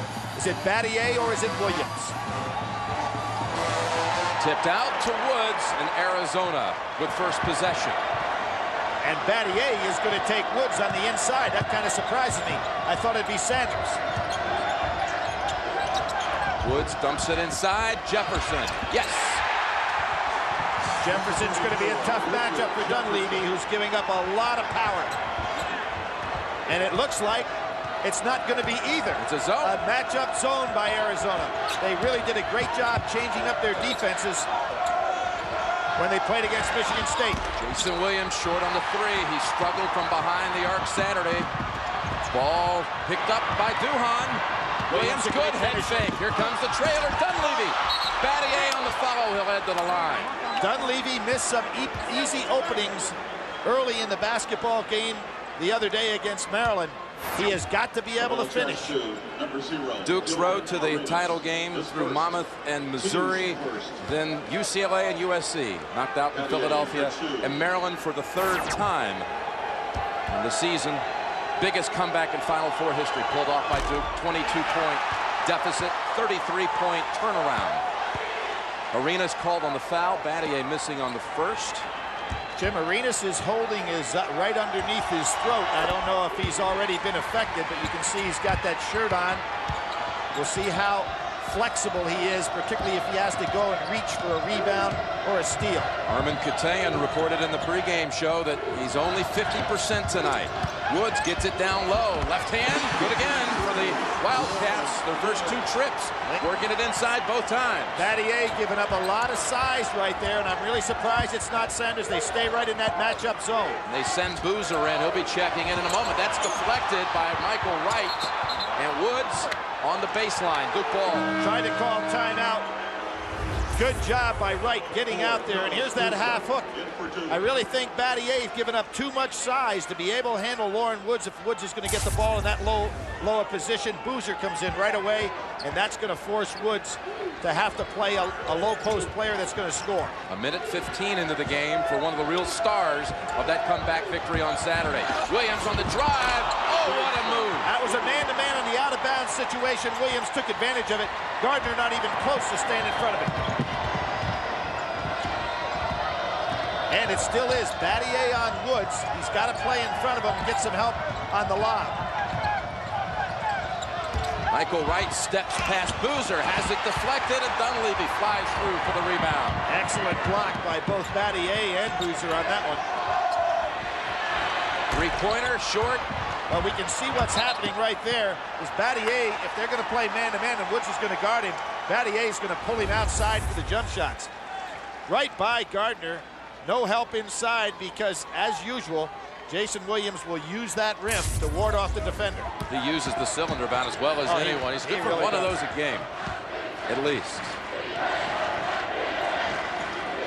So we have Williams on Arenas. Arenas moves very well without the ball and normally would be looking for some lobs against a smaller man. Woods moving on Battier. He's made now 2 terrific inside moves. I really wonder about that matchup. Again, I think that Battier giving up so much size, and there goes Arizona back to their matchup 1-2-2 zone. Taking it right to the National Defensive Player of the Year in most circles. And I really think if Duke against this zone tries to spend all their time on the perimeter instead of going inside, they're not going to get the looks. Dunleavy guns a 3. They go inside, pump it back out. This matchup zone will be hard to handle if all you're going to do is perimeter pass. Here's Arenas' first move. Arenas. Battier thought about going out on him. And Arenas with that sore shoulder, though, hits his first shot of the night. So far, Jim, Arizona having no trouble whatsoever getting the kind of looks and shots against Duke. Dunleavy. Boozer, did he touch it last? Yes, Arizona ball. Good job by Jefferson going in behind him. You'll see Woods really taking advantage of Battier, who is much better at guarding either a power forward or a small forward. To play a post man as gifted as Woods, who can play at 7-1 over the top of him. It's a real tough assignment. You can see Battier trying to get in front of him, but Woods is a target we can throw over him. Timeout has been called. Timeout called. Timeout. Charge to Arizona. Timeout called. Arizona pinned in the corner. We'll be right back to Minneapolis. Arizona has played with a heavy heart this season. January 1st, Bobby Olson lost her struggle with cancer. She and Luke, just an inseparable team for 47 years. She was the Wildcats' first lady, by all accounts. She was there on the floor 4 years ago, celebrating the Cats national championship. You know, Billy, they started their married life, of all places, right here in Minneapolis back in 1953. And I can say, after being here for a week, she is on the minds of every player, administrator, supporter of Arizona tonight. It is truly palpable. 10 on the shot clock after that timeout. Jefferson weaving his way through another close range attempt, and Woods with the follow was fouled. Jim, you really get a feeling out here right now that Woods at 7'1" is playing over the top of everything that Duke throws at him. The Wildcats through the Midwest, and their average margin of victory about 17 a game, including a 19-point knockout of Michigan State on Saturday. It was a 2-point game at the half. What a superb second half execution by Arizona that really left Tom Izzo baffled about, you know, that team that was on the floor. He didn't even recognize his own team that night, Saturday. Lauren Woods misses only for the second time in the NCAA tournament. He's now 25 for 27. That really helps when you've got a big man that can shoot some free throws. Nice pass. Boozer, though, unable to clutch it. Good throw. Boozer should have had his hands on that one. He had Wright in a bad position. Duke going full court pressure here, trying to take away the advantage that Woods presents down in low. Oh, Jefferson just took his eye off of it. Turnover. And Lute Olson saying to Woods, get the ball in the hands of Gardner against this press. Good move by Mike Krzyzewski, changing things up a little bit. Just the threat of a press. Draws a turnover. Dunleavy steps in for the 2. Good defense that time by Jefferson. Altered his shot. All air, and Arenas brings it down the middle.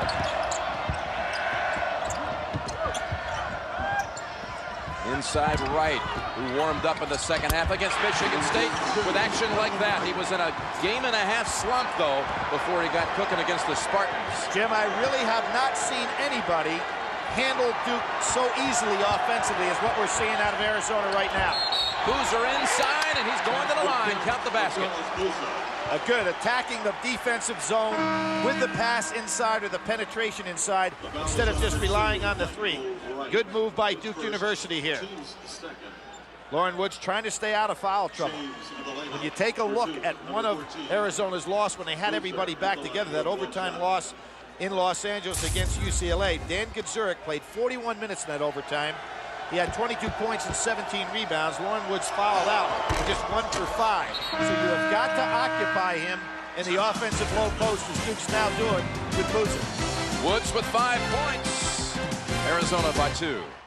Jim Nance and Billy Packer back at the national championship game with the singular sky cam, and Duke brings in Nate James, senior. Jim, that is the first crack we see in the coaching philosophy so far. I'm sure Mike Krzyzewski says we're too small to play this team. So out goes Duhan, in comes James. So Mike is going to try to match up with Luke. Here comes Duhan back in the game because of the foul. In the second foul on Williams. That is not what he was looking for at all. So he wanted to go with a bigger team, but with Williams out of there now, that really takes away a lot of the offensive penetration, particularly against the zone. 2 fouls for the All-America in 3 minutes and 39 seconds. A big chip early on the Arizona side, but that one inside right for the Dodgers. There's a case where Boozer has got to allow James to try to stay with Arenas. The size of Woods on the inside with Wright, you can't afford to give it up. Nice pass. Snappy, but unable to finish. Dunleavy out rebound. Long rebound. Gardner. Nice push ahead on his own. Got the 3. No. Too long. Duhan comes out with the run. James pushes it ahead to Dunleavy. Duke will settle down. Duke is not settled down, though, Jim. They really are not in sync right now. Here we're back to the man-to-man situation with Williams out of the game. Boy, these coaches are really pulling the switches early here. And talking about switches, that's a swish for Battier from 3. No matter who they put on Battier in regard to Wright or Woods, they can't match up with him. That's got to be Jefferson's man.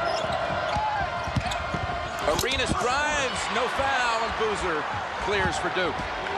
Good strong rebound by Boozer. And here you see again, Lauren Woods stuck outside on Battier.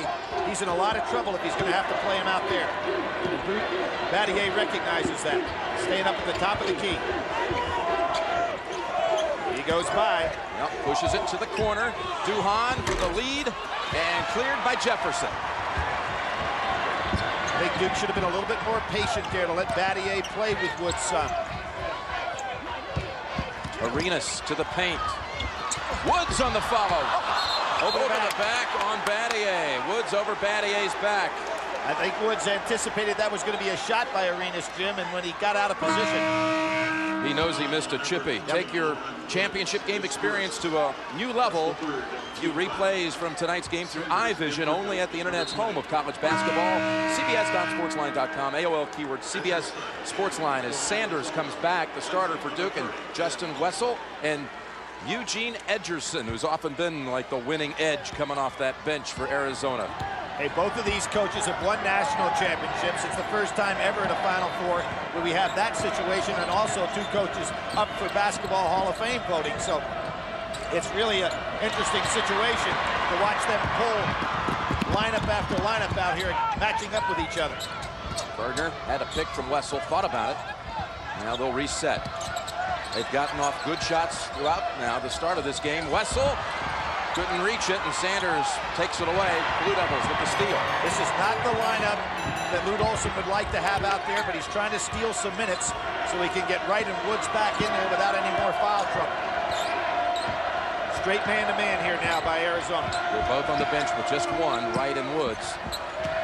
Williams on the Duke bench with 2. Gardner on Dunleavy, got a lot of size advantage. Battier wanting the challenge. Ederson, who pushed off. Just a great backup and crossover dribble by Shane Battier. Tough matchup for Ederson, who would like to play a power forward and stay in the painted area defensively. Fourth team foul, first on Ederson.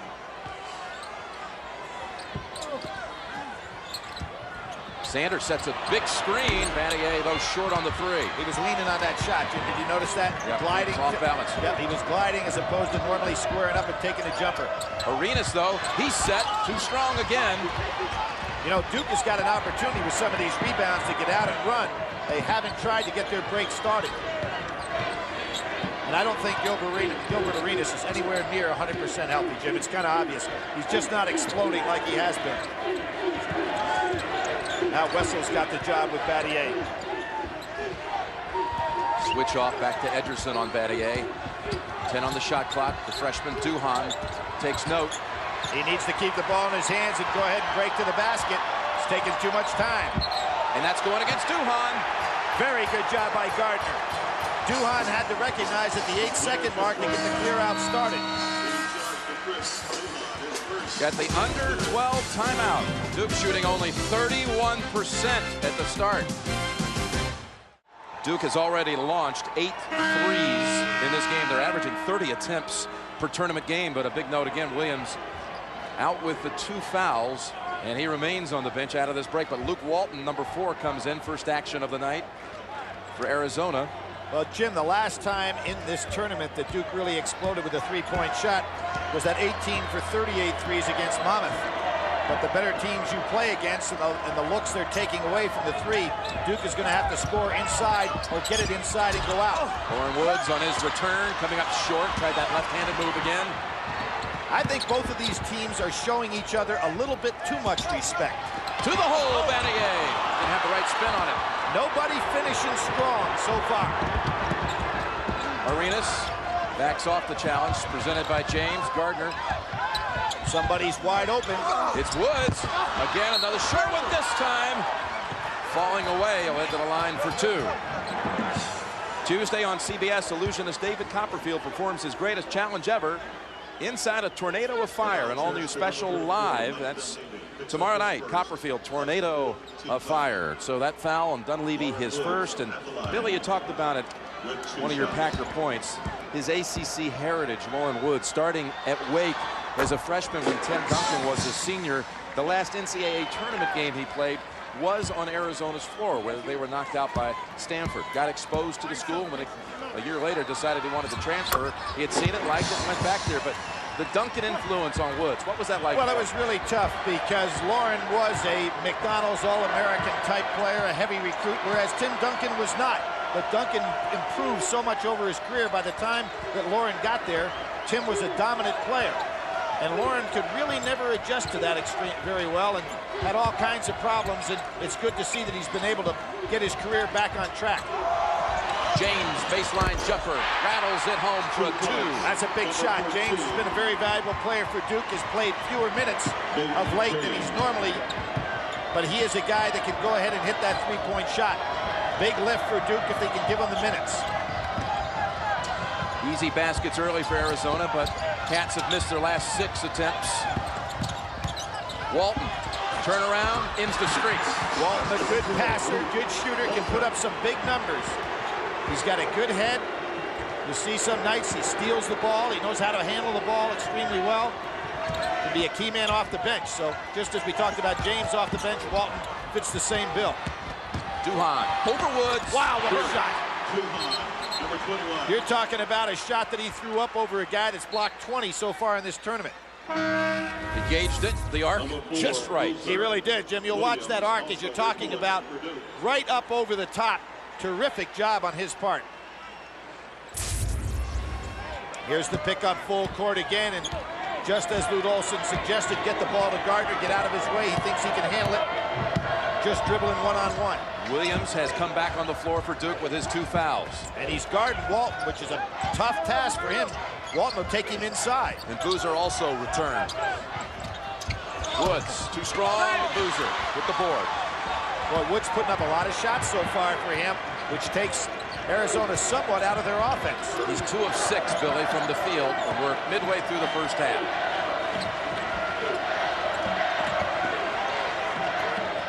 Inside, left hand, and Boozer. Getting stronger every game on this return. This is his 4th game back after missing 6. With a broken bone in his right foot. Absolutely critical for Duke to get an inside presence scoring-wise.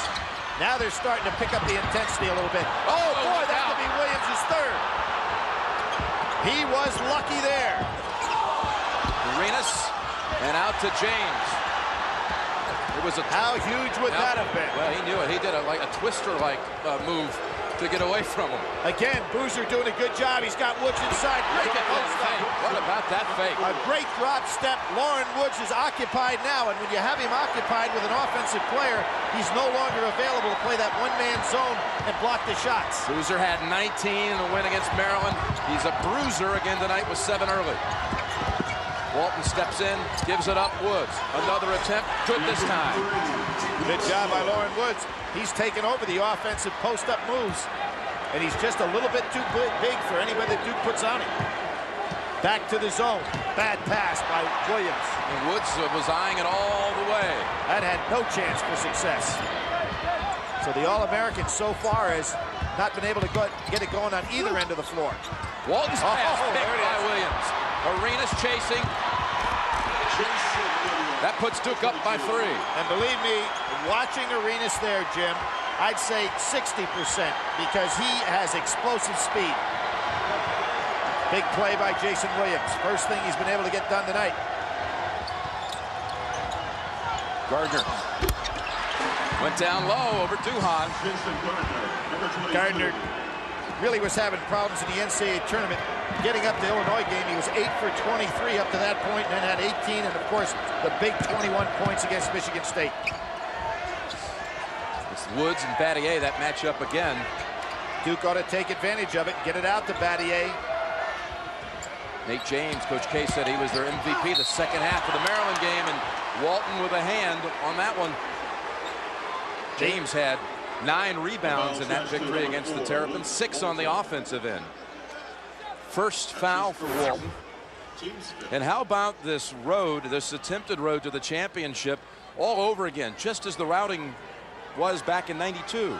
Greensboro, Philadelphia, Minnesota championship. And they do it again. Nate James, Jim, as I said, played a lot more during the regular season, was averaging 28 minutes a game. During the tournament, he's down to 22. But we're talking about a 5th-year senior, the only man that's ever played on 5 regular season championships in the ACC. So you're talking about a very experienced player. Wright and Jefferson back for the Wildcats. They continue to shuttle in Boozer and Sanders, keeping them fresh. Sanders back on the floor. It looks like Lute Olson's case is saying, I want to keep my team as fresh as possible, play this first half just to get to the second.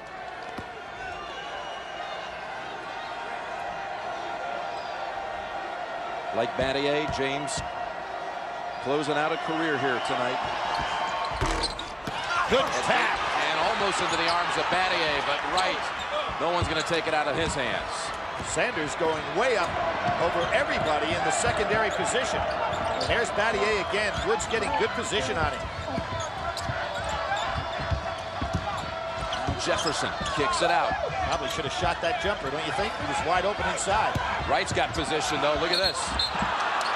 That's James all over it. All ball, and Duke has the arrow. Great job by James inside to help out. What a boost from Boozer, making all 3 from the floor. He's got 7 Devils in front. The Goodyear blimp outside here, the Goodyear Tire and Rubber Company providing the aerial views of Minneapolis. Duke leads it by 2. Mike Krzyzewski's 7th championship game in 16 years. And for Lute Olson tonight, trying to become the oldest coach to ever win the national championship, breaking the mark of Fog Allen. Williams with the 3, right out of the break. Boy, he likes that shot. Gardner didn't get to him in time. Williams loves to go ahead and square up off the dribble. He normally will hit it. Duke had hit last 5 shots before that miss. Gardner with a 3. And Jefferson, look out. That's going to be traveling. Yeah, he tried to get the timeout, but it already hit the floor. He's had a quiet game to this point. He came out early in the Michigan State game Saturday with a huge block early on Richardson. There's a great rebound on his part, but you see he's on the floor before he calls timeout. They're starting to get on the officials, and Jim, what we're seeing right now is a backlash on the part of the fans where people feel that Duke is getting all the breaks from officiating. 3-second violation. They didn't get any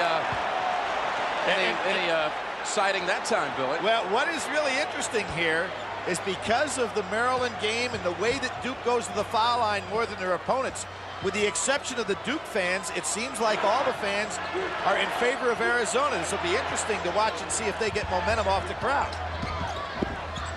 Walton comes back to him. Good hands to retrieve it. He has great hands. Boy, Wright is being active inside. Woods tips it twice. Last touch by Dunleavy, Arizona ball. Near the conclusion of this game, we'll be selecting the Chevrolet Most Valuable Player from each team. To date, Chevrolet has contributed approximately $8 million to the scholarship funds of America's colleges and universities. All right, Jefferson will kick it back out to Walton. Solid minutes off the bench. Wright, Boozer pushing, but they say, hold on, travel on Wright. Well, Wright is showing how active he wants to be inside. Jim, remember at the top of the show, we saw him moving those feet very nicely in the second half against Michigan State. He's back to that kind of activity. It's going to be interesting to watch how this thing plays out with the crowd. Battier on the drive, gets the roll over 2 Wildcats. Well, there's a case where Lauren Woods has no chance to play Battier outside. Battier having all kinds of problems playing Woods down in low on the inside.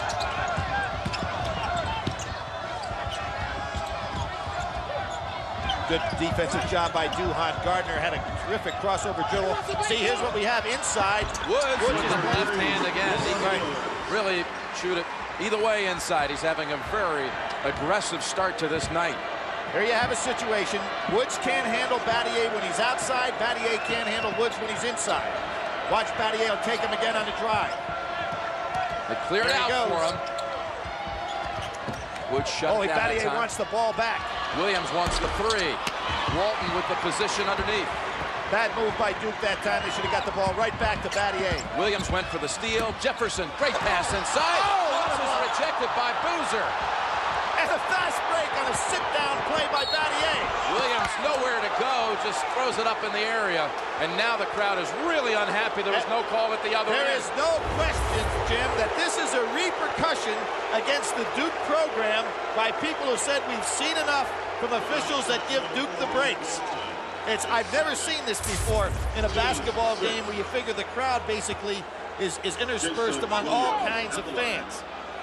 So second on Walton, but then again, maybe we just have a majority of people in the building tonight being Arizona fans. I'm not buying that one. I'm saying that it's Arizona and it's Duke, and the neutrals are going in one direction. And you're saying the officiating is too? No, I'm not necessarily saying that, but every call now is being questioned. And look at Luda's working the fans. And we're going to see Mike Krzyzewski try to get those referees back in tow. It's kind of interesting. 2 very seasoned veteran coaches, and they are going to make the guys in the striped shirts work hard tonight.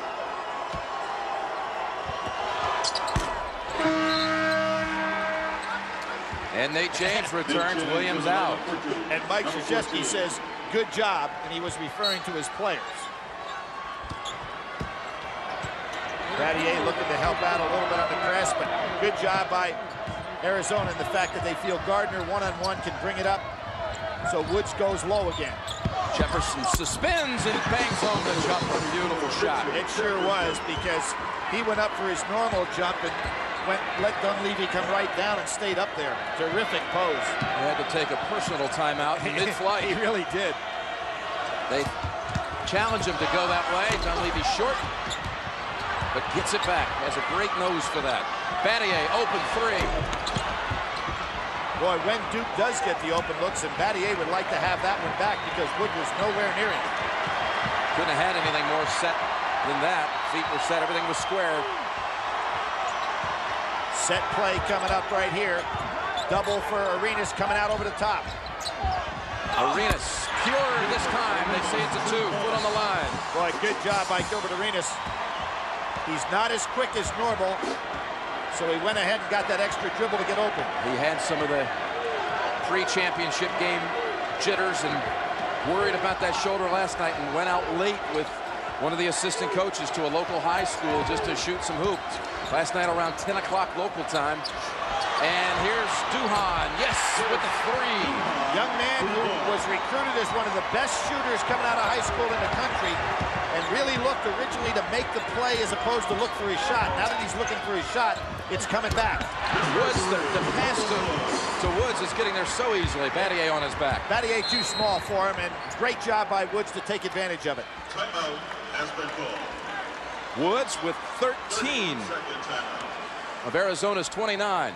There we see Williams going on the inside. No question, body contact on the play. Pretty amazing accomplishment. 5 straight wins in tournament play over #1 seeds. And that's going back to the '97 championship run when they took out the 3 winningest programs in basketball history. We were there for all of them. UCLA. You remember that Kansas that was interrupted that was their by team. It was interrupted by Providence. Then they got to the Final Four, knocked off North Carolina, and then in one of the worst shooting exhibitions ever in a national championship game, shooting under 40%, but going to the line continually, they knocked off Kentucky in overtime.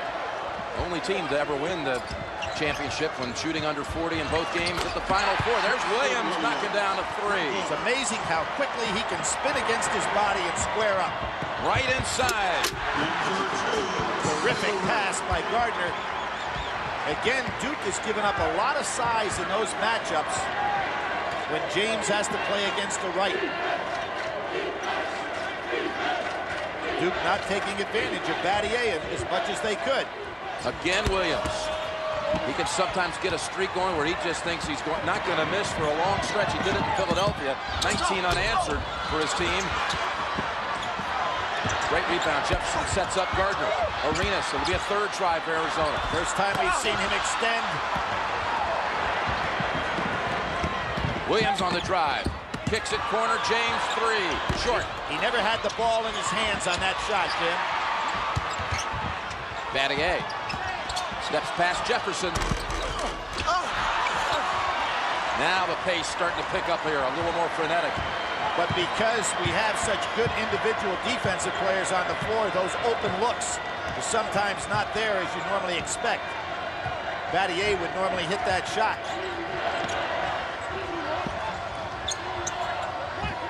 He's trying to stay low. Battier's trying to stay low at Underwood's. Woods playing right over the top of him. Woods needs some help. 4 on the shot clock, Jefferson. Time to kick it around Arenas 3. And that's, well, it would have been a shot clock violation anyway. 1 minute to play in the half. Arizona's 0 for 6 from behind the arc. For the last 48 hours, so much conjecture about what kind of game would Lauren Woods have tonight, and he's having a big one. Well, we're talking about a man that has had 2 triple-doubles in his career, so he knows how to put up some numbers. And he's really doing a job because there's no good matchup that Duke University can put on him. He's not on the floor right now. Lute Olson doesn't want him to pick up a cheap foul in this last minute. Coming up, Singler at the half. Brad Clark and Bill. Stickenberg's special homage to seniors, all coming up from Singler at the half. There's the stuff right back, and they call it just such.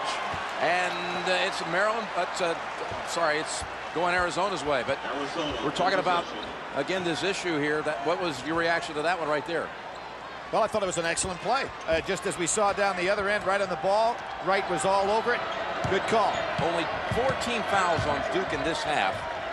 Not a bad time to commit one if you have to, instead of giving a guy an easy play, because he's not going to the line anyway. And there's Arenas, got the jumper, but he's not going on to the line. That's not on the shot. Want. You don't want the foul on the shot. Access live head-to-head team and player stats through this interactive telecast, available on Ultimate TV.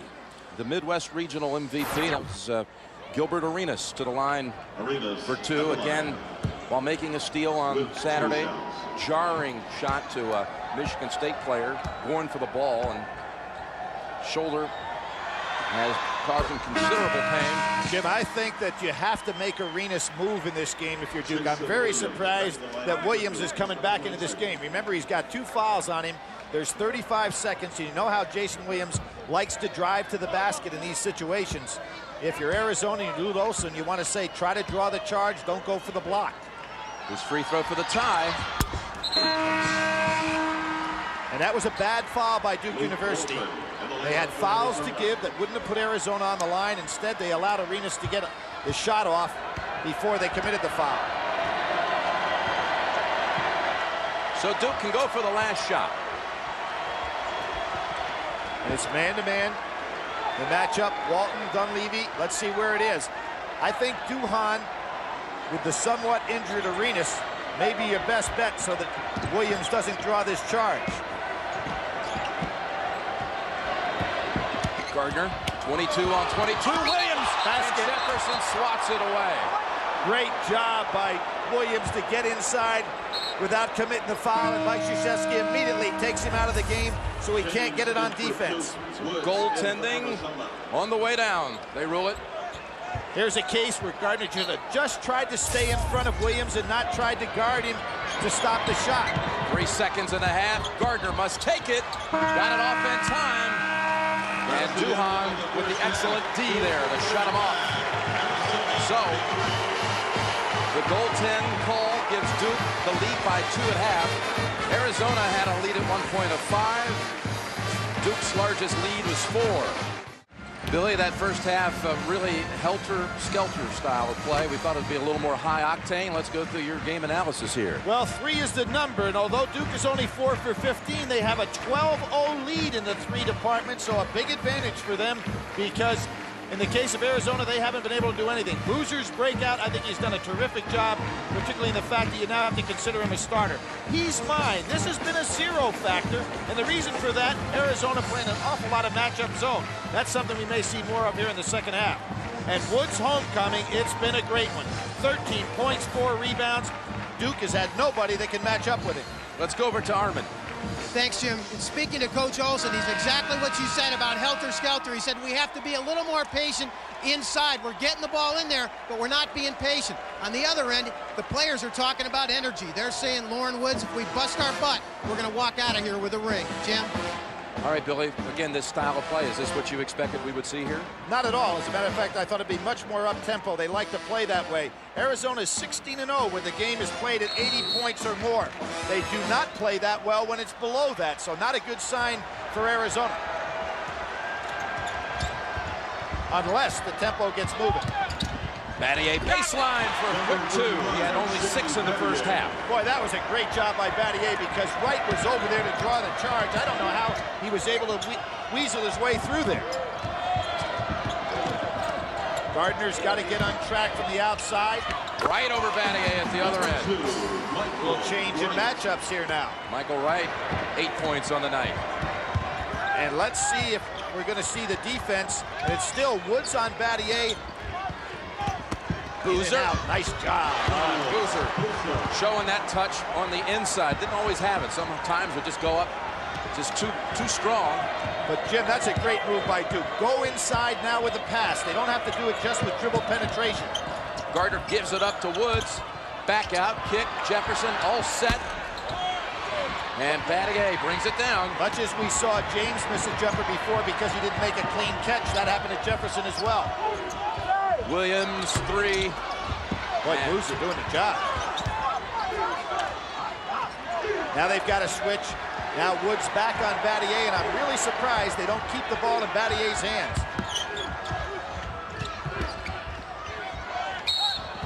Push off, right with the forearm. Anytime you use that forearm to a man's back, you're going to get the cheap call. There's Wright, moving those feet, getting position. Boy, he's so tough to handle in the low post.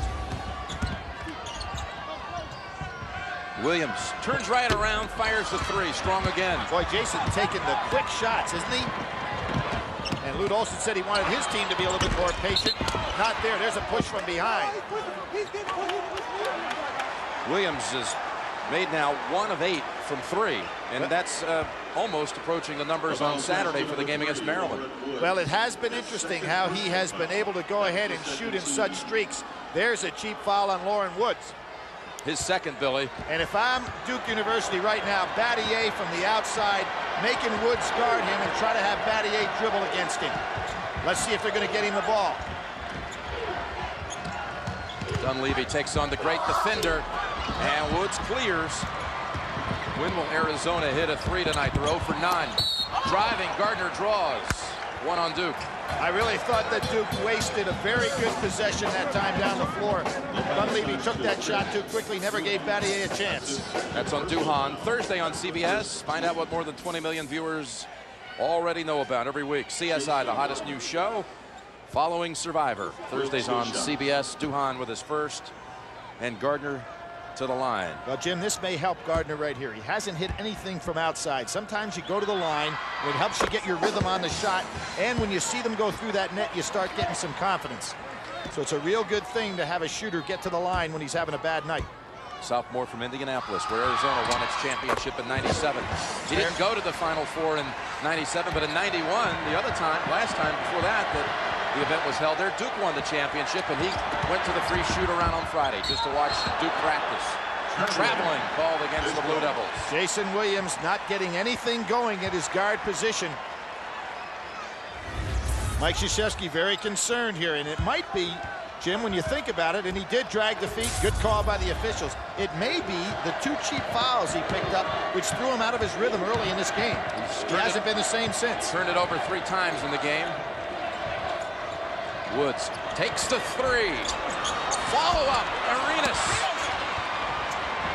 Boy, he read that rebound just right. Anticipated, couldn't finish it. And Jefferson with the big hack. Prevented the easy basket. Shows how strong and how quick he leaps.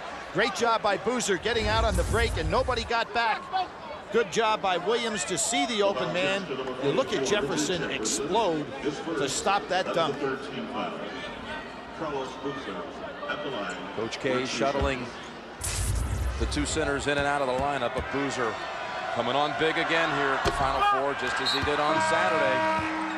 Edgerson off the Arizona bench. Mike Krzyzewski going for his 3rd title tonight. That would tie him with Bobby Knight, his college coach. He would only trail in all-time championships by a coach, John Wooden and Adolph Rupp. And a win tonight would put him in a real interesting category. Now moving on John Wooden, who's maybe too far out of reach for anybody to ever catch. Edgerson on a push. Yep, double 3s. You know, when Jim, when you have a game like this where neither team is shooting well from the outside, it's very difficult to get a flow started. Just when you seem to get something going in the offense, you miss the outside shot, neither team can get control. Second foul on Edgerson. There have been no substantial leads in this game. The biggest lead was at 11-6 Arizona. Duke now ahead by 3. Dunleavy makes it 6. Great penetration by Duhan. He saw the opening, took advantage. Then he knew he was going to be guarded. Terrific job to kick it out. Gardner. And there you go, Billy, right off the free throws, as you called it. He drained the 2 free throws, got his rhythm back, hit the shot. Happens often. Battier, ooh, he looked like he may have had a lane, but instead Dunleavy with the double 3s with the last 2 trips. He shocked Jefferson by shooting before he went for the dribble. Gardner. Oh, Battier blocks it behind the back to Duhan. One of the all-time blocks right there. And Dunleavy for 3 in a row. Oh, boy, that is some sequence for Duke University. Shane Battier with the play of the tournament so far. Unbelievable. And there's a proud Papa. Look at this play, all ball. And then he catches and dishes it back. The Maryland faithful who came here for Saturday's game are furious, Billy, and spillover, you say, from Saturday. Oh, I definitely think that's the case, and they are not at all rooting for their fellow ACC members.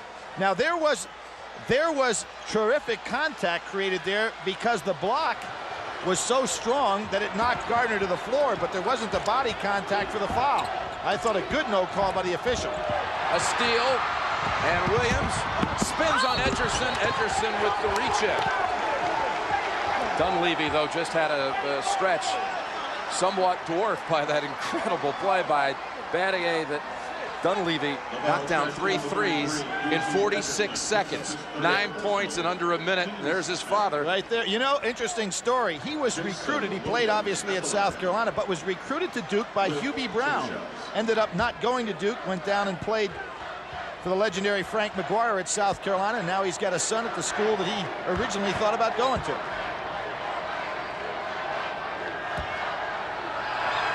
A little quicker tempo taking place right now, and if Jason Williams has had a problem this year, it's on that foul line. Ederson out with 3, so Michael Wright returns.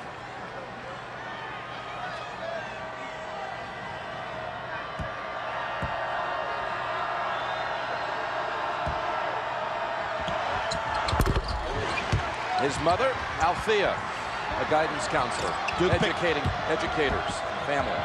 Duke picks up full court. Battier wanted to try to get the double team where he'd have a size advantage on Gardner. Right, got it on the blocks. His man fell down, but he backed out. Good stop by Arenas. Boy, Duke doing a lot of double teaming here. Jefferson three-pointer. They needed it. He hit the big three-pointer the other night to seal things up, really, in that Michigan State game. Duke spreading things out now. Nobody down in the low post. It's Dunleavy again. That was blocked. Jefferson going to make him put it on the floor. Jefferson's hiding out in the corner. Arenas takes it instead. Banks it home. Battier trying to draw charges. The officials are letting it go, so he's got to give up that little sequence that he normally has on a guy that drives to the basket. And now we're getting that pace we expected from the start that was absent in the first half. And a reach in. No. They're going to say that Williams kicked it. They're calling it on Oh, Williams an offensive foul. His third. What a moment that is. 5 unanswered by Arizona. That's down to 6. A little run for Arizona after Dunleavy put Duke up 11, but on Dunleavy's last 3 attempt, Krzyzewski said, hey, he was fouled in the act. What we have right now here, the coaches are really working these officials, Jim. And they need to let the players get right back to just playing the game. And James, good break. On the hold. Really good break to the basket by Jefferson. Lauren Woods is doing a lot of things tonight that you normally don't see. Good hit to the inside. He's really done a pretty good job on Battier, even when Battier's on the outside. Second foul on James.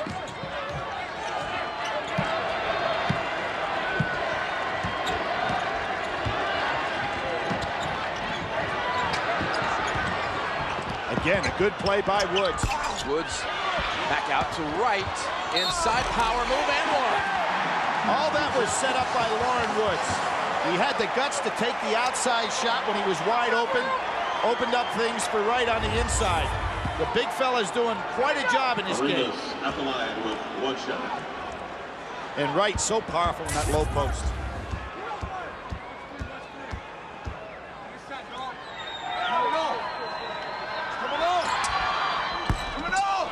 Boozer secures it. Oh, Jason Williams wasn't looking. And it's Gardner picking it up for Arizona. Williams had his back turned. Arenas. Williams had the open 3. Banks it up. Wright tips it around. And it's Arizona ball. Jim, Jason Williams really out of sync in this basketball game, isn't he?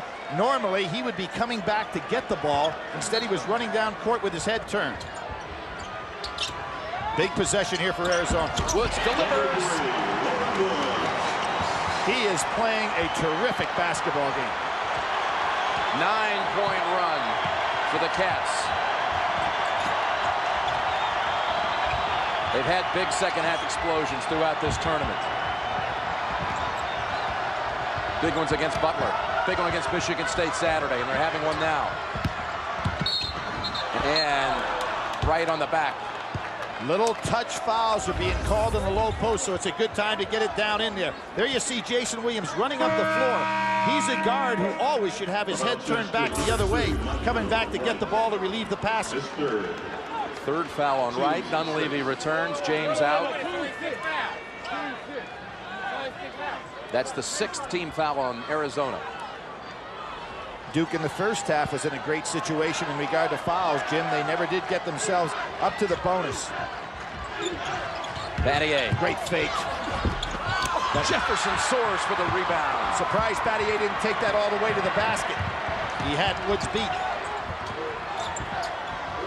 Arenas wanting that lob that he got so well against Illinois, but maybe not physically able to do that tonight. They got a switch, and Dunleavy was fronting Woods. It's going against Duke. Some matchup that Duke cannot handle tonight in Woods. Thursday on Survivor, 7 castaways left. 5 episodes to go. Don't miss an all-new Survivor this Thursday on CBS. That one on Dunleavy, his second 15 foul on the Blue Devils. And Jefferson can tie it. Big miss on the inside. Jefferson wide open. I think he was looking for a little body contact. Nothing there. Now it's Arenas on Jason Williams. Williams should have an advantage of quickness here. Williams off balance 3. Tipped around out to Duhan. Back inside Dunleavy, and it's his half. Beautiful pass by Duhan to recognize the opening. 14 for Dunleavy, 11 of them after the intermission. Gardner.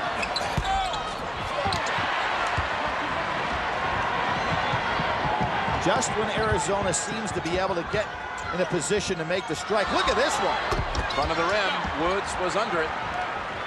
Well, Mike Krzyzewski said in that Maryland game when his team was not playing good, play by your instinct. But I think that a little more thought would be necessary in taking a shot like that with nobody under. Right, they dump it inside. Boozer was holding on to him. One of the things pretty obvious, Jim, is that all calls down and low are really being called on touch fouls. So both teams be wise to go inside. Both teams 1 foul away from the 1-and-1. Luke Walton, Justin Wessel return for the Wildcats. Sanders and James on the floor for the Devils. Boy, Lute Olson's showing a lot of confidence in this bench right here with a tight ball game, putting those 2 starters down. And Casey Sanders in the right spot. It's Dunleavy again.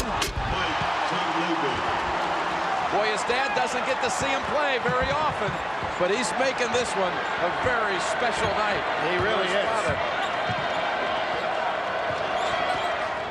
Little 1-4 set right now, and without Woods in the game, where do the points come from this lineup? Battier on right, a lot of battling down low. Gardner over James. He still can't hit from the outside. Duke ball. Ball got away from right on the rebound. Arizona only 1 of 14 from 3. And that's been the difference to this point. Jim, Lute Olson comes right back with Lauren Woods, realizing he had a team on the floor that really didn't have the scoring power necessary to stay up with Duke. So good idea to try to go ahead and get Woods back in there. He's not in any foul trouble, at least not at this point. And he's been a real factor for his team tonight. Battier got it over right. And Jefferson. Nobody stopping Gardner. Jefferson sets it up, drills it. He really shoots that jumper well when he's moving into the basket. Cuts the lead in half. Good solid screen by Sanders trying to get a pick and roll going. Gets it. Sanders, no sir. He never realized that the one-man zone was standing behind him. Terrific block right here. No foul on it at all. Excellent timing. No chance for Sanders. Dunleavy gets another one. Continues to be the Duke offense of the second half. Who would have ever expected that that's where the points were going to come from? Jason Williams having an off night. Dunleavy stepping up. Number 4, Luke Walton, is third. Everybody kind of falls asleep on the out-of-bounds situation. The young man sneaks right in here. It's been interesting to hear Krzyzewski talk about how he is growing into his body as a player. Started out as a 6'5" guard, now as a 6'9" guard.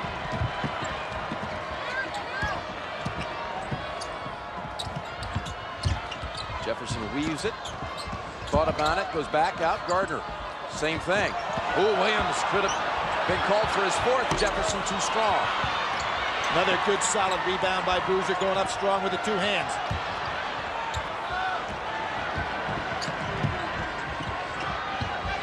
You know, Jim, you look at Arizona and you say Gardner. Oh, nice feed. Boozer left wide open. Gardner's lack of hitting the outside shot has put so much pressure on the interior of Arizona's offense to do all the scoring. And what will they do here? I think it's going to be a chest up by Dunleavy. Good call.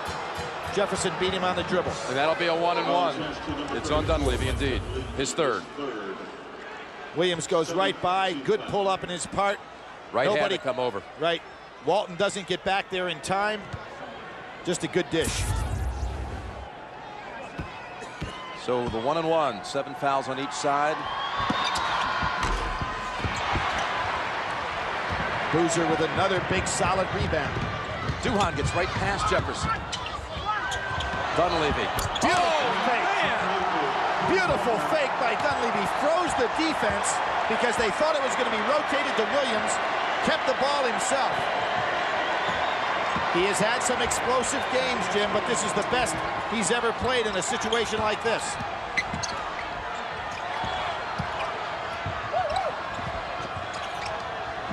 Lead is back to 10. Walton inside. And Battier with the board for 2. Under 10 minutes to play, double-digit lead. Arizona has gotten away from getting the ball to Lauren Woods. It's something they need to do, and there's Duke again taking a shot before anybody's under. Wright and Woods have got to touch the ball some. And there's a foul on the way up. Will that be on Williams? It is on Williams, his fourth, with the 9:23 remaining. Jason Williams really not in sync at all in this basketball game. Although he's made a couple of big plays, it's not the All-American first-teamer we've seen. He tries to slap over the top. Not good defense. And that's where you pick up the fouls. Gardner at the line. Set in the act of shooting. Jim, I talk about Dunleavy having some big games. In the ACC championship final against North Carolina, he had 24 points, 13 rebounds. So he is capable of having a huge game against this quality of opponent. Gardner again, just trying to get that stroke started. Dunleavy has 18 and a half. Arizona as a team, 19. And I'll go back to that 80-point figure. Arizona 16-0 when they get over 80. They are 11-7 when they don't. And you can see where this score is right now. Not the kind of flow they'd like. Hey, Dad, I know you've been traveling around, blazing trails in your job, but let me show you what I can do. Great shooting from the outside. Good follow-throughs. Staying right with the shot, burying them. Sanders back in. Mike Krzyzewski feeling that he wants to give Boozer, who's done a fine job off the boards, not only a rest, but an opportunity to be able to come back strong down the wire. So the foul was on Wright, or Woods, I should say, his third. Arenas wanted the lob on that play. Gardner couldn't get it to him. Walton gives it up right. Can't handle it inside. Ball squirts free. It's Walton. Back out to Arenas. Arenas. Tip right. And Battier secures it. They've missed a lot of inside shots. They had but one. Jim, you got to wonder why Arizona had such great opportunities to get the ball to Lauren Woods, and he hasn't even touched it in the last few or 4 minutes. Timeout called by Duke with a 9-point lead. All right, Billy, your thoughts here at this point. 8:39 to go. Williams with 4 fouls. Duke with a 9-point lead. Well, you would say that that really favors Arizona with Williams on the bench with the game that he's been having. But I really think the key for Arizona here is go to the guy that's been most effective, which is Lauren Woods. And as I said, going out into that timeout, he really has not touched it very much here in the last few minutes. It's important they get him the ball. He's made things happen on a positive basis.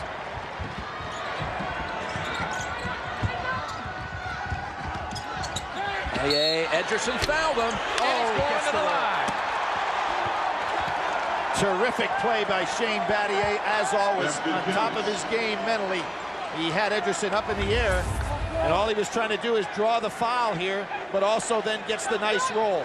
Ederson picks up his 4th. Boy, soft touch. This is the last time the number 31 will be worn at Duke. The name Battier on the back. It'll be at the rafters, raised to the rafters. It has been already at Cameron. And he's not having a big scoring night. He's made, again, big plays. Push off James.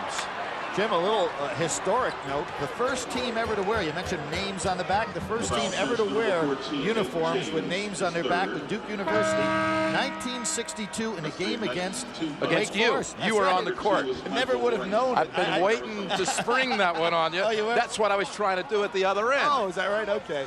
But, you know, that's kind of amazing. And obviously played in the game, but I guess don't they remember. figured you needed to make sure you knew who you were supposed to be defending. Yeah, that was probably Bones' idea. He said, Packer, you don't guard anybody anyway. Tie up, and the arrow, Arizona. Test your knowledge of tournament trivia. Participate in live polls through this interactive telecast available on Ultimate TV.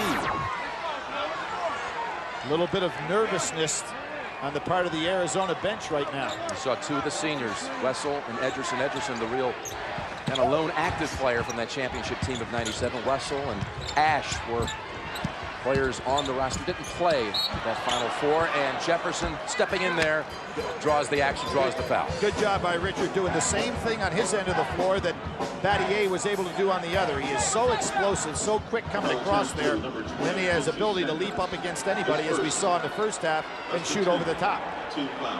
10th team foul will be double bonus the rest of the way. Not with this lineup on the floor, particularly with Arenas not at 100%, but without Williams on the court, you might think about pressing Duke. But again, it's not a pressing team that Arizona has out there. Jefferson at the line, who's had such a big defensive run. Boozer back in for the Blue Devils, shutting down Frank Williams of Illinois in the regional final. Richardson of Michigan State Saturday. He was asked yesterday, the hardest player he's had to defend all year, and he said there's no question about that. Casey Jacobson, Stanford. By far the hardest. You know why that is too, Jim? When you're a defender and you play against a guy that moves without the ball and gets the screens that Jacobson gets, who's also a great shooter, that is a difficult assignment. He's on Nate James in this instance. And Dunleavy was bumped, no foul, and turnover. With under 8 minutes to play, it'll be Arizona ball when we come back. They must make up 11 on the Devils. And Billy, you really look at the game summary to this point. The 2 threes by Arizona, both knocked down by Jefferson. But the starting backcourt just can't hit from the outside, Arenas and Gardner. Well, they really have not. Gardner has not had his, and give Arenas a little bit of benefit in the fact that he is not 100% healthy. But there is the introduction to Lauren Woods. We talked about names on the back of the uniform.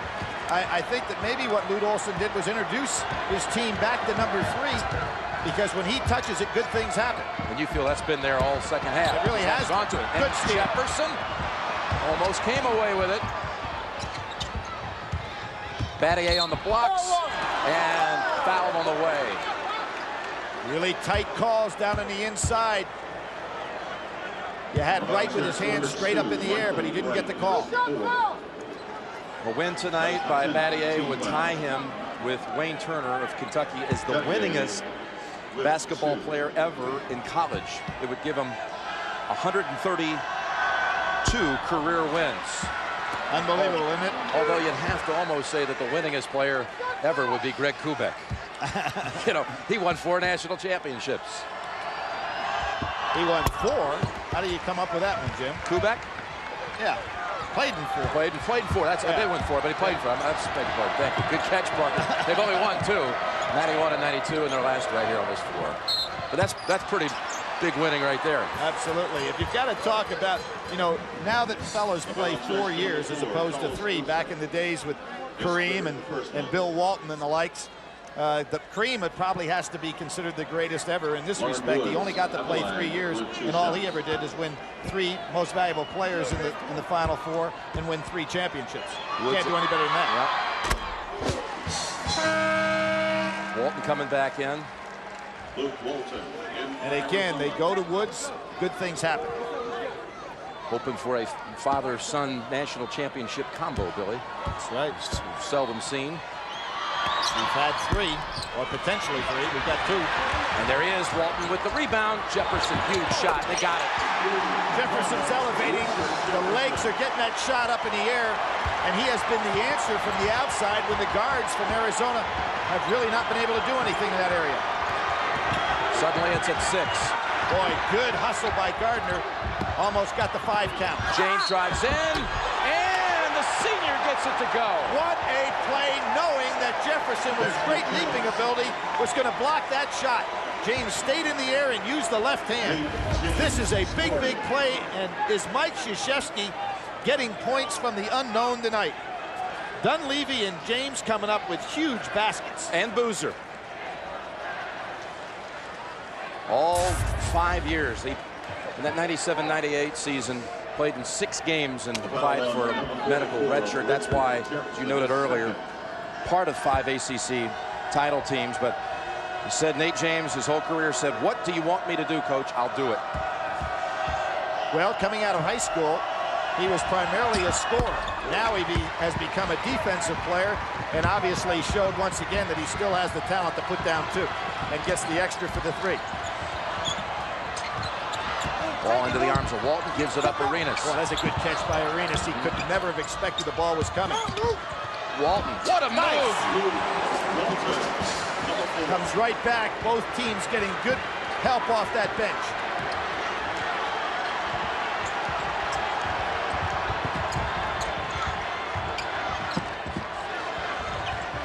Good seal. Boozer. Woods defending. It's Dunleavy coming out with it. No reset on the 35. And Mike Krzyzewski wisely takes a timeout, realizing he's got 12 seconds, but his team probably was going to waste 3 getting the ball out to another pass. Walton with a crucial basket. 7-point Duke lead. Back for the final 6:13 after the Duke timeout. Lute Olson again, Billy, trying to become the oldest coach to win the championship. Hall of Fame nominee announced in the past week, as was Mike Krzyzewski. And going to receive the John Wooden Legend Award in a couple of weeks. Which has been won previously by Dean Smith and Mike Krzyzewski. Woods again with another great play defensively. Big stop for Arizona right there. And Williams is back on the floor for Duke with the 4 fouls. Woods, what a rebound by Woods. He snagged it, had the full reach to get it. Boy, not only 7 feet tall, but his extension on that went right over the top of the Duke players. Boy, Jason Williams dribbled that one off his chest. Yeah, almost palmed it. And that was touched by an Arizona player. Good ball. Not so sure about that one. Arena's not arguing it. I'm not so sure that ball didn't eventually touch the Duke player. Lute Olson doesn't think so, and he had a pretty good angle. Arena's so quick. We saw that in the Michigan State game, breaking out on those cross-court passes. Huge defensive stand right here. And Woods comes up with the huge defensive play. They've got the numbers.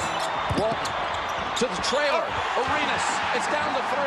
Here we go in Minneapolis. Lauren Woods has been the man of the hour here on both ends of the floor. Once his team got reintroduced, and that could have been a big play there. Trying to take Williams out of the game. Trying to draw the 5th.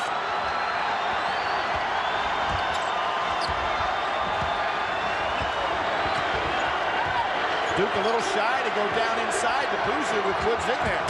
Duhan will challenge him. And this time they count the basket, and they have the foul here. I don't know who it's on, and there's a lot of... Oh, they say Woods. This is the 2nd time tonight that Duhan has been able to arch that ball high up over the hands of Lauren Woods. Remember in the first half, Jim, when he drove down there and just put the tremendous arch on this shot? Watch it. And Woods couldn't get to him, hit him with a little body after the shot. It's the 4th on Woods. Now you've got 2 key players down the stretch, one on each team, really critical for their clubs. But I'd have to say Woods is more critical for Arizona on both ends of the floor than is Jason Williams, who has not had the big night. Plenty of roll on that one. Now Lauren Woods has to be really careful if he goes down in the low post. Jefferson wants the jump shot. Gets his wish. He wanted that shot, you can tell it. The only man hitting from the outside tonight for Arizona. And what Gardner's doing is a smart thing. He's staying down low on Jason Williams, trying to stay in front of him to draw the charge. Boozer tried to get it on him, and what a foul by Battier. Woods really has to be careful.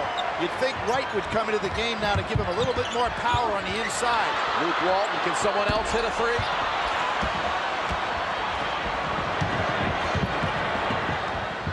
Duhan.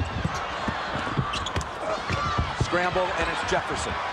A quick possession there for Duke with that 5-point lead. It really is. With 4 minutes to go, 5-point lead. I'd have thought they'd have brought the ball back out. Another touch foul inside, this one on Battier. The foul charge to number 31, Shane Battier. That's his first. Here's the pass inside, the good seal for Boozer. Woods could have picked up his 5th one there, no call. Battier comes right back from the weak side, and without Wright in the game, nobody there to block him out. That foul, Battier, his first. Double bonus, 2 shots for Woods. Here's the CBS Sportsline stat of the game. 3-point field goals, Arizona, thanks to Jefferson's hot shooting. And otherwise, it would be atrocious. Lauren Woods continuing to really shoot at a torrid pace from the foul line. This is the kind of game you were looking for the first 35 minutes. Battier with the solid screen on the outside, and everything develops from there. A good seal by Boozer. Battier then breaks to the basket with no block out by Jefferson, and he's going to be able to go ahead without the block out and put it down. Chevy trucks Ivision all over the play. Duke ball, 3-point lead, 3:57 to go. You had called it, a couple of breaks ago, a strange game. But now this is kind of the action you were expecting. Yeah, a free-flowing situation right now. I think the key is which guy fouls out first, Woods or Williams. What a tackle! Was that Battier? It was indeed. Battier with 2 follow-up baskets here in the late going. Arenas almost turned it over.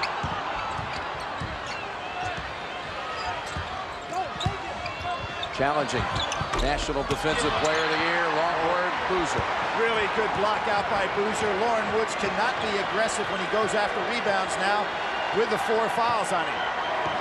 Lute Olson doing a wise thing here, going to come back in with Wright. He needs some more power. Again, trying to get that 5th call against Williams.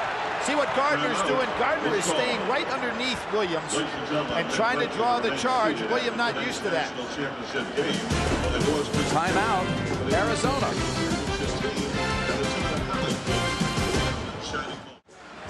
Jim, here you see defense created before you have defensive position. When that contact was made, that should have been on the defensive player. But what Gardner's trying to do is getting underneath Williams on the dribble. But if you're the defensive player, you've got to be in a defensive stance, and he's not. He's crowding underneath, trying to pick up that 5th foul, so you can't blame him. All-important arrow belongs to Duke. 2 timeouts apiece, double bonus each side. Under 3 minutes to play. Jefferson rattles it home, turns it back down to 3. Dunleavy cannot handle him in there. Jefferson just too strong, too athletic. Jefferson with 15 in the second half. Again, Gardner, Williams. Moving those feet. Battier, right over right. Everybody fell asleep thinking Williams was going to try to penetrate to the inside. He really froze the defense. Gardner. Jefferson again, not this time. And Duhan, the freshman, has it for the Blue Devils. Really good job by the guard. Instead of running away from the ball, he came back to the rebound. Jason Williams doing a smart thing now, trying to keep the ball away from Gardner so he doesn't pick up that foul, put the ball handling in Duhan and Dunleavy's hands. Now Lauren Woods has a tough job out here because he's against a pretty good ball handler. Using it all, 10 on the clock. Jason, 3-pointer. Got it! Hasn't had it all night, but when they had to, 1:45 to go, he nails it. You're right, Jim. Gardner tried to go behind because he didn't think Williams would take that shot. His first field goal of the second half. Arenas inside, off Duke. Wildcats ball. Boy, Arenas has really shown a lot of heart in this game. He is not himself tonight physically. Went in there. What a competitor. Trying to get everything he's got.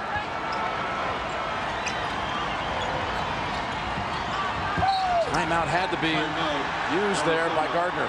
Nobody breaking to the ball. Lute Olson very disappointed. They have only one remaining.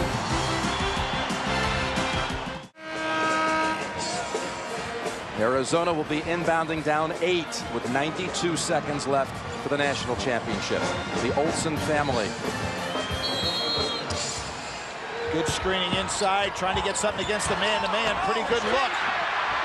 It's Battier underneath again. He has been crashing the boards in the last 5 minutes with follow-up dunks and rebounds. Good decision by Jason Williams. Without the 4 fouls, he'd have taken that one to the basket. Now Mike Krzyzewski trying to have the clock as the 6th man for Duke.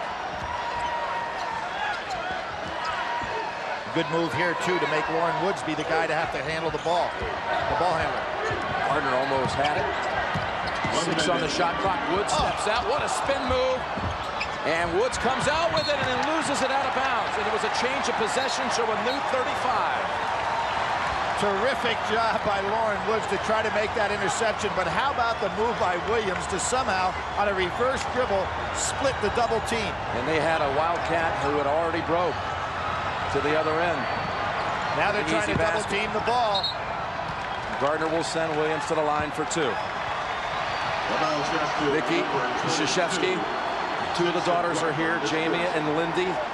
Mike and Mickey became grandparents for the 2nd time 1 week ago today. Their daughter Debbie with their 2nd child named after her father, Michael Giovanni Savarino. So Krzyzewski, father of 3, 2 of the daughters here tonight.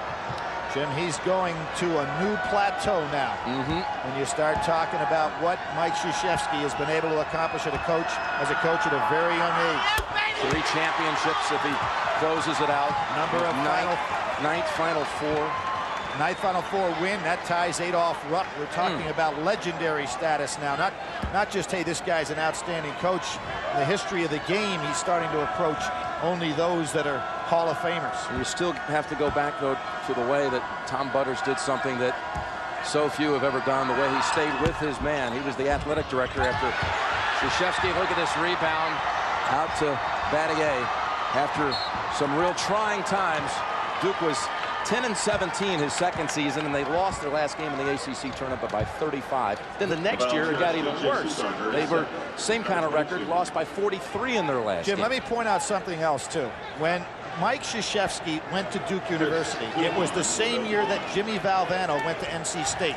So that as Mike's program was going down, Tom Butters not only had the guts to stay with him because of what Dean Smith was always doing, but that 3rd year, Jim Valvano won a national championship right down the road at NC State. What guts by an athletic director to stay with a young coach. Duhan's mother, she had an anxious moment on Saturday here after that collision. Had to take him to the locker room for just a moment. Sadly, that's not the way it works anymore. No, it really isn't. And, you know, the other thing he has in common along those lines, the last year Bob Knight coached at Army, he didn't have such good success either. So here we have 2 guys now with what looks like 3 national championships who came basically out of the same university coaching status. Gardner, 3. It hasn't been there all night for Gardner. Boozer puts it in the hands of Duhan, and Duke is on its way to a championship. And during the period that Arizona fell behind, they lost sight of number 3, Lauren Woods, the man that had gotten them there so far. Mike Dunleavy gave them an incredible stretch in this 2nd half. Showing off to his father in the stands. The biggest comeback in a Final Four game back from 22 down to beat Maryland. And tonight, they knock out Arizona. That's it. Duke has the championship. And Coach K is the proud father of 3 in more ways than one. This is his toughest team. Maybe not the most talented, but the toughest. Well, Clark, this game is brought to you in HD TV by LG. Life's Good. John Cal, Tom Eads, Ted Valentine, the officials, who have the honor of being selected to govern the title game. Zubak and Matt Howard, who suffered that mild concussion on Saturday, about to jump it up. Big size advantage here for Zubak, but Howard is able to control the tip back to Norred. This is going to be a fascinating matchup right here. Norred and Nolan Smith.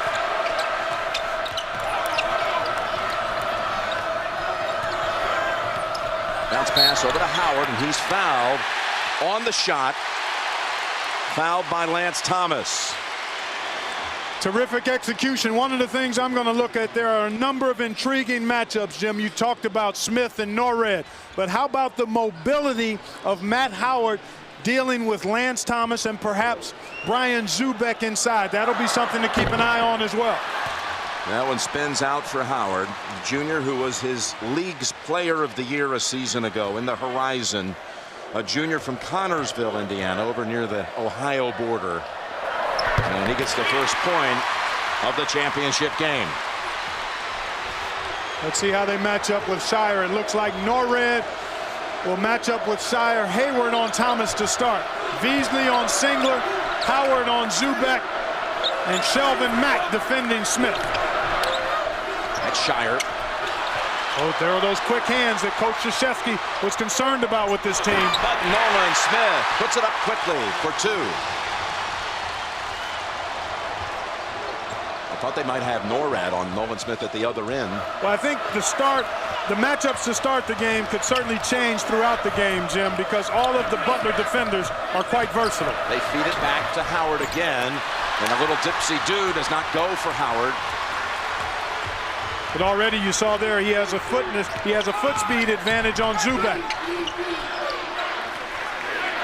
Shelvin Mack again on Nolan Smith, who has really emerged in this NCAA tournament. Has he ever? 19 points a game in the tournament.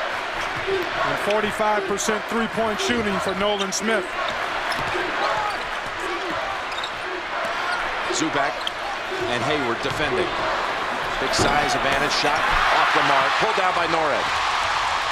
Here's Hayward touching it for the first time. Gives it up to Matt. Snaps it over to Norred. This is a three. And bouncing out to Singler. Excellent offense that time by Butler as they pushed it ahead, Jim, and got an early opportunity look at the three. I think they've got to make sure they do that as many chances as they get. Thomas left open. Zubak taps it in. He has been a monster on the offensive glass in the NCAA tournament. Almost 5 offensive rebounds a game.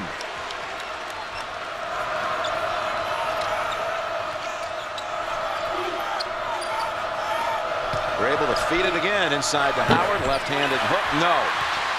Boy, Butler getting high-quality shots here in the early going, Jim. Just have not been able to convert. They've got to knock down these good shots they've been getting. Smith goes right around Howard. And Duke's up 6-1. If Butler is going to do it tonight, it's going to be because of that defense. Mike Krzyzewski, you heard him saying that on the pregame. That's what they're concerned about. Mack on the drive. Zubak able to tap it to himself. And one and done for the Bulldogs. Well, I talked about offensive efficiency at the top of the telecast, Jim. 0 for 4 from the floor for Butler, and all 4 shots have been high-quality looks. It's Thomas in the paint. Back out to Smith. Driving on Mack. Floater. No. Pull down Hayward. Over 3 minutes into the game without a field goal. Hayward trying to change that, but he's pushed outside. No basket.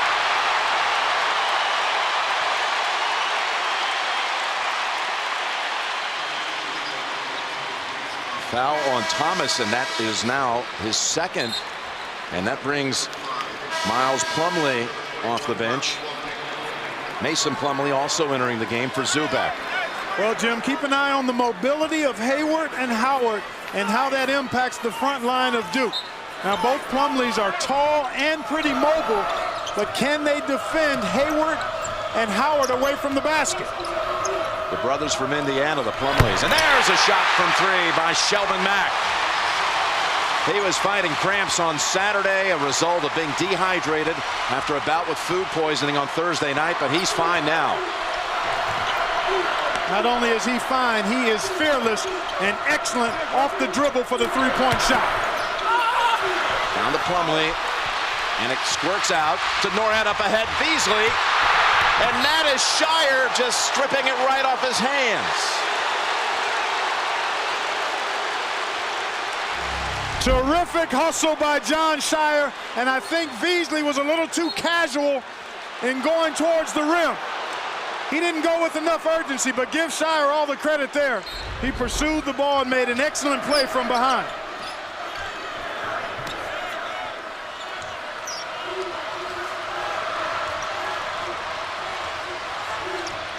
Howard comes out to set a pick. Mack thought about it. Hayward, their top scorer. And now here's Howard. Able to squeeze in between them again. A close range shot. Howard's had 3 of them. None of them have fallen. Even though they haven't fallen, Jim, he's shown you he can get the shot he wants against any of the Duke front line defenders so far. And he's got the feel that if he continues to get that kind of position and those kinds of looks, he's going to start cashing in on them. That was a foul on Norwood. We'll be right back. Jim Nantz with Clark Kellogg back here in Indianapolis. Duke to inbound.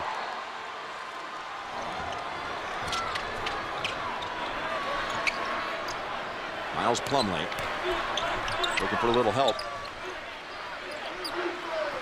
One of the things Butler does really well is pressure the ball, but all 5 guys work well together as a unit. They'll switch some crosses. They'll help each other out and rotate. 3-second call on Duke that time. Well, you were talking about Matt Howard, how slippery he is, the good footwork. Well, he loves to feel his defender and then get around him because he has such good footwork going either way. Now, he's missed a couple of high-quality shots. He loves to go to that left-hand half hook, but the fact that he's been able to get his shot relatively easily has to bode well for him the rest of this ball game. And he hasn't picked up a foul. He's actually already played longer in the first half of this one than he did each of the last 2 games when he picked up 2 quick ones. Excellent point, Jim. Hayward's first shot of the night, back of the rim, into the arms of Singler. Well, that was excellent defense by Mason Plumlee. He moved his feet and challenged the shot, forced Hayward into a tough look. And Shire. Well, we've talked about Matt Howard and how crafty he is, Jim. Shire is much the same way as a perimeter player. Knows how to use that height at 6'5" very effectively to get into the lane. There's Howard open. This time he's going to the line. Relive the entire tournament with NCAA March Madness on demand. Watch game highlights, buzzer beaters, or complete game replays. It's all free at ncaa.com. Foul on Singler, his first, and the 3rd team foul on Duke. So Howard at the line. He has really thrived at the line in his 3 years at Butler. He's made more free throws than anyone in school history. In fact, he broke the record during this tournament that belonged to Bobby Plump of Hoosiers Milan High School fame. He previously had the most free throws made, but he's missing them at this point. That's 1 for 4 from the line by Howard. That's Singler. Top of the key 3. Howard boxing out.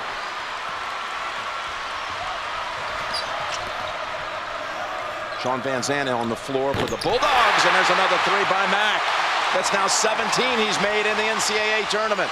You cannot allow him to walk into his dribble behind that 3-point line because he'll lull you to sleep and knock down that 3. He's done it twice off the dribble, Jim. And he reaches in and takes it away from Mason Plumlee. Still on the drive and knocked down by Singler. Blocked by Singler.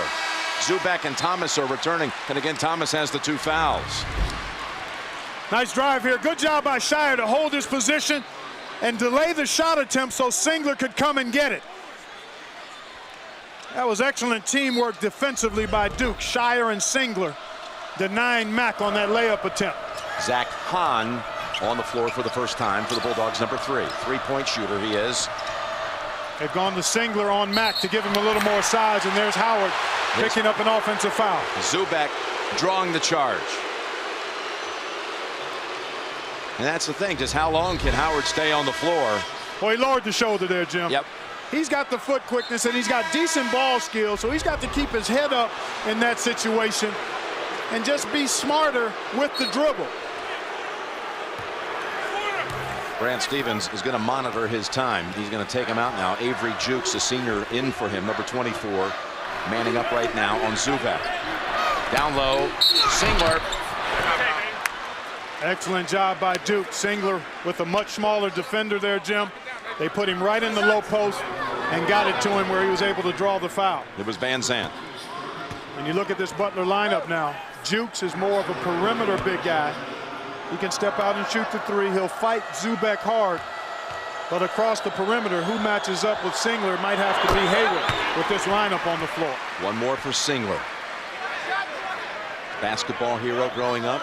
He resides right here in this city. He also, his hero, took a small school from Hoosier country to the championship game.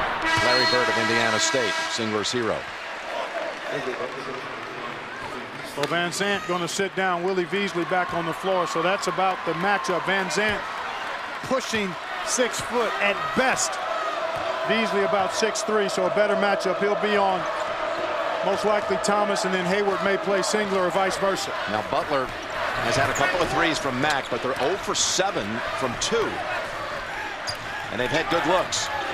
Well, the key for Butler, even though they've not shot it well, Jim, is to maintain contact. To keep this game within 2 or 3 possessions. Because their defense is good enough to give them a chance to stymie Duke. Beasley. Hayward follows it up. Just has a knack to know where to go. Hayward's first points of the title game.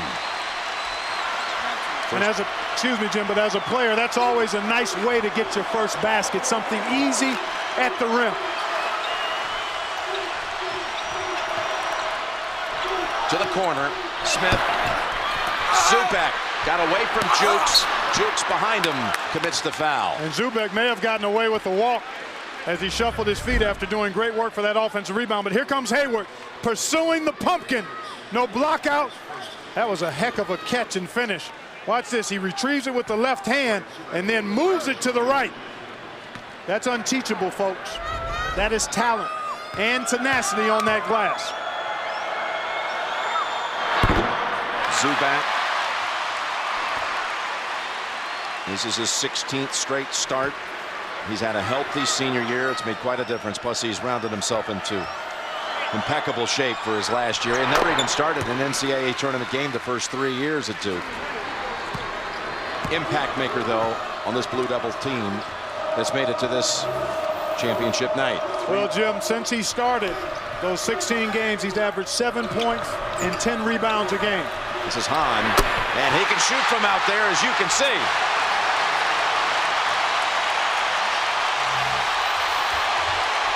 Gives Butler the lead at 12-11.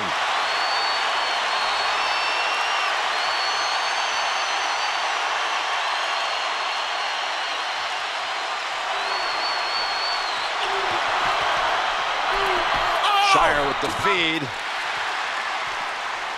Basket by Thomas. Beautifully done. Excellent poise by Shire. He's got a knack for getting into the lane, Jim, and keeping his head up so he can see what's available to him. That's Norrad.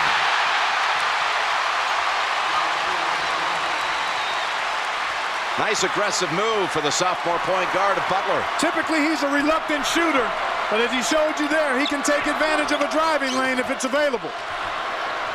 Singler says, you're going to give it to me, I'm going to take it.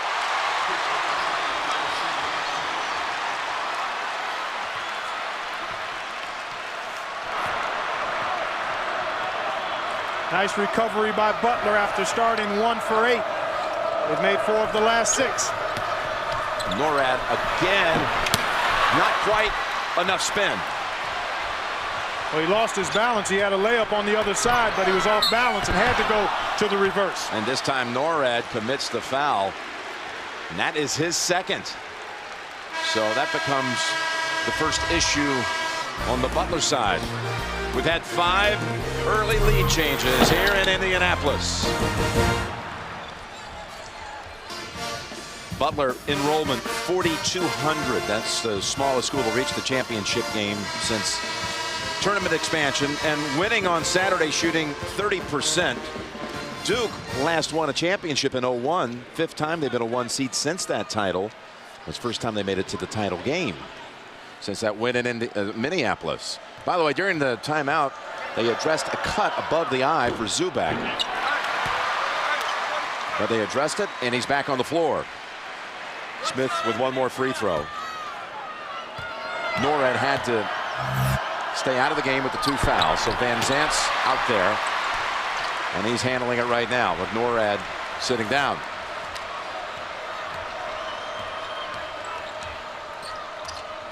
Andre Dawkins defending on Van Zant, in for the first time. Shire matched up with Gordon Hayward. Mack. Howard had a hand on it. He thought someone had grabbed him.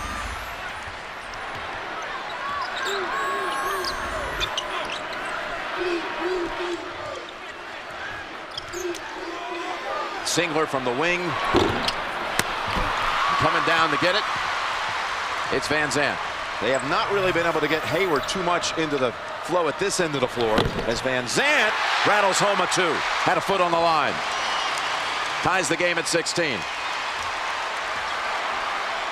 Keep an eye on Van Zant. He's matched up with Shire. He's an excellent on-ball defender, much like Ronald Norred. Look how low he gets into his stance. Singler with a swish.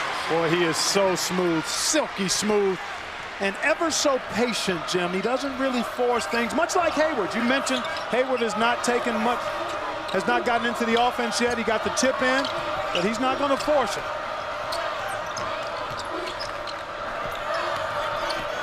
Beasley back out to Mack. Mack challenging Singler and blocked by Zubac. Mack, second chance.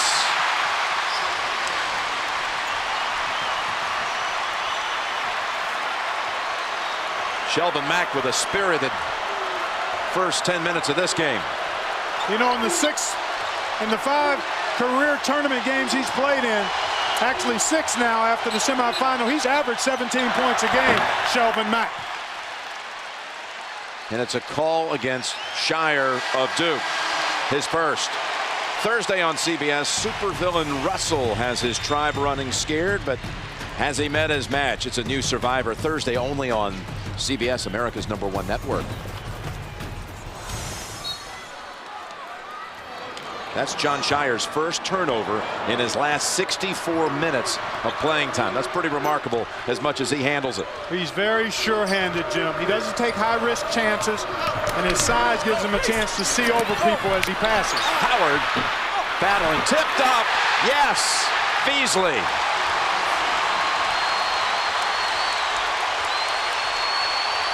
The offensive foul on Shire goes as a turnover in the books. That's Smith. Rolls off the rim. Bouncing high, and it's Hayward again. Hayward looking up. Feeds it to Beasley. Back to Hayward. Steps back for the 3 from the corner. And there's Howard's second. That's what the Butler faithful were fearing. Well, we've seen Zubac get 1 offensive rebound. Here comes streaky, sneaky Willie Beasley. A terrific offensive rebounder for his size. And he just weaseled his way to the basket and got that tip in, as Matt Howard will now watch the rest of this half, Jim. And the next foul sends Duke into the bonus. Shire, he traveled. That's what pressure will do. That's what good pressure on the ball and not allowing a guy to cut easily and freely will do. Hahn back out. Duke's 4th turnover. Only 1 so far by the Bulldogs. Well, that was a big story in the game against Michigan State, Jim. They had 20 points to only 2 in points off turnovers, did the Butler Bulldogs. It's about freeze and tease for Butler. The free throw game and the turnover game. That's how they often can compensate for being out rebounded when that happens. Hayward in trouble underneath. Zubac pulls it down. Shire to Smith. Going to take this one. That's going back to Butler. And the teams are headed to the benches. 7:54 to go in the half, and Butler's up by a bucket. Butler shooting 33% from the field, but leading by 2. It's Coach Brad Stevens, 30 years younger than Coach K.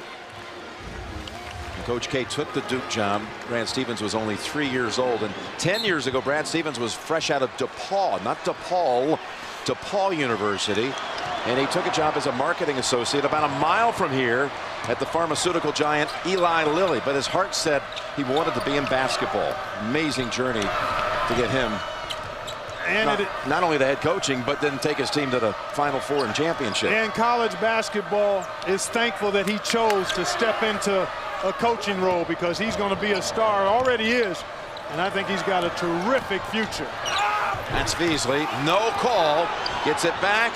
Only 2 on the shot clock. Singler has it. So a lot of contact there going uncalled, but I don't mind that, Jim. Allow a flow to be established, which these officials have. It's going to be physical, and some incidental contact is very much permissible.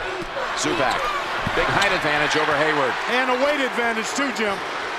He's probably got about 50 lbs on Gordon Hayward and used them effectively there. Duke's first basket in 3 minutes. Ties it at 20.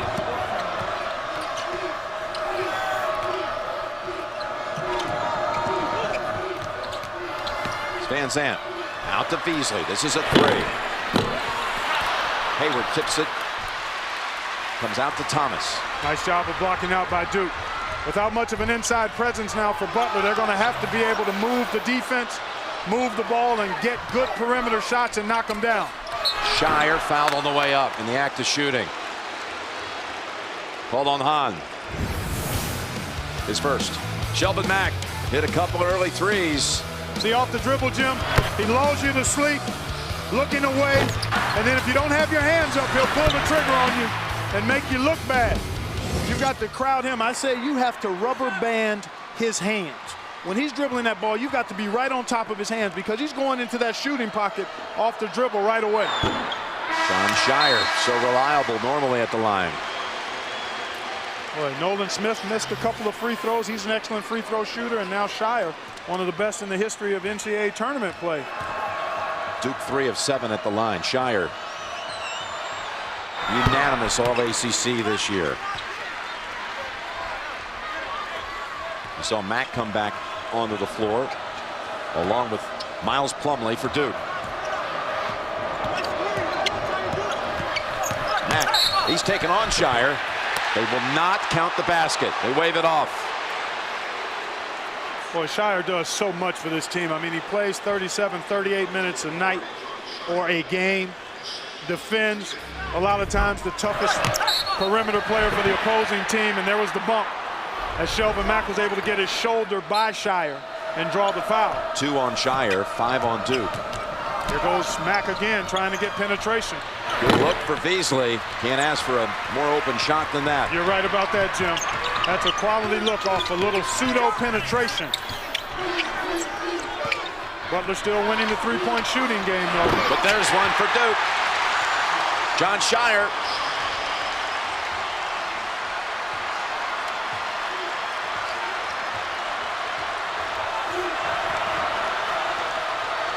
Boy, both of these teams play with so much poise, Jim. You won't see Duke get rattled, nor will you see Butler get rattled. That ball knocked out by Duke. Tomorrow on CBS, see what makes NCIS TV's #1 drama. New episode tomorrow only on America's most watched network. Hayward to inbound from the corner. 21 on the shot clock. 5.5 to go in the first half. It's been tight throughout. Duke's largest lead earlier was 5. Mack in trouble. Trying to call a timeout. Jump ball called instead. And the arrow is Butler's. That was a heck of a play by Plumlee. Got out there and got a piece of the ball without fouling. And then you see Mack scrambling for it. He was looking to try to call a timeout, but a good hustle by Smith and a good job by the officials not to automatically give a timeout call there. They let that play out enough to where it became a held ball, and it goes to Duke. Well, they had the arrow set the wrong way on the floor, so there's some fans here that are upset about it. See, Butler had won the tip, so naturally it would be Duke's the next time, but it had not been reset. So here is Thomas and Duke. Singler. Great move. Wow. Playing through some contact.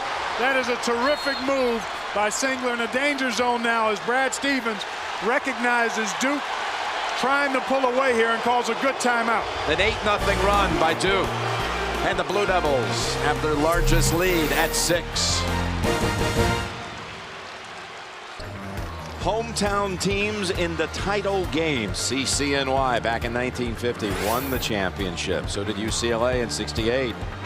And again in '72, Los Angeles was the host site. Bruins won it.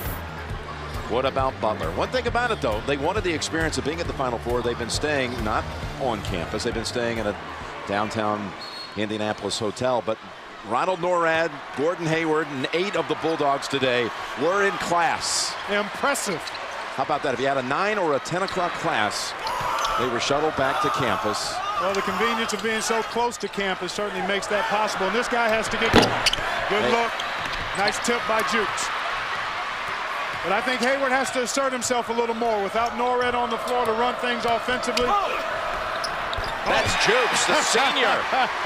We thought he might be able to use his foot speed against Zubek, and that time he did get to the lane, but I think that was kind of a fortunate shot. Yeah, improvising all the way to the hole. That broke a 4-minute, 13-second stretch without a hoop for the Bulldogs. It's a very important basket.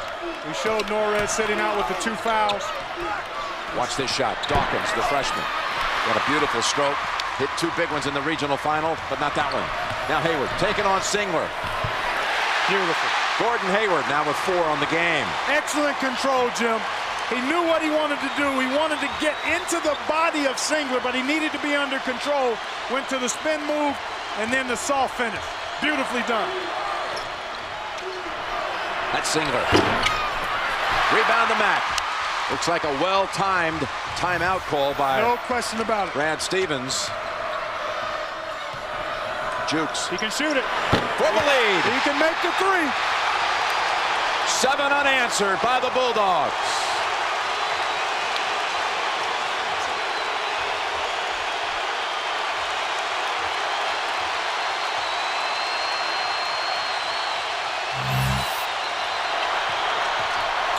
Smith right back, the lead to Duke. I tell you what, both of these teams are so unflappable. A credit to both coaches and to these kids. But they play with poise, they play with freedom, they play with focus. Boy, it is fun to watch these guys go at it. Butler playing without a starting point guard and center as Norrad and Howard remain on the bench with the 2 fouls as Mack goes past Thomas, who has 2 fouls. There's another chance. Jukes. Beasley in the right spot. Underneath. Zubak influences the shot. Boy, Beasley's got to think about pulling that out, giving up so much size after doing such great work to come up with that offensive rebound. Timeout Duke. 2:40 to go in the half.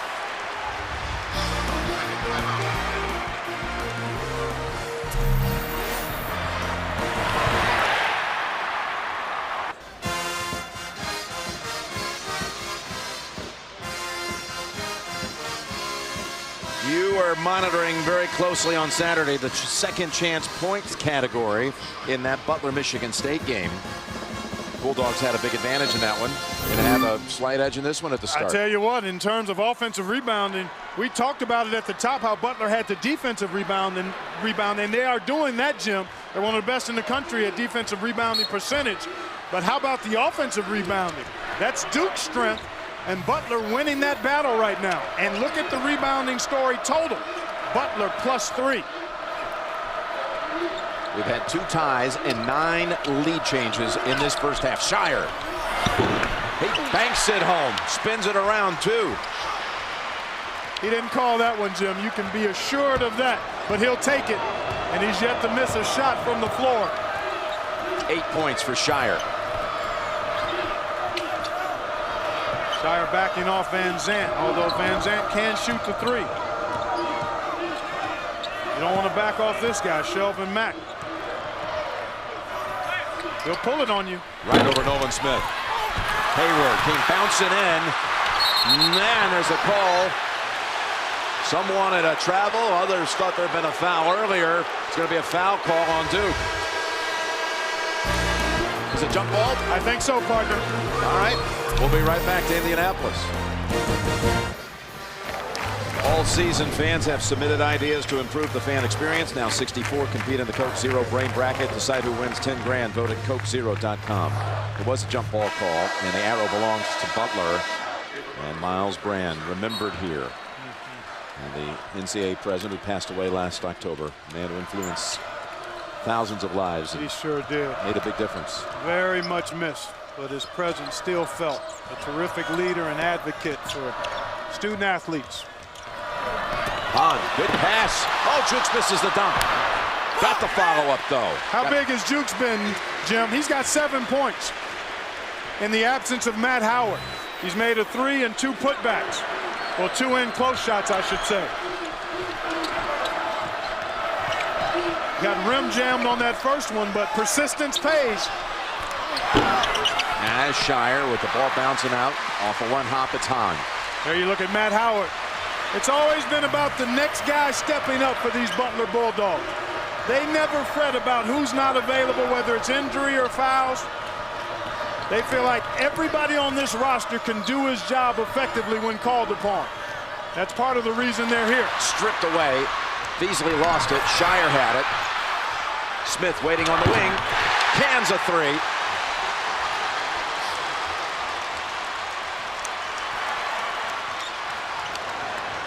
We get that Duke team in transition. And even though it got sloppy for a second, guys filling in spots, and Smith was wide open, waiting for it. Well said, Jim. You're exactly right.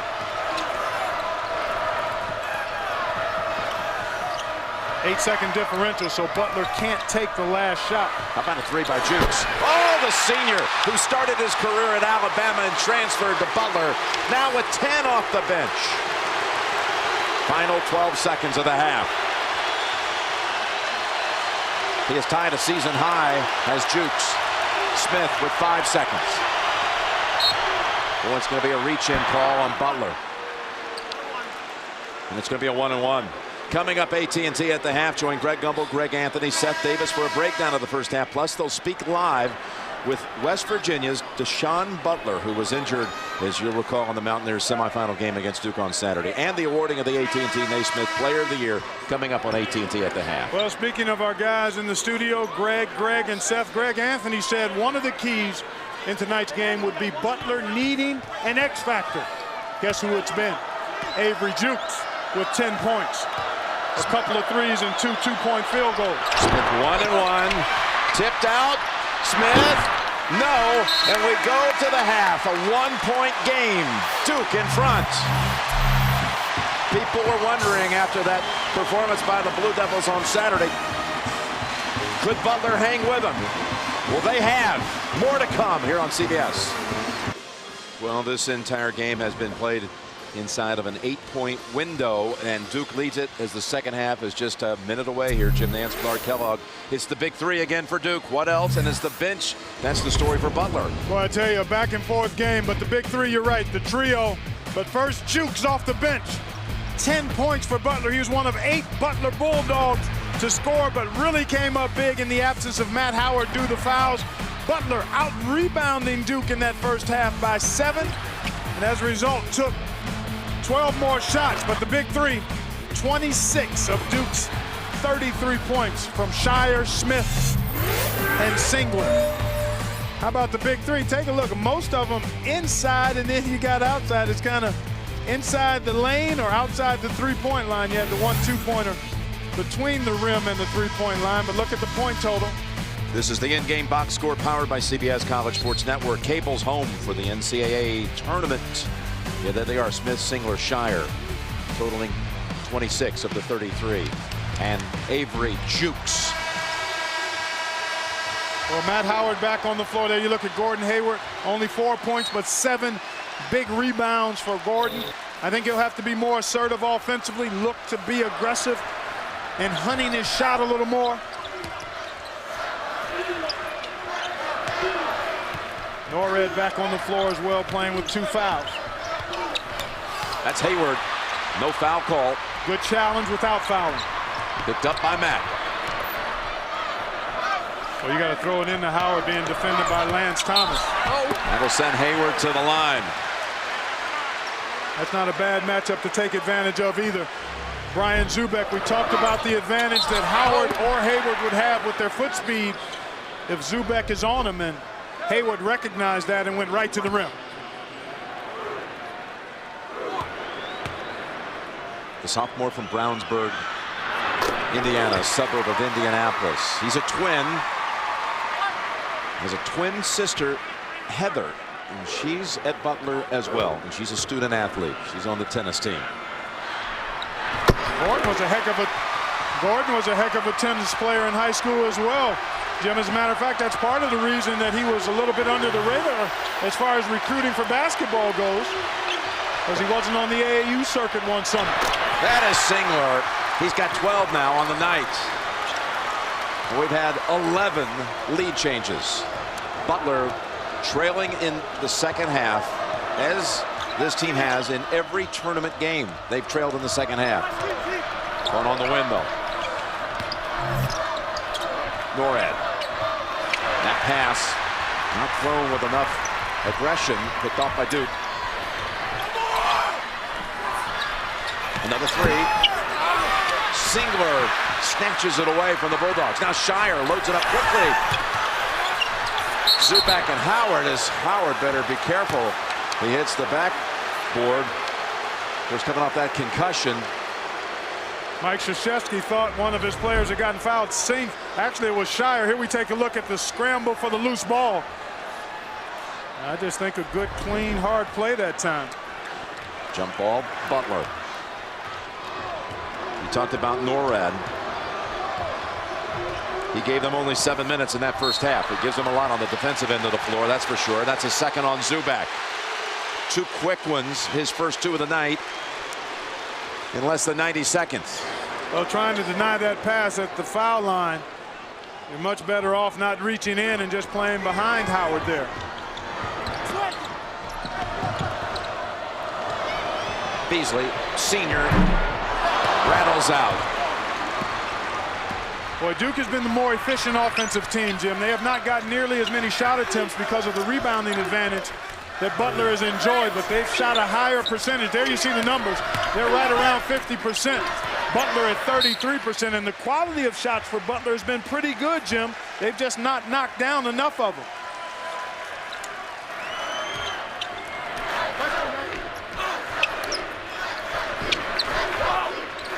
Boy, Howard really battling with Zubek inside. He's got to be careful and be smart. Zubek is not really a threat to look to score with his back to the basket. So just play solid defense and don't get hung up on trying to be ultra physical with it. 2 seconds shot clock. Smith over Hayward, and that's a violation.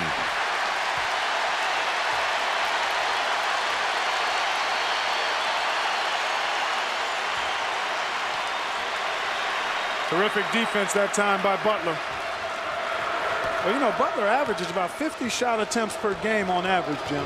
They had 38 shots in that first half. And they're on pace to take over 70 shots in this game, but they've got to hit a better percentage than they do. Oh, there's the percentage shot. There it is. Howard. You're right, sitting down in the low post. His first field goal of the game. And he and Zubak both battling, both with 2 fouls, away from the ball. Singler. Zubak, hold on.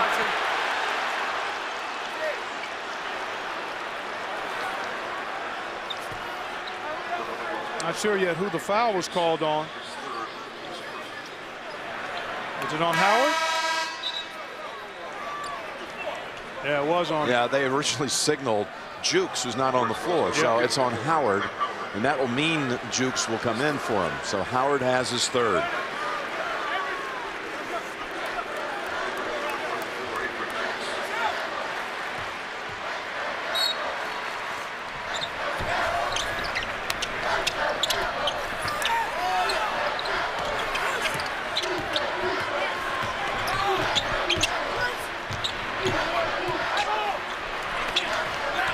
Thomas says, hey, you're not going to respect my outside shot? I'll show you. That's exactly what he's supposed to do.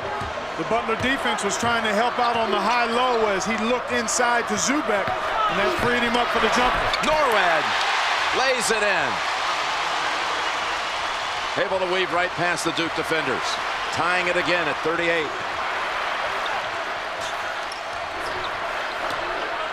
Boy, with Matt Howard not out there to be a post presence, that lane is wide open for Butler. I think Matt, Hayward, and Norred have to really be aggressive in looking to drive against Duke's defense. Boy, look at Jukes fighting the bigger Zubek inside. Thomas. Not this time. It's Zubek with another offensive rebound. Sets up Shire. Thomas on the floor. He traveled. Masters Live streams exclusive video of Amen Corner Live, 15 and 16 Live, featured group live, plus Masters Extra showing bonus coverage of the entire field. CBSSports.com/Masters Live and Masters.com.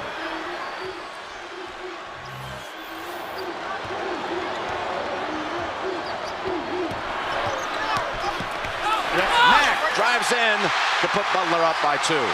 See, I think that's what they've got to continue to do. Duke is having a tough time dealing with the spacing, the lane being open, and the ability of Norred, Mack, and even Hayward. All of those guys are excellent drivers. Mack's first field goal since 9.5 minutes. We're on the clock in the first half. Shire to Smith. Thomas. Every pass challenged. Smith. Wow, tough shot. Extremely tough. Well done by Nolan Smith. That's playing with poise and physicality. You got to play through contact tonight, Jim. Those little bumps are not being called. That's off Norad's knee, and that'll bring the teams to the benches. 40-40. Singler, the top gun for the Devils. All season fans have submitted ideas to improve the fan experience. Now 64 will compete in the Coke Zero Brain Bracket. Decide who wins 10 grand. Vote at CokeZero.com. Mike Krzyzewski in pursuit of his 4th national championship. He won his first here in the Circle City in '91. Then again in '92, had a 9-year stretch before he won it again. That was 2001, and this would be another 9 years if he's able to get it tonight. John Shire was at that game when Duke won it in '01 up in Minneapolis. He was there as a guest of Michael Wright on the Arizona team, cheering for the Wildcats, cheering against Duke. Little did he know he'd end up playing there one day, in fact, playing for a championship for him. Ironic.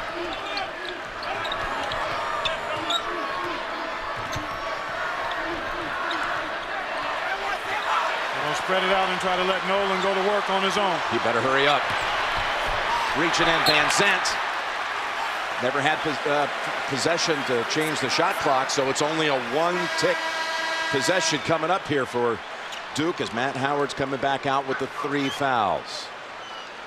They know Duke is going to try to put this one up quickly. They have to, so Brad Stevens trying to get Howard in there to be a big body to help on the glass. Lobs it.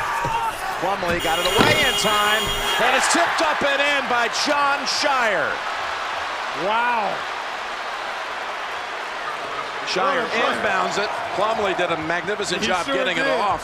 He sure did, Jim. I mean, he threw a sweeping hook, didn't he? From about 12 feet that hit the rim. Then Shire, after he inbounds it, goes right to the hoop for the follow-up. Gives Duke the lead. Howard working on Plumlee, puts it up. Tipped up, no. That's his 4th foul.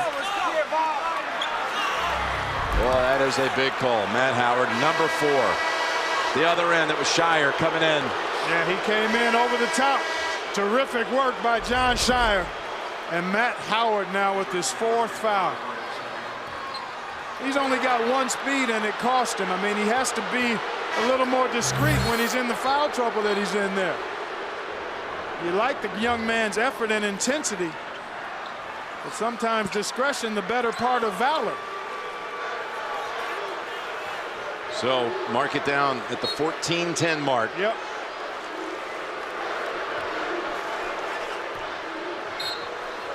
Well, one thing you've seen with Howard not on the floor is that Jukes is a guy who forces Zubek to get out of the lane because he can shoot the 3. And as a result, the Butler perimeter players have been able to drive to the basket effectively. Shire over Van Sant. Norad, an impressive rebound. Wanting to run the floor, no one to help out. Takes it all the way, swatted away Singler. Great help by Singler. That's the second time he's done that tonight, Jim. Yep, pair of blocks. Beasley taking on Singler here, whips it to the corner. Norad all set, hits the three, and Butler leads by 1. How about this kid? Not known as a three-point shooter, not a great foul shooter, made 2 big ones against Michigan State.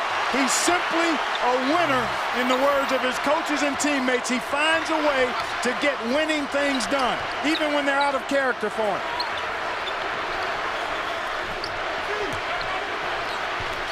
And that's Hayward fronting Singler, but it's off Butler. Duke doing a nice job this half on the offensive glass after Butler was enjoying a huge advantage in half 1. Duke with 5 offensive rebounds in this half, Jim. Shot clock at 14. That's going to be on Jukes. Well, that's just a case of not being on balance, and that's what Norred is telling you. Third foul on Jukes. Wow. That could be large, Jim. They don't have many other big bodies. Got Andrew Smith, the freshman. Yeah, he's the only guy that's actually... Singler step back 3. Caught him napping. Excellent work by Duke. They caught Butler napping just a bit, and it cost him a 3. 15 for Singler. Timeout. Duke. Tonight at midnight on the CBS College Sports Network, catch press conferences, reactions, expert analysis on NCAA March Madness Central, engineered by GMC Sierra. What a game Kyle Singler's having. 15 points, 7 rebounds, pair of assists, 2 blocks. His parents in from Oregon. His father right there in the middle, former quarterback at Oregon State. That's Big Ed, and his wife Chris, who was a basketball player at Oregon State, and also caught a glimpse of his younger brother EJ, who's playing ball, started a number of games this year for the Oregon Ducks. Well, Jim, Duke starting to assert itself on the offensive glass this half. They've taken 12 shots to Butler's 7 here in the second half. There's Jukes, he can shoot it down. The ball fake gets him in the lane, and Zubek got there late. And it's his 3rd. Gotten there a little earlier. Could have drawn the 4th on Jukes.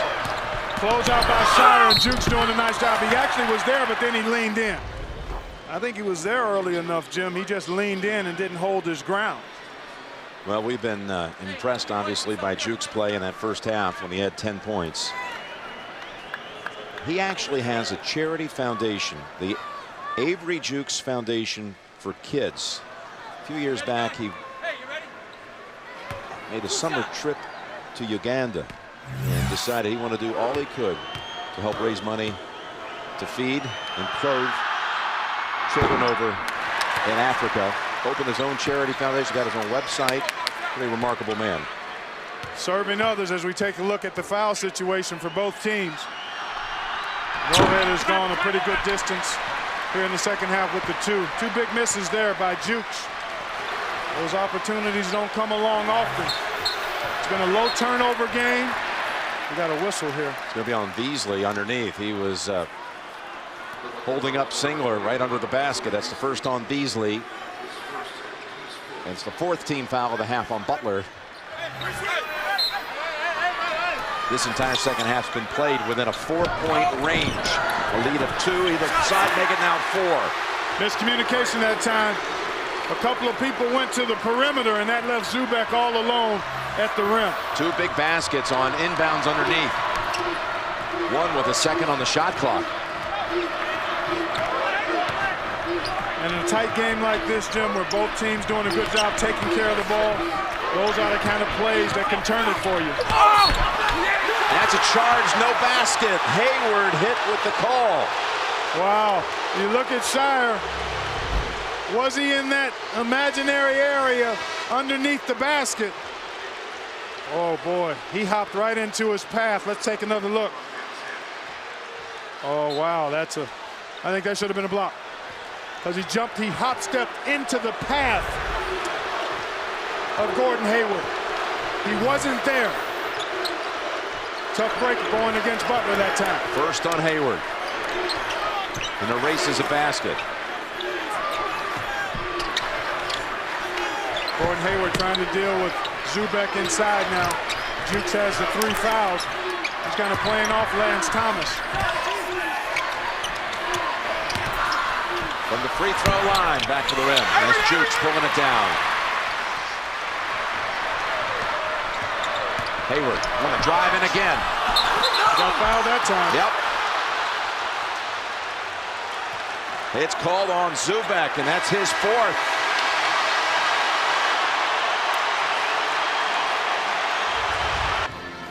Jim Nance and Clark Kellogg back here at the title game. There's Brian Zubek. He's picked up all 4 of his fouls in the second half. He has all 4 of Duke's fouls, in fact, since halftime. And on the other side, Howard been sitting since the 14-10 mark with his 4. Hayward at the line for 2. Well, both of these teams have left a little cheese on the line, Jim. Butler only 3 of 8. Duke 4 of 9 so far. Hayward. Well, his family thought he's probably going to be bound for Purdue. Both of his parents, do you see him there? Gordon Sr. and Jody, and there's his twin sister, Heather, on that tennis team at Butler. Hayward got a phone call this week congratulating him for going to the Final Four from Andy Roddick. He couldn't believe it. He was sky high about that. As well he should be. A guy who's played high school tennis at the highest level getting a call from Roddick. Thomas. Over Jukes. Nicely done. Very assertive move by Lance Thomas, who rarely looks for his own offense. He's a guy that does a lot of things, and it's not always in the points category. The glue, what they call him. Here's Hayward again. He thinks he can go inside now. It's 3 straight times, and he's earned 2 more free throws. See why USA Today calls The Mentalist incredibly entertaining and terrific. Don't miss a new episode Thursday, only on CBS #1, America's #1 network. Miles Plumlee charged with his first. Well, Brad Stevens has to like what he's seen from Gordon Hayward the last 2 trips, Jim. Looking aggressively to take the ball to the basket. And without Matt Howard on the floor, that lane is wide open. Butler going small now. Yeah, big time small. Jukes is out, and Howard, of course, still sits. So that means they've got to gang rebound and really block out. You help yourself defensively when you're small if you can really pressure the ball and make the offensive team uncomfortable. Then you've really got to be like pit bulls, blocking out and attacking the basketball on a missed shot. Hayward 6 of 6 at the line. Singler can get his shot over Van Zandt anytime he wants it. Smith takes the shot. It's Norad underneath with Plumlee. And this time the arrow to Duke. How about Norad? That's the way you go in there after a loose ball, like you want it and like you're hungry. Look at this little fella get in there. He timed it perfectly, Jim. Sometimes people think rebounding is about size and positioning. Those things are important, but a lot of times it's timing that supersedes all of that. When do you get there? And how aggressively do you get there?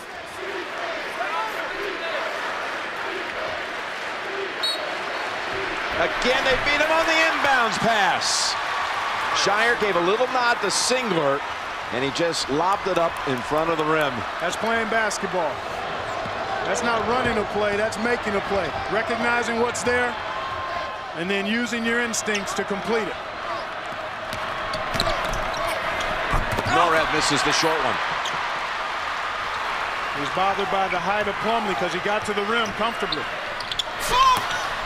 Ball tapped out by Beasley. This is 3 times in the second half. Duke scored on just a short toss inbounding underneath. And in a tight game, Jim, that was an excellent recognition. There you see Shire looked off the defenders a bit, but Singler knew exactly what he was going to do. And Van Zandt, I mean, even if he knew that pass was coming, he wouldn't have been able to do much with it because he was giving up about a foot. But you know, in a tight game like this, Jim, it comes down to free throws, turnovers, and sometimes out of bounds plays that you score on. Shire, and it's Mack The biggest lead of this game, either side, was 6 by Duke. Mack cuts it down to 2. He can get his shot, can he? He uses that strong body to get that defender off of him. He does it legally and efficiently. And boy, Butler's had tremendous success driving the ball this half. Smith lost it on the drive. Loose ball picked up by Hayward. This place is electric. No one's been able to pull away. Every single possession challenged, and a foul call against Duke.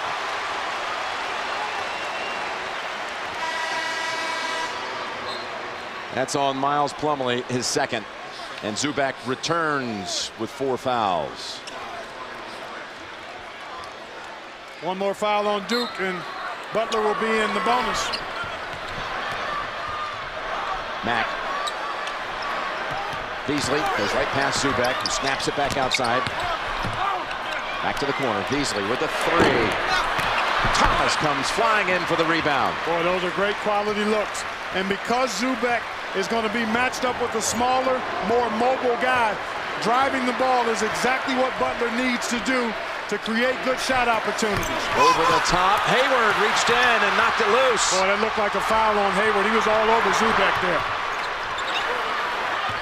Driving. Here he goes. That's the right play and an excellent recovery by Duke defensively that time. Unable to finish it, but confident he can take it right to the basket now every time. Well, Zubac can't guard him. Not away from the goal.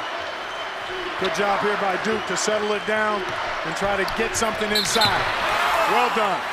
It's a foul first against Van Zandt. That's a good job of slowing it down, recognizing where your mismatch is. Singler being defended by Van Zandt, who's giving up close to a foot to Kyle Singler. And now both teams 1 foul away from being in the bonus. 6 on each side. Hahn comes in. Hayward goes out. Mack also going out. Well, partner, to this point, it's been everything we anticipated it might be. Hard fought, close, possession by possession. Everything and more. Yep. That's Shire. Count the basket.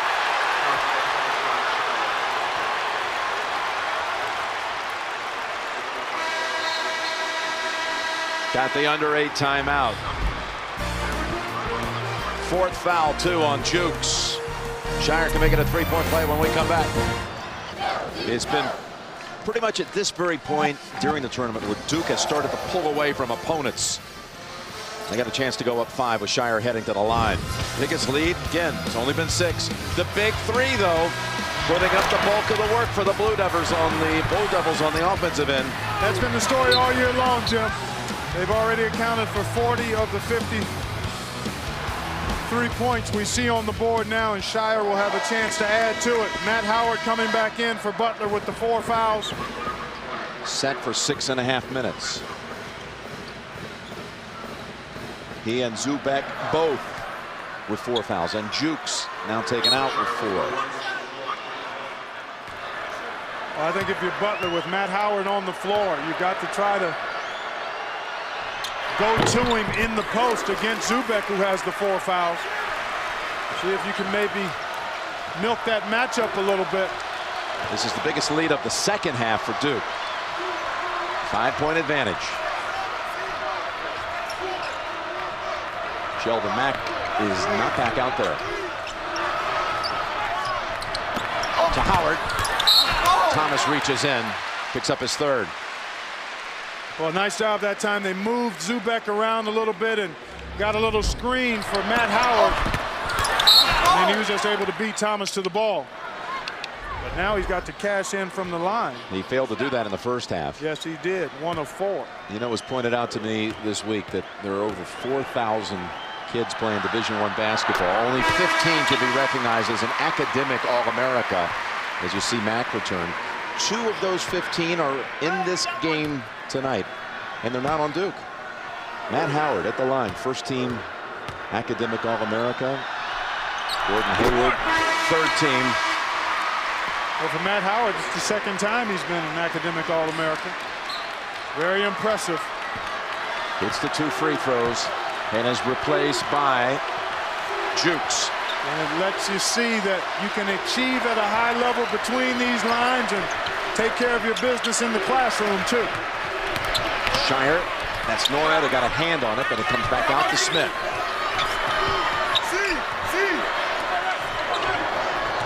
Going to switch off. Just to help and recover there. An extended help by Jukes. That's going to be Norad with the push. You know, he was looking for that screen because that's what Duke likes to do late in the shot clock with Shire. They'll run Zubek up to that foul line area to set a screen or the three-point line, and I think Norad was trying to anticipate the screen, shifted his body one way, and then Shire went to the right, and Norad was out of position and committed the foul. Howard. See, he's looking for the screen, and now Shire, recognizing that, goes to the right. That's just another good, smart play by Shire. 1-and-1. Howard came back out onto the floor.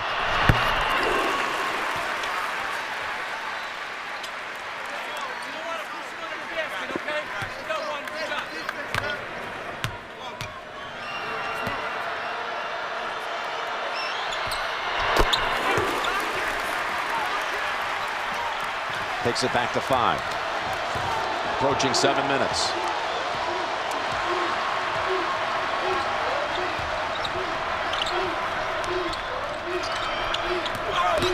Mack coming in. Blocked. Singler. Singler's 3rd block of this game. And that may have been his best. He was out, he was beaten.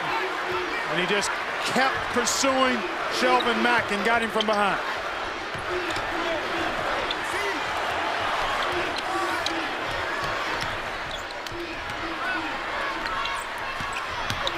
Thomas, ball came out.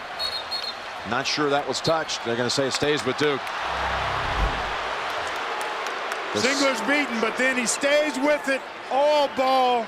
Terrific work by Kyle Singler. Duke's killed him on the inbounds. It's 13 seconds on the shot clock. They've had a size advantage on those baskets they've been able to get other than Shire's tip in. 6 on the shot clock. Howard better be careful. Smith gets past him. Hayward tips it over to Mack. Good job.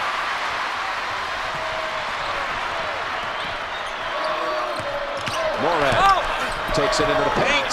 Put it up too strong.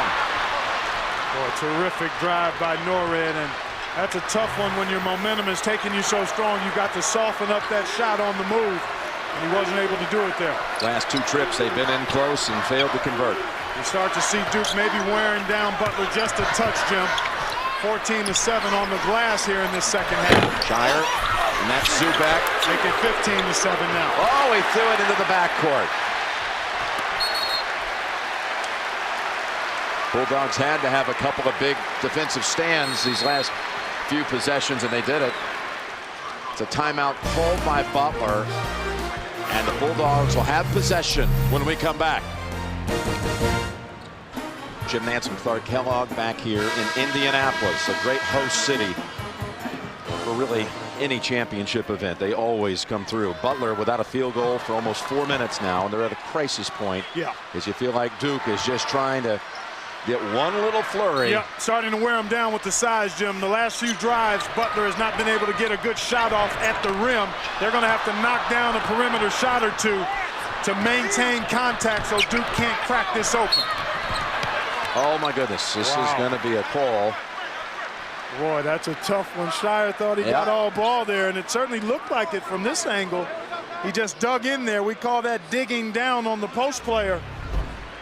Watch Shire, he's going to dig down. Oh, he did get his arm. He got all he did. Yeah, he didn't touch any basketball at all, so good look at it. 1-and-1 for Howard. Yeah, he knows he got it. That's a look of guilt.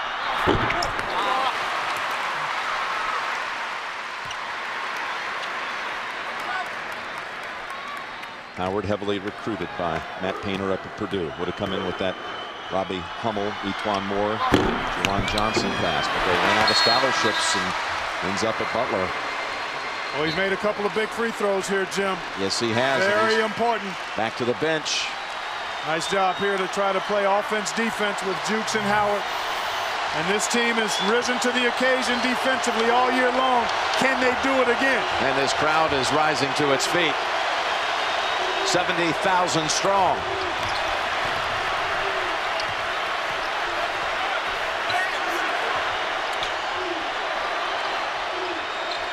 Singler, who's been a big star tonight. Stolen by Norad. Up ahead to Hayward. Thomas comes in and a big collision.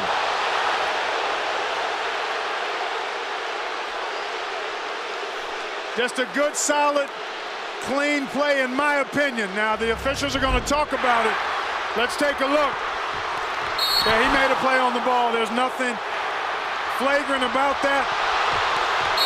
When a guy falls awkwardly, a lot of times the initial reaction is that it's a flagrant. But there's nothing flagrant about that. He reached in for the ball, and it was an awkward fall. It wasn't over-aggressive or excessive contact. It was simply a foul on a high-speed play that led to an awkward fall. Well, they're at the replay monitor reviewing this. It's going to be the 4th foul on Lance Thomas. Yeah, I really think he's reaching in for the ball. They get their arms tied up.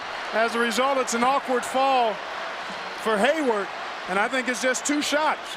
That's it. And walk away with that decision. Not flagrant. And that's the right call. His mother, Jody, Father Gordon Sr. 2 for Hayward, who's 6 for 6 at the line in this half.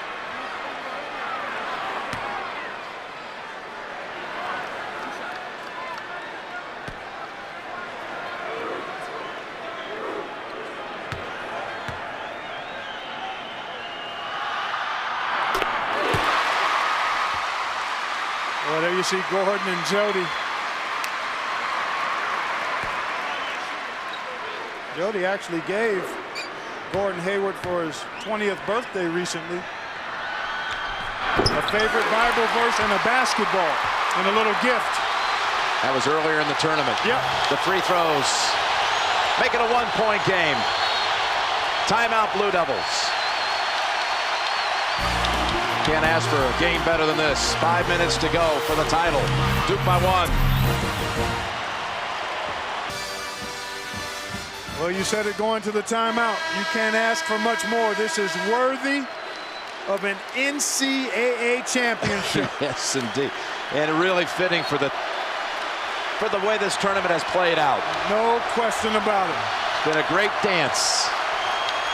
And now it's about which team is going to dance best over these next 450.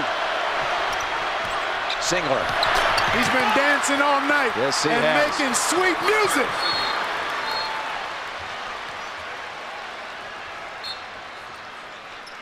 Another timeout called. I think it may have been Butler there, Jim. Timeout, Butler off the Singler make.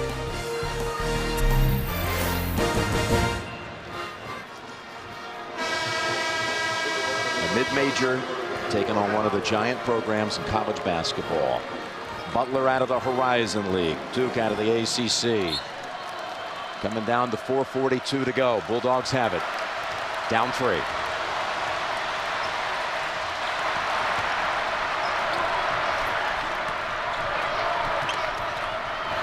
Off the knee of Norad, or did it touch a Duke player? Well, they're going to say it didn't touch Norad last. Hayward pulls up, puts up a high arching shot, and it bounces into the hands of Shire.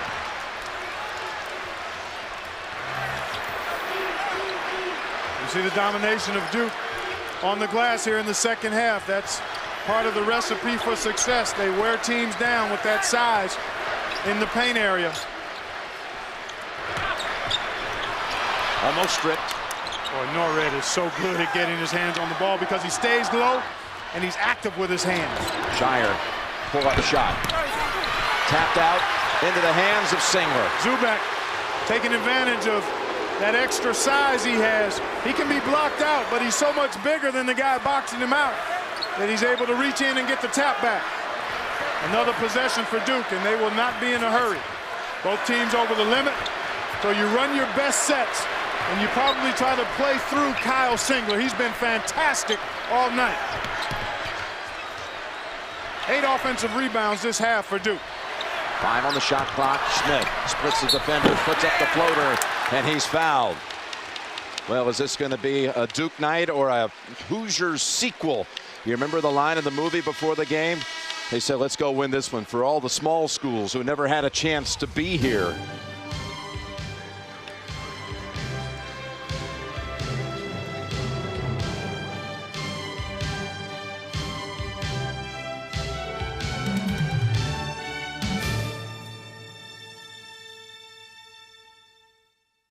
.316 remaining, and Nolan Smith coming to the line to shoot 2 shots.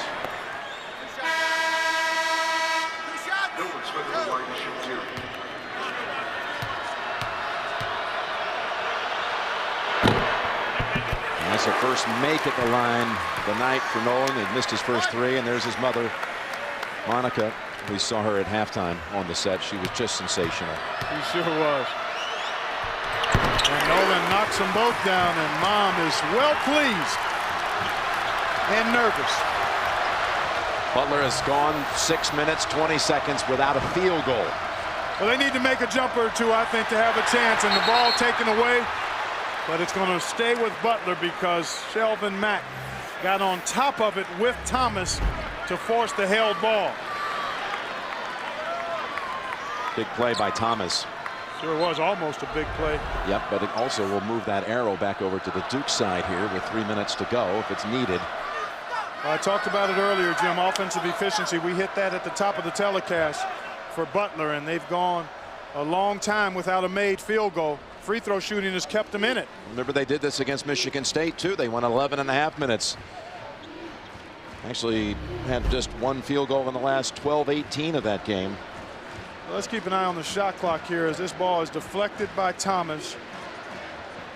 Scrum, tie up, held ball, and the shot clock probably should have elapsed another couple of seconds before it reset.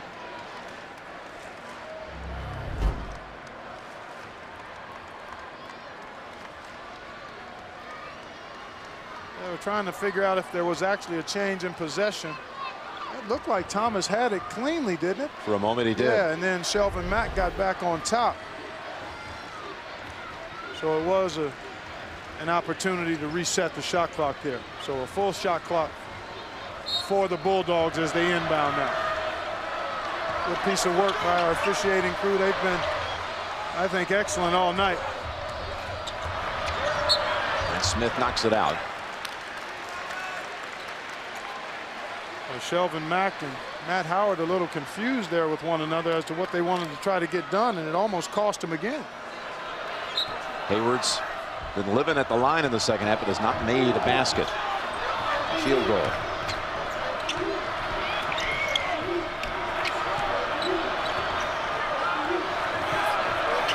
Mack is a big shot maker and taker if he gets daylight. He doesn't need much room. Howard. Mack going baseline, floater, slides off the rim into the arms of Shire. Boy, good look at it though.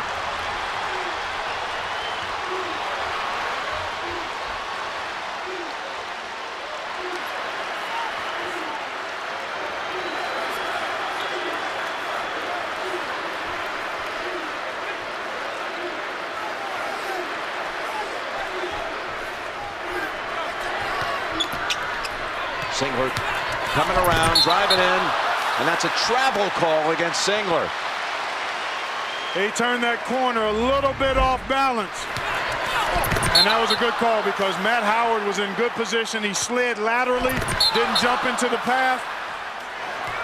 I think that's the right call there. Singler lost his feet, and when you do that, it's a walk.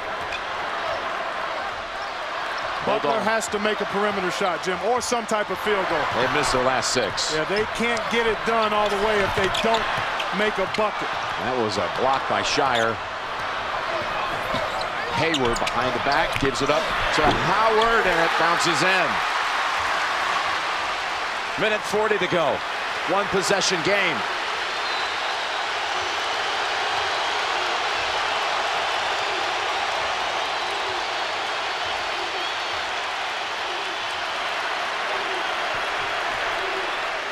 He's been the man all night for Duke. Singler. Smith into paint, lays it up, no, off the rim. Norad and the Bulldogs taken off. To the wing for the tie. Matt back of the rim. Howard comes crashing in. Keeps it for Butler. That's the shot Mac loves. He loves that pull-up three. You don't need it now, though. It doesn't have to be a three now. Just get a good shot. That's a good shot right there. Howard again on the inside. And it's down to one.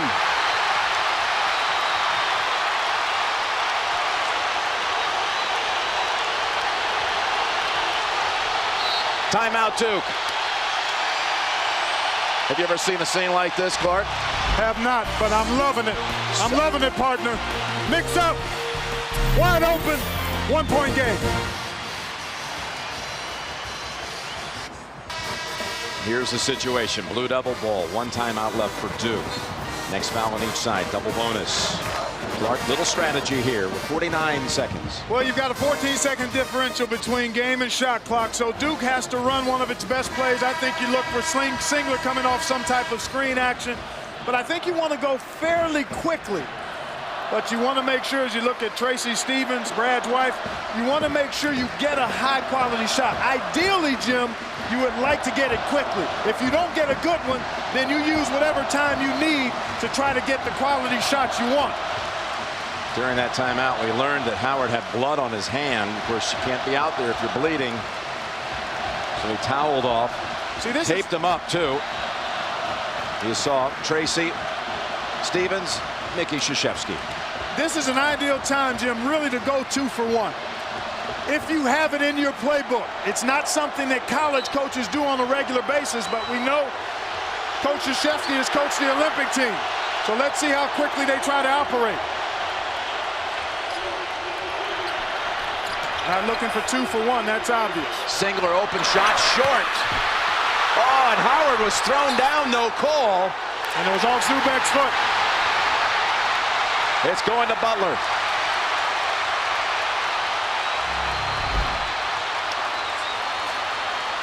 Boy, a lot of hand fighting. Howard flopped a little bit there, and you saw the ball go off Zubek's foot. Well, Zubek did move him a little bit. Howard embellished. But at the end of the play, that ball hit Brian Zubek's foot. Shot clock is off.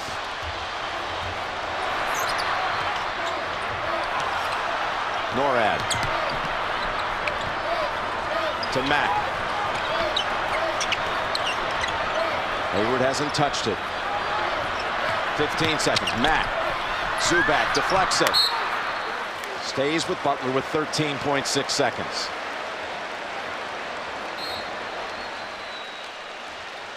Timeout, Butler.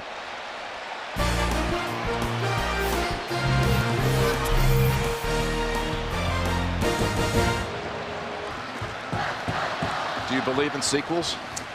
Certainly looks that way, doesn't it, partner? My goodness. That young man right there had a Milan moment. Brownsburg won a state championship with no time left. Hit the shot in the lane. Well, here you're down 1. You have to get a shot up with 4 or 5 seconds ideally on the clock. Look at Hinkle Fieldhouse, packed, 12,000 strong. Capacity is 10,000. Because you want to give yourself a chance, Jim, for a putback. And even if you don't convert, perhaps a quick foul to stretch it out. But I think you've got to try to get a shot up, especially as good as Butler is defensively. I think you try to get it up right around that 5, 6, 7 second mark. Give yourself a chance. If you don't score to tip it in, then you've got a chance to immediately foul after that. Zubak is going to guard the inbounds pass. Biggest guy on the floor, going to try to bother the vision of Hayward. Pretty good move. You got to set your screens. You don't want to throw that ball into the corner if you're Butler. Okay, here we go. Hayward needs help, has to call the timeout. That's a tough spot to get it inbounds yes, because it's so tight to the corner. Strange angles. Zubak with that big wingspan made that difficult for Hayward to see any kind of seam, and now they've changed the inbound thrower. It's going to be Howard instead of Hayward. Well, it gives Hayward a chance to be involved in maybe screening and catching the pass. Well, there it is, out to Hayward. Singler defending. 10 seconds to go. He wants to drive behind the back. On the baseline, fadeaway shot. Off the rim into Zubac's hands. 3.6 seconds. Well done. Good shot for your best player. You got it on the rim, and 3.6. You're able to foul, and that would still give you time to maybe have one more possession. Good defense by Singler, moving his feet, not fouling. Challenged by Zubac. Well, that's good all the way around, and it was right on line. Right on line. Terrific job by Gordon Hayward to jump stop and then lean back. But that's outstanding defense by Duke. Yep, with Zubac, of course, with that long arm, too, it made Hayward launch it just a little longer, you would think. Now Zubac, for the whole tournament, 7 out of 12 at the line. 2 shots.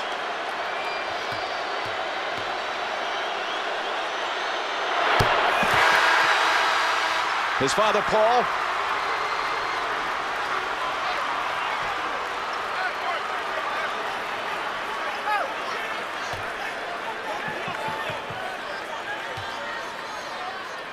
Butler has no timeouts. So they would hope that Zubac makes this. Not going to try. It's Hayward pulling it down. Getting around Zubac at midcourt. Launches the shot. Oh, it almost went in. Almost went in. And Duke is the king of the dance. 2010.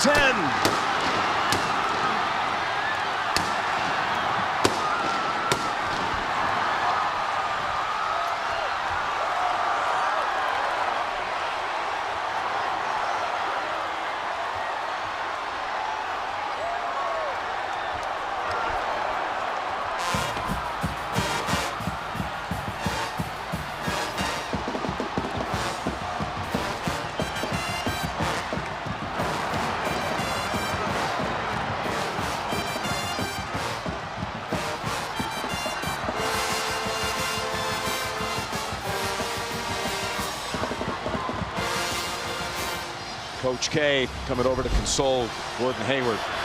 That's the way he snatched the rebound, got past Zubac. Got a screen Singler from Howard. Screen. This look from our angle, dead on. Hard to believe it was that close from midcourt.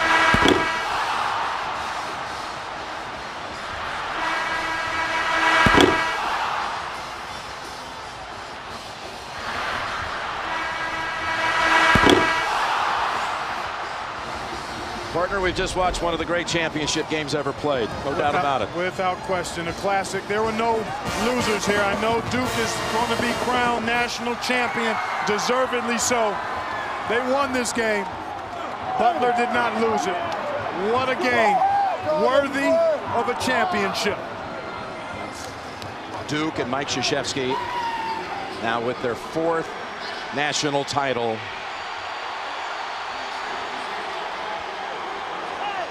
Coach K, there he is. 9 years since the last one. In that span, of course, he led the United States of America to gold over in Beijing, and he'll be America's coach in London in 2012. He so much wanted, though, to come back and give this Duke program another moment like this. He talked often during the tournament when we were around him about how this felt different for him. He has different perspective, very reflective. Now a grandfather of 7. Just an amazing night here in Indianapolis. And once again, Duke and Coach K are the gold standard of college basketball. Wisconsin and Duke. Duke gets to wear the home uniforms. They were the better overall seed coming into the tournament. Both, of course, on the 1 line. And guys, your last thought before tip-off. It's going to be all about tempo. Who can dictate tempo is going to win tonight. And I believe the doubling of the box by Duke is very important.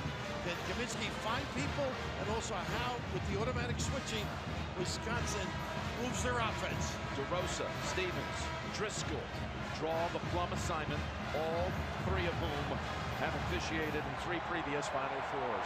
Here we go. What promises to be a special night. Right now, zoom in. Hill. Wisconsin goes.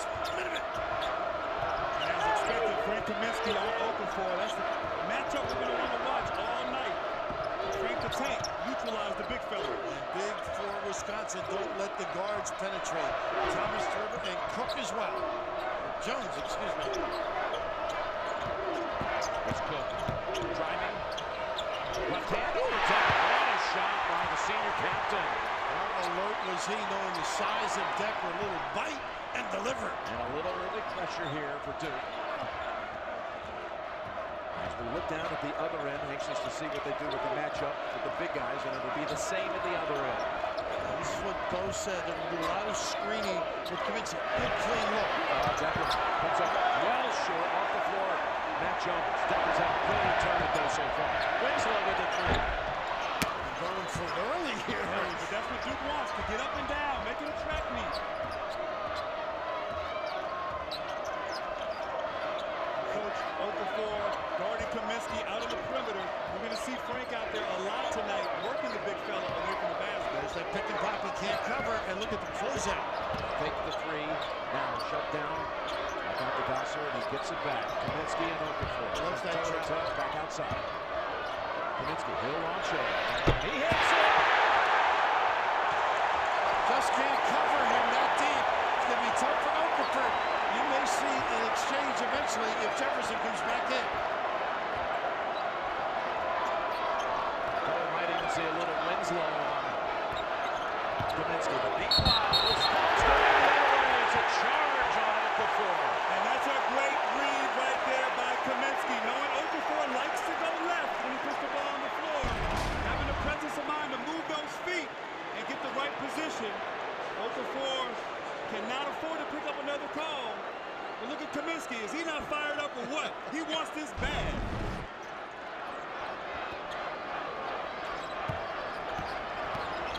Koenig's been solid with the basketball ever since he started earlier in the year. Key, don't turn it over. They don't foul. They are basic. Koenig did not have a single turnover against Kentucky. Hayes. Gasser to the spot. Outside Decker. Back of the rim.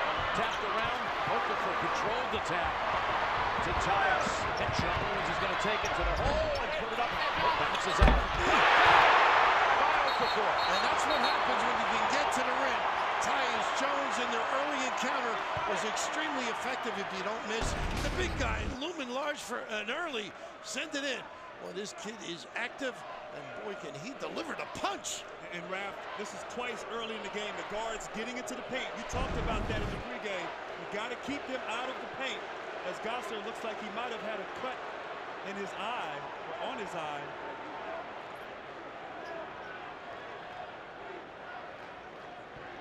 It looks like maybe a little bit of a Hook in the eye. scrape, yeah. In other words, Hayes missed, and then that's where he took the hit. Inadvertent by Winslow. Gasser somehow, that was some play that almost led to a three-point basket. Decker had the open look. He's had 2 shots from 3 already. and that's his game. Anything you can do. And this is the luxury right now. Jackson being back. He got his legs the second half the other night, and now ready. A great rotation. Right you are, Bill. He missed 19 games to Trayvon Jackson, but they needed some depth at guard position. They got him back just in time. They got him at the regionals. He went 12 minutes the other night on the floor against the Wildcats and was productive. Nice job by Justice helping out. What, they got Hayes? Hayes came down, and Matt Jones takes it away for 2. Winslow, so tough in the open court.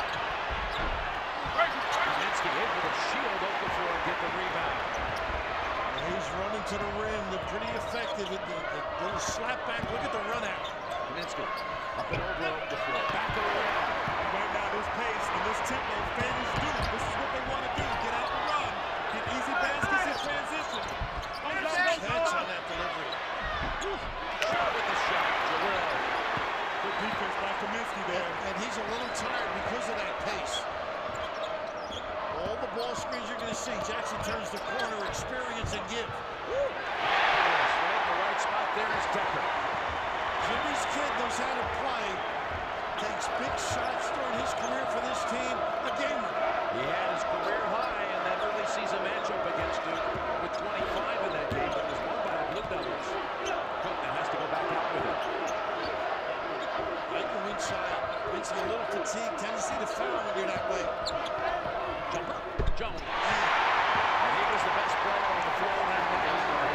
Purdue was Tyus Jones. He called it his best performance of the season. He had 22, leading them to that 10-point victory. He's got to be aggressive tonight for the Blue Devils. Looking for his game, not being such a facilitator, but being aggressive with the ball. And that gave me a 4 assists. Look at this kid handle. Blocks with Hayes. Doesn't go. Look at this competition. I think it was off fading. Good call. We've had 4 early lead changes. First break, took up a point. The ability to penetrate, get to the rim. The big fella with the body block. The little knockdown. Tyus, big of heart, big of game.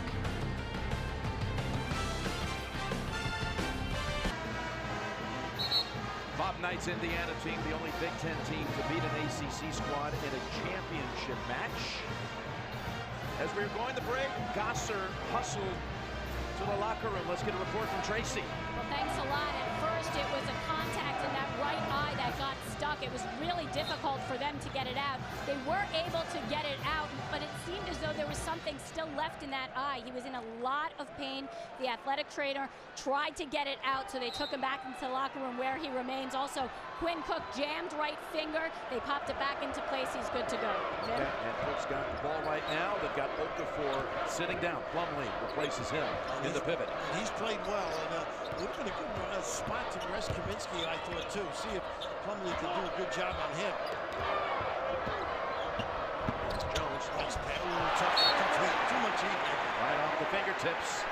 Right idea. Duke a different offensive team when Okafor's not there, but a lot of driving and penetrating from the perimeter, from the guards. They're going to have to be aggressive with Okafor on the bench. Plumlee unable to grab hold of that one. Indiana kid from outside of Indianapolis, from Warsaw. Here in this city, his older brothers won a championship with Duke back in 2010. He does a much better job on ball screens on Kaminsky. Since he's going to have to loosen him up with the bounce. Mismatch now. Matt Jones on Kaminsky. And look at the help by Justice and the communication. Hayes from the wing. Gets the 3 to go. And you mentioned the X factor. He was free in the post a few times. So if he can make that outside shot, what a boom. Matt Jones. Decker able to cut him off.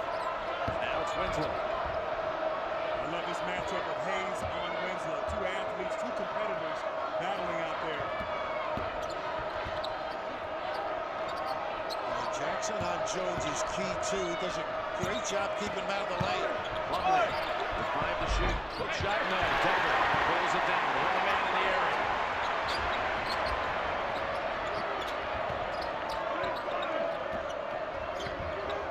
Use all the floor. Nice cut. Really spreads you out. Look at this ball. Right around Plumlee, and he's fouled on the shot. And he's upset he didn't make the shot. How about that? That size, the agility to put it on the deck, and Plumlee really reaching for the stars here. And the blow by the big fella, number 44, to the 10. How about that little whack at the end? Nothing else you can do. His footwork is just amazing. Sure it is. Makes him the player he is. Tomorrow night, Notre Dame and UConn square off in the NCAA Division I Women's Basketball National Championship. For more information, go to ncaa.com. Duke has come onto the floor. Meanwhile, coming back to the bench area is Gosser. And Frank Kaminsky, just so many problems because he shoots like a guard, he handles like a guard, and he gets those bigs out there and he can go by him. So, tough task for the Blue Devils trying to contain Big Frank the Tank. Jim, that's why they went to Okafor inside. You got to make him work on this defensive end. Punish with that big body. Okafor set for about 2 minutes. Winslow, top of the key. And boy, has his outside game developed as this tournament's marched on. He sure has. You can't go under and hide. He'll drill it. Gosser and Decker will be checking in on the next whistle as Jackson swings it out to Duke. And the senior is able to knock down the 3. And that's what Jackson does. He can turn the corner, get into the paint, and create for his teammates. What an asset the player just go left. You got to make him go the other way. She's out there. And staying at this end. D.A. Duke can just get those puppies organized. Dribble drive. about this? Some nylon from deep, 6'10", able to convert. Tough closeout for Jefferson. I tell you, when they get him started early, he can be an X factor too. We've seen him come up with some big games as Gosser's back in there again. Nice Tucker kick. also, and that's all about Okafor once they set that up. Cook is so good at curling, finding, and delivering. Jackson outside. Good give back now here to Hayes. He can really be forceful and strong if they come double. They got the nickel dimer banging inside. Jefferson. For both teams tonight, it's been about driving to the basket. Cook drawing so many defenders. Might be the easiest basket Okafor is going to have all night. But keeping the guards out of the lane is going to be the theme for both teams. Jackson's really been solid with his dribble and fine. This is tough right here, I think. When they come, look at that. Trying to get Okafor to commit, maybe even pick up a second foul. Grayson Allen on the court now for Duke. As Decker comes back out. Jackson driving. 12 on 12 on. Lost control of it. Trying to do too much. Here's Allen driving it at Kaminsky. Freshman from Jacksonville is on the board. He had 9 big points against Michigan State Saturday. He is maybe one of the most athletic kids out on the floor, but that gap defense that time, everybody staying at home. Terrific, playing the passing lane. Jackson again. Blocked. And that's off Duke. How about that hustle? And Justice Winslow on defense, getting it done. 2 possessions in a row. Causing Jackson to turn it over, and Grayson Allen getting out in the open court. They're going to need him to continue to be big tonight. How about the concentration, the athleticism to finish? Winslow with 2 blocks in this game. As they pull Jackson on the Wisconsin side and return Kanan, who's handling it now. And they love to keep Kaminsky outside when Okafor's on the floor. Everybody can do some damage on dribble drives and find him. That's his favorable dice cut. Decker unable, though, to get hold of it. And Duke has the takeaway. 3rd turnover by the Badgers, who commit the fewest in the land. You get the feeling they've been well scouted, both teams. And they know what everybody's going to do. Decker great without the ball. Allen now able to penetrate. Tough angle. But he'll be shooting free throws out of the break. As we were going to break, the foul was on Gosser, and that's the first foul by the Badgers tonight. Sends Allen to the line for a pair. The freshman who was the first of that decorated class to commit to Duke out of the Providence School in Jacksonville, and he spent his first 2 years at the high school level just hoping to do something to get noticed by Duke. He wanted to play for the Blue Devils. Remember Mike telling us the other day he's going to be a great player as the year progresses, no question about it.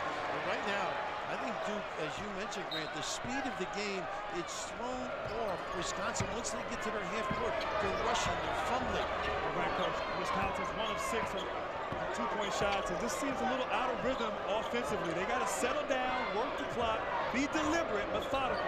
That's how they play. We also saw J.J. Watt, remarkable defender for the Houston Texans, a proud Badger. As Decker. Overhead, opens up, the dive, Dewey can do. Tell me, Jukin hitting that first shot from 3. He could be a big part of this as Okafor is able to win that battle. Keep going there, champ. Just pound it in. He's loading up real low.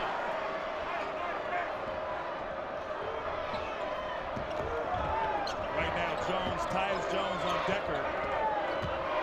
Duke switches so much, takes you out of your rhythm a little bit. So we see the ball moving more right now with this team. Passing, cutting. Now they've got 8 to shoot. Here's Kaminsky. They're not slowing it down.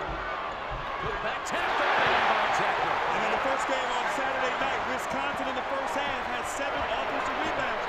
Duke has got it blocked out against these Badgers.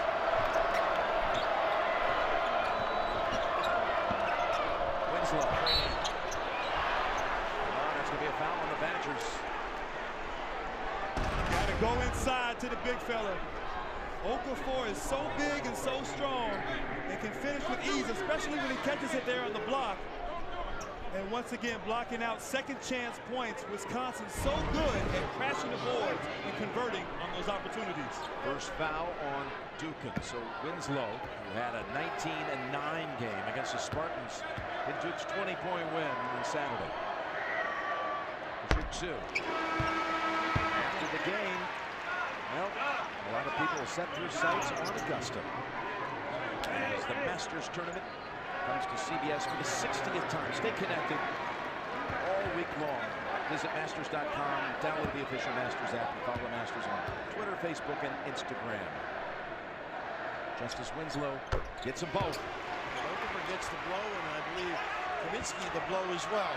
That gives him a little bit of an opportunity. Match. Second time that Okafor got a little rest. First time for Kaminsky. A little bit of a zone in the back here. Justice not playing anybody. And all the dribble drives have opened up the offensive rebounding. Dukin's got a size advantage over Tyus Jones. Does not take the three. Tucker. Only automatic switching. That's going to go against Duke. They got a block on the pass on Winslow. Coach, you were right. Justice Winslow is kind of acting like a free safety back there on defense and was in a position there to help try to get the charge, but his energy and activity, he can guard his man and also be there for help. And Winslow's got to be careful with his foul trouble moving forward. Jim, this defensive scheme, Mike always comes up with something. The earlier game, automatic switching, any back screen, big to small, small to big, it didn't bother them. And once again, Justice just zoning up. Hayes could do some damage against them. They do get it to him. Winslow, who makes the defensive play after picking up his first foul. For that. Look at the angle executed by Clark. And you notice no foul, though, to give him a three-point play. I just love the way Winslow and Clark were tracking that open floor. Reckless abandon.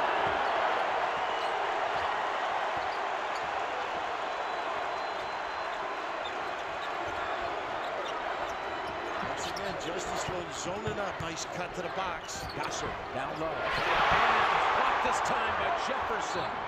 And it's going to stay with the Badgers. Then look out as Cook goes sliding off the end of the court. We talk about leadership, the activity. We mentioned the contribution the other night. Jefferson always a role player. Optimum performance, blocking shots, open offensive rebounds and putbacks. 13 to shoot. Duke has already blocked 4 shots in the first 11 and a half. 3 of those by Justice Winslow, the anchor there for their defense. Brings so much to the table for the Blue Devils on both sides. But foul on the shot. And he's holding his hand. Nice pull-up. Good, solid performance by this kid all during the course of the year. Fouls on Tyus Jones, his first 15 foul. But that's enough to throw you off, even a great performer like you.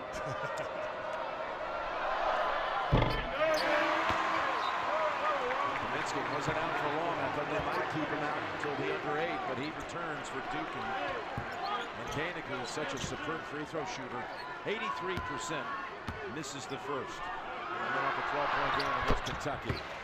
Jim, Okafor in the game now, too.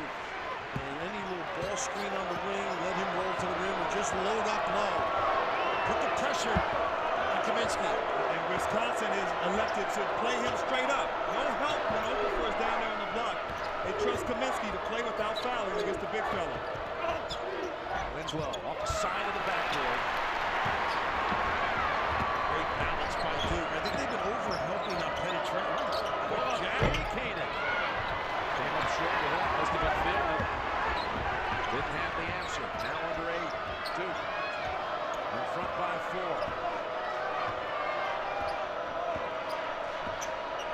Koenig did not look over to the bench. I think he would have had a little gaze by Bo. You think Bo was happy about that position? No, not at all. And Bo knows that. Turn and go. Get away from him. There you go. There it is. Short off the drop step move. Wisconsin with this in. screen, pick and pop. Shooting 33%, the Badgers. Again, the most efficient team in the tournament coming in. That's going to be number 2 on Winslow.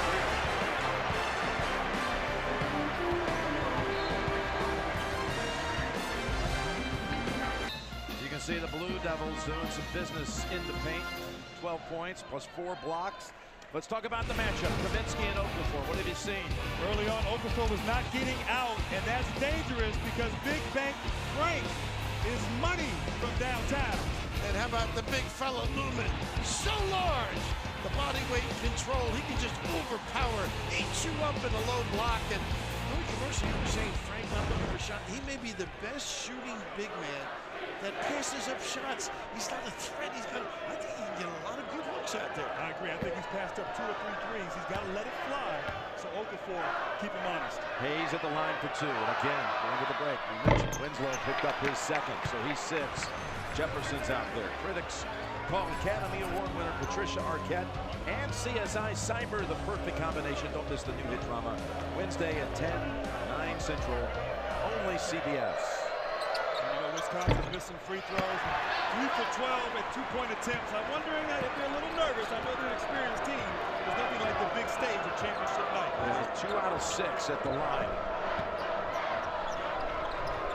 Dribble hands up and he gets right to the box and loads up and banks. Good job by Frank Kaminsky. With Jefferson out there, Nigel Hayes will try to muck things up and help Big Frank on Okafor. They don't notice they're over it. He should bust in the other box when the ball's on one side. Oh, what a shot. I think they're saying, too, he was looking for 3, and they tried to help on the passing lane. Booker made over 100 threes on the season. They rule it a 2 on the floor. Decker underneath. That's blocked by Jefferson. A 5th block for the Blue Devils. As Jones takes it. Boy, he hesitated. And that's a 5th rebound for Kaminsky. And you're right. You think a little bit when you hesitate. Just got to grab it and stroke it. I think you're a little off his game. He's got to relax. Don't try and force the issue. Here he is loading up with the mismatch, and Duke doesn't mind this. Look at the poke. They haven't hit a shot in almost 4 minutes. That's another one for Kaminsky. Jackson. Oh, that was halfway down. Back. Sailing through the lane is Decker. That's what you're going right there, Coach. That's what he's got to do. If you're not ringing the bell, do some damage with your activity. Well, Decker's points have all been in putback situations.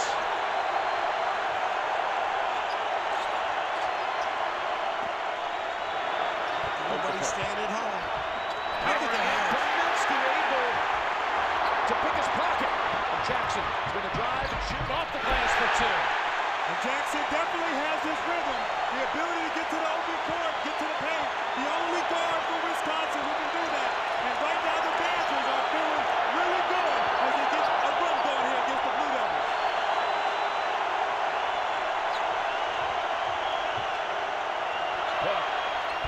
Another round, pulled down Kaminsky. And that's steal by Kaminsky. Okafor's got to protect that ball on that last trip. Be tough on a big fella.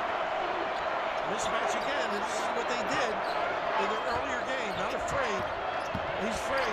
Kaminsky driving in. A foul is called as well.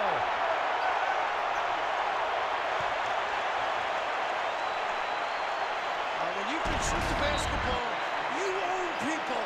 The big fella with the blow-by. And how about the hesitation in the air to draw the contact? Frank alive and well. And a big moment here, Raph. That's the second on Okafor. A 6-point run and a free throw.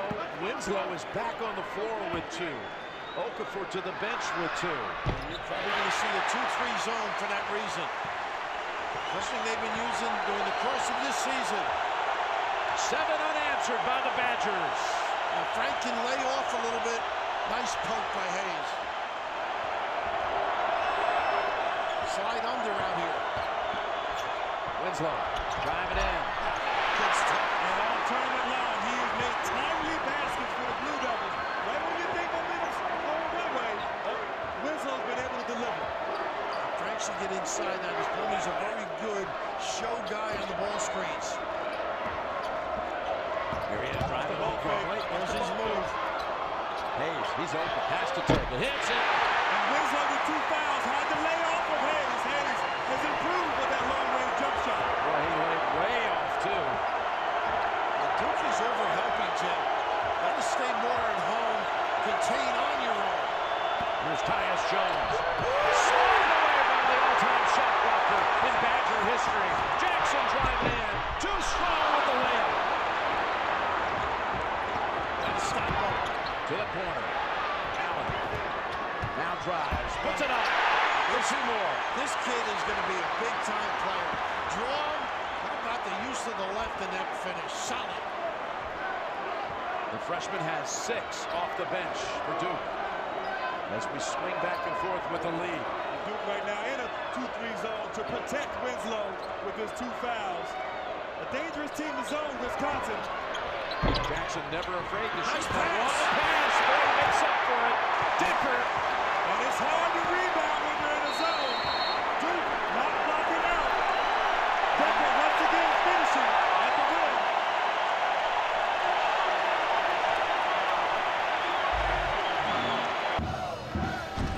11 second chance points for Wisconsin, and as Duke goes to the zone, they don't block out, Coach. And another second chance point for Sam Decker. Well, you're unaccustomed to playing zone as Duke is. You're going to get possibilities, but Decker, one of the best at finding holes and that quick jack, Jim. Mr. Jackson, a little time. That's not their style. We have had already 11 lead changes in this opening half. Best play they run, that little curl. Jones to the rim. If you go with a little suckage, they give it back to Justice. Make it 12 lead changes. And that one was awfully easy. As Duke tries to go to final 240 with Okafor down to 2 fouls and trying to avoid Winslow. He has to stay out there now with his 2. That free throw line area with Kaminsky is the sweet spot against any zone. And he is a good passer, too. Hayes. How about this kid? The confidence from deep. Get them organized. And Wisconsin's in good shape. They only have 2 team fouls. They might give some fouls. I doubt it. They're in good shape defensively. Nice job defensively on Kaminsky again.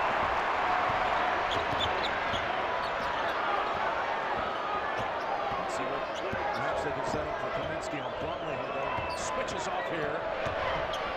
Straight man this trip. Use Hayes inside, particularly with Justin. How they switch it back. Kaminsky's got Allen on him. He wants it. Nice play by Allen. Oh, I thought he got a double tip. Tip off the hands of Duke. Coming out of this break, they'll have 11 to shoot. Nigel Hayes has 8 for the Badgers. We're up to 13 lead changes in the first half. Coming up, AT&T at the half. EJ, Greg, and the guys with their first half analysis, and the winner of the Naismith Award will be revealed coming up on AT&T at the half. The NFL MVP and a member of the Badger Nation has adopted the Badgers. As Decker goes back to retrieve it now, they put Winslow on the bench. So both Winslow and Okafor sitting here with 1.5 minutes to go with 2 fouls. And that's Kaminsky. I just love what Mike has done. Mike Krzyzewski, Okafor resting. You can right in touch with this game. You don't need him. You don't need Justice whatsoever. You got some size now with the 2 bigs in Plumlee and Jefferson. Use a little clock on occasion now. Don't be in a rush. And pass Jefferson. Oh, what a pass to Tyus Jones to Jefferson. How about the pocket pass with a little grace and style by the little guy.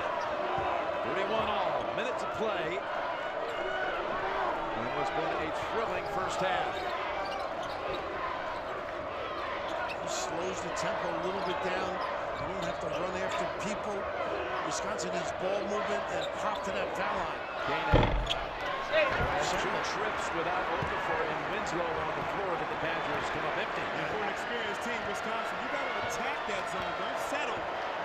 Moving the ball around, just shoot it from the perimeter. Get in there, get into the paint, make something happen. Mike Krzyzewski just stole those last 3 minutes. Yep, got himself right where he wants to be, in control.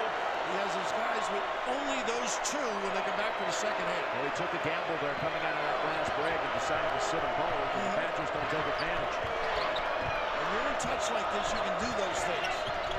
Here's Clark. Over Caden. Spins out. And now with 5 seconds. Tucker looks up. He knows the time. Puts up the shot. And it's short. And look at the defense, almost like Kentucky against Notre Dame. On Grant, 3 guys challenging that shot. They didn't stop playing. Without a doubt, Duke and Coach K have weathered a storm with Okafor and Winslow in foul trouble. Okafor will be well rested and ready to go in the second half. Let's hear it from Coach K. Tracy's with him. Thanks a lot, Jim. Coach, Okafor, Winslow, both with those 2 fouls. How did you have to manage that down the stretch? Well, we have to massage this half. You know, we're driving. We can't get them to foul. And they only had 2 fouls, and we're in foul trouble. And that had a big bearing on the first half. We got to play without fouling in the second half and then put them in a little bit of harm's way. Appreciate it. Thanks a lot, Jim. Well, with a game that went back and forth so many times with the 13 lead changes, quickly fitted. We go to the locker room with them tied at 31. Tie game as the second half is about to commence. What do you take away from the first half and then look forward? Wisconsin's got to guard against dribble penetration. Duke's been able to get to the paint, 20 points in the paint. They got to do a better job. I think Mike Krzyzewski massaged this. That's the last 4 minutes. I mean, he rested those guys. They're ready to go. It's going to be tough because they took their best shot, Wisconsin. They're right there. Okafor played 12 of the 20 minutes, picking up the 2 fouls. Kaminsky had 7 points, 7 rebounds. Okafor 6 points, 2 rebounds. You got to love Big Frank fighting on defense, taking a charge against Okafor, getting down low, stealing the ball from the big fella, block shots, doing it all on defense. Got to be aggressive on offense. How about you, Leo? Just keep going to the big fella. Let him run the floor, get in low post position, be able to finish and dominate. He's too big, too strong, too tough. Go to the big fella. All right, let's go over to Tracy for a report from the Wisconsin locker room. Thanks a lot. I had a chance to speak with Bowen Ryan coming out of half, and he said exactly what he said actually last game. He said they need to play Wisconsin basketball. They can't turn the ball over. They need to take good shots, and the one thing he'd like to see in the second half is he wants to see his team get to the free throw line more. Jim? Well, meanwhile, the Badgers committed only 2 fouls in that first half and did not commit a turnover the last 11 minutes. We have our first tie at the intermission since back in '88, Kansas and Oklahoma, 50-50 at halftime, and it was the 50th Final Four in Kansas City. But now, here we go. 20 minutes that for the majority of these players, and maybe all of them, will never play a more important 20 minutes than what we're about to see. Well, you've been through it. You know what it's all about. It'd be interesting to see to both of us, what does Mike do? You know, Okafor, I think, has got to touch the ball, but I think Kaminsky's got to become more offensive-minded. When Okafor's on him, when he pump fakes, put it on the deck. Don't be afraid to go by, but also look for that shot. I agree. Kaminsky's got to hunt his shot. He's got to will his team to victory. Needs a little help, though, from Decker as well here in the second half. Plus the guards for the Badgers, including Jackson off the bench, the 3 of them, Gosser and Koenig and Jackson, a combined 3 points total. Big first half by Hayes, though. Look at this mismatch, and they've done a good job. Thinking that's what he's got to do. Koenig set up in the corner, and opens the half, burying a 3. Put it on the deck, Big Frank. Be a creator. Point center out there. That size and feel, pretty exceptional. Koenig's first field goal of the evening. Now here's Winslow. Knocking in on Koenig. He's got the size advantage and gets the shot and a foul on Koenig. Well, he got his balance, putting that ball right in his chest. This kid, you've seen him outside and in. Koenig was in good position, but his arms kind of came down a little bit. But Big Frank penetrating as Duke looks to help. The shooters will be open for Wisconsin. Winslow unable to close it out. It's a 1-point lead for the Badgers. And I think Decker will be more relaxed, get his feel, get his flow going. He can elevate, particularly on Jones. We talk about the difference between nice cut. Kaminsky and Okafor had to be careful. Moving without the ball, Big Frank getting behind the teeth of the defense and finishing. Koenig with a terrific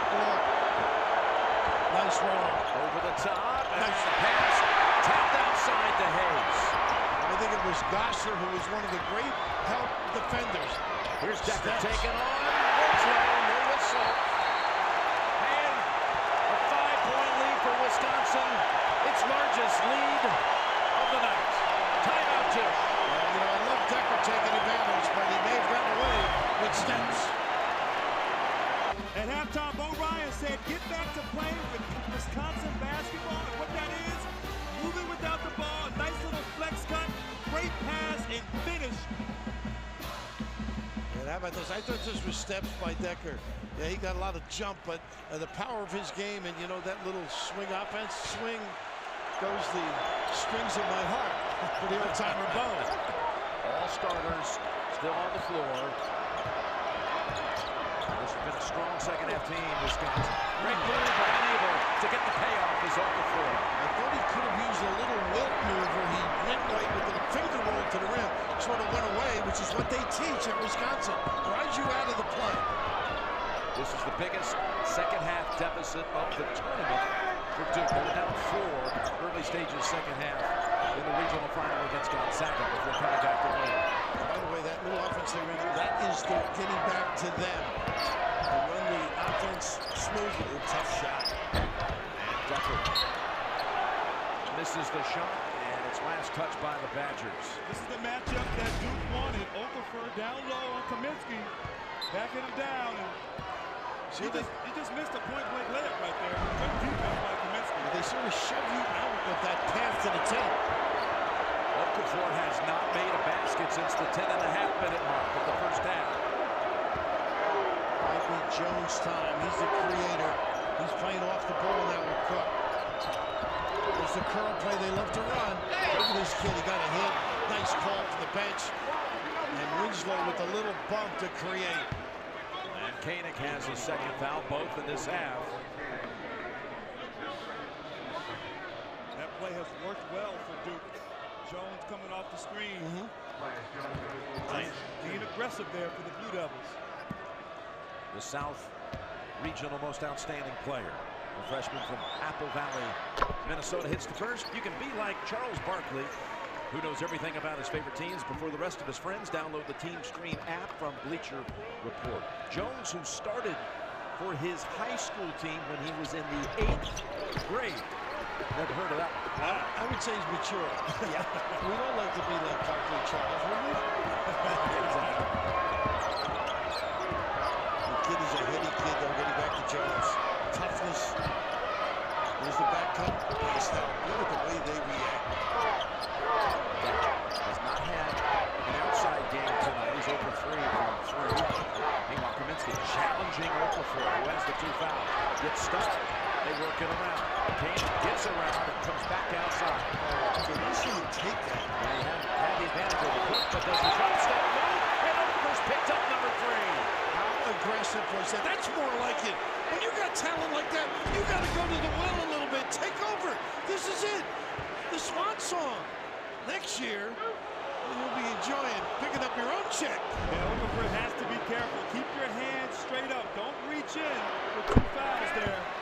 Frank Kaminsky, though, tremendous move. And wonder if Coach K will make an adjustment, maybe go to zone to protect Okafor. But you got to go back at Frank on the other end. Make him work on both ends of it. Well, you saw him at halftime receive the Naismith Award. He's also won the USA Today, the Sporting News, Sports Illustrated, and the AP National Player of the Year. He hits the 2 free throws, and the lead is back to 5. Pretty play, a little bump by Winslow. Boy, poised under foul by the Dukies. Tyus Jones appears to be the coolest of the bunch for the Blue Devils. There's a blow by here. And has to take this. Top play to Campbell. Turned them in. Here's Jones spinning through. And the foul is going to be on Hayes. A really nice understanding of what to do. A little bump right there. The derriere coming to Andy Jones to that rim. And how about this? You gamble with the reach from behind, and you pay with a nylon by Koenig stepping up. First foul on Nigel Hayes. And Tyus Jones most of the season has been the closer for Duke. As Justice Winslow has emerged in the tournament, Jones hasn't had to do as much, but he's a guy that's capable and played big. And they beat Wisconsin up early in the year in December. Dukin comes in. He had 5 first-half points, hitting both of his shots. Great free throw shooter that kid is too. Grayson Allen now doing a little punch here with some aggressive play. Okafor stays on the floor with the 3. You see it, Kaminsky tries to pick up that nice board. pass. Dumps it off Dukin. It's not there. Decker can hit an outside shot. That's the second air ball of the evening. 0 for 4 for Trey Allen. That would have been big. Decker. And it's last touch by. They were about to go the other direction, and it looked like it clearly was off Decker. He was slow to get up. He actually lost his balance there. Could have had that easily.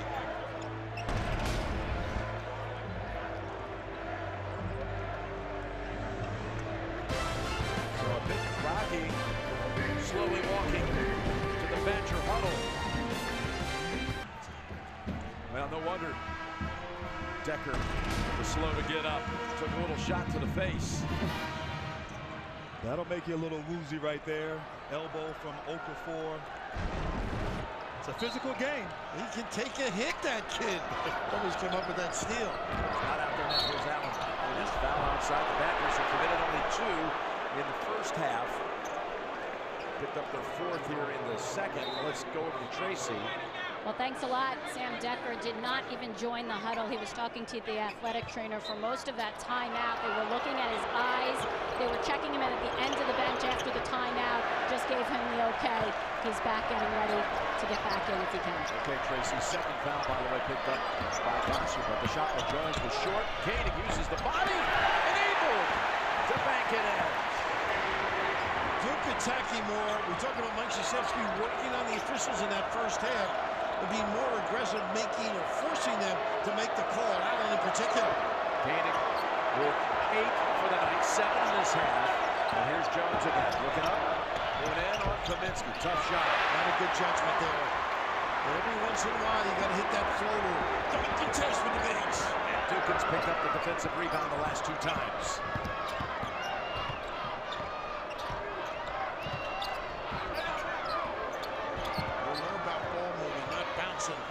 Patient, so deliberate.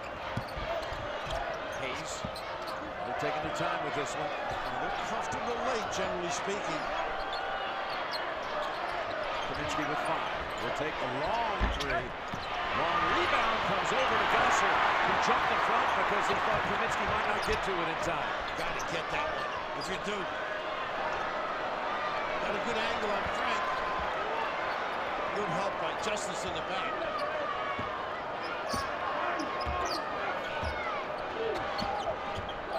Koenig. Hot hand! Wow! And he's feeling it. He had a big game in the Big Ten Conference Finals. Not afraid of the moment. The young fella, Koenig. That's your guy right there. He's got the nickname for me. A nice use of the big guy, Kaminsky.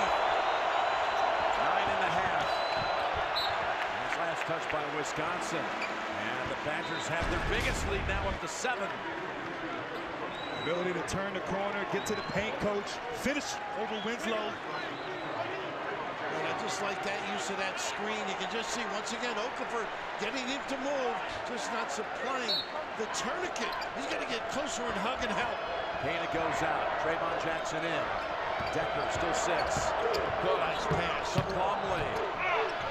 Puts it up wildly over Kaminsky. And Brook comes outside, hits the jumper. No. And is rebounded by Gosser. What a check out by Gosser. Jackson's got to play within himself and the system right now.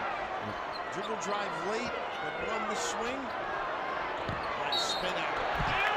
That's going to be on Winslow.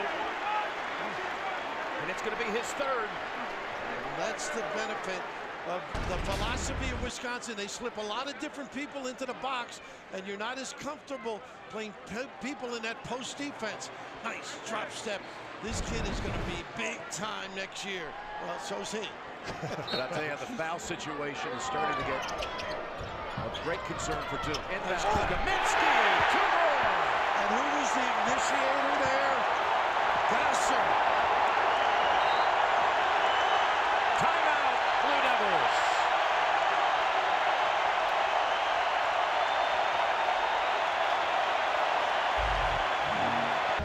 This is the biggest deficit for Duke for the entire tournament. They were down 14-6 to Michigan State earlier. That was the prior. But boy, did they beat them on the inbounds pass. And Winslow again had to back off with the 3. Just poor communication there on that play defensively. And Wisconsin is feeling the momentum in their favor.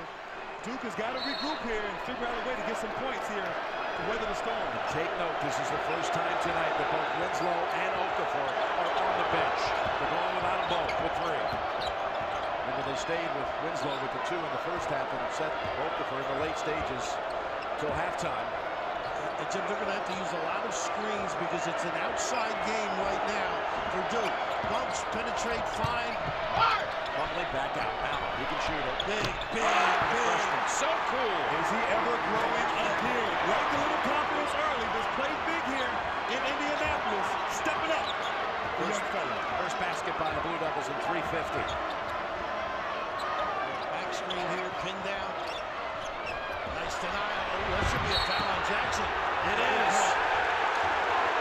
Look at the effort by Allen. And in college basketball, this is what it's all about. You've got to get energized. You've got to show some emotion. Look at this effort. And we've seen this kid slide across this floor on Saturday, and why not on Monday? More urgent, more important when you're behind. And how about with the 2 most talked about freshmen sitting? The one who was the first to sign and the least heralded, but still an All-America, has really stepped up here. Decker's back in. There's a shot. Almost dropped it. It hit the top of the glass. He's not bad right here around the rim. What a nice job by Jefferson. Supplying another opportunity. That foul call against Jackson goes as a turnover as well. The first by the Badgers in 19 minutes. As Allen trying to take it on his own. And the foul. This kid, he knew he had a mismatch. Explosion. A new star is born. Wake up, Durham. You're going to enjoy this kid down the stretch. Look at this full extension, protection. Woo-hoo. Elevate, little guy. That's it. I knew I wanted you. That Duke. This kid right here is fearless.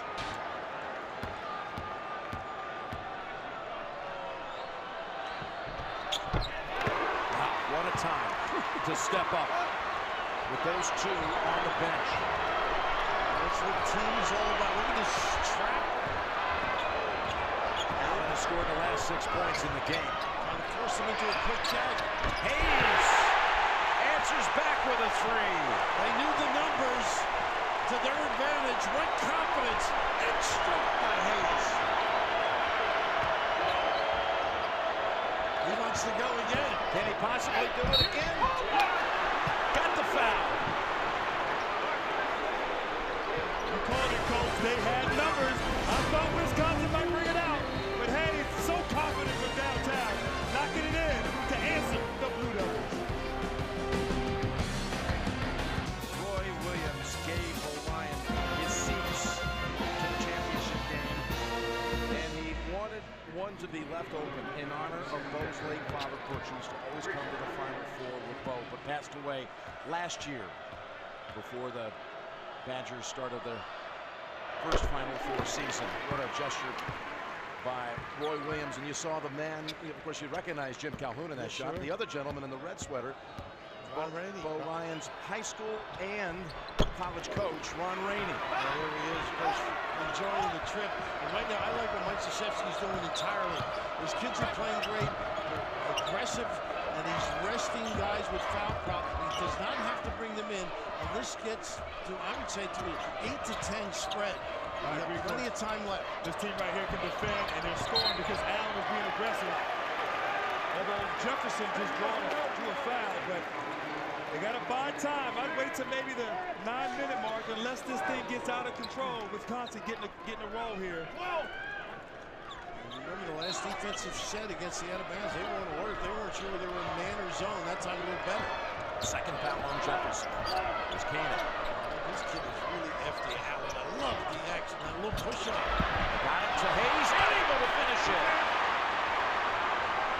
When you talk about team, these subs have really contributed in solid fashion for Duke. And here they come with Okafor, interestingly enough. He's got to be careful, though, and use him if he comes on the floor. That's the big thing. Comes Allen. It's Allen. He's fearless. He's got the matchup he wants, maybe Kaminsky. Now Decker switches over to him, gives it up to Jefferson. He can make that little jumper, Jefferson, but doesn't look for it. Tough shot. Oh, my goodness! Big time delivery. This kid, we have seen all year long at the end of games or crucial situations, he just comes through, initiates the contact, searches the number, and Mike, he's got a few days on him, but he's got a lot of energy. Third foul on Cannon. The first Badger to have an issue. How about these freshmen, though, for Duke? Allen, Jones, stepping up big at the big-time moment. Bo Ryan's pointing to the monitor.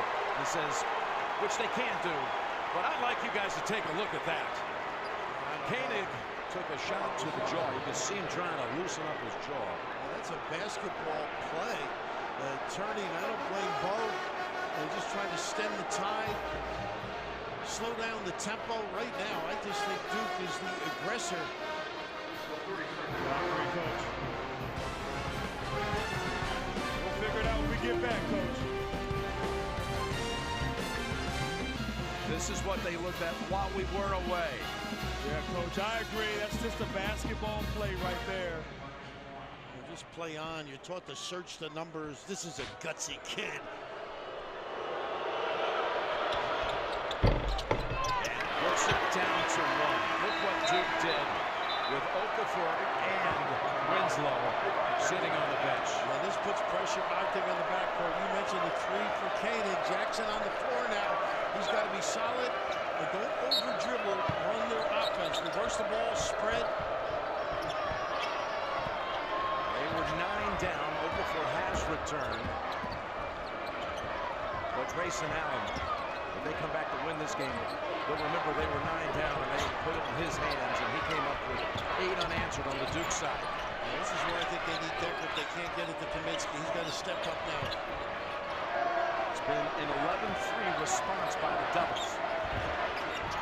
Hayes has left Kaminsky. On the driver. Step back and shoot a 3 instead. The D by Okafor. Well, you help on that play. You were helping the defense by settling. I thought Frank settled on that one. Got to attack. Now they can come back and take the lead here at the Devils. Use Okafor. It's that little side ball screen they love to run. Now attack. There you go. Finish. Short with the shot. And Decker able to snatch it away from Okafor. And that's just rhythm right there. Okafor has not been out there a lot. He's got to get his rhythm here at the end. Look at the mismatch with Hayes and Cook. College guys just don't really take advantage as frequently as you might see at the next level. Hayes has got to demand the ball with Cook on him. Dump it down to Hayes. A quick double up on him. Here's Kaminsky. The drop step. That's his favorite. And the 2. And the foul number 4. And that's the problem when you double. You get a run out on a closeout. And when you've got a guy who's effective, the length of steps, the understanding how to put people away. Woo! The ballerina, or ballet guy. Okafor absolutely distraught as he got schooled by Kaminsky again on that old-fashioned drop step move.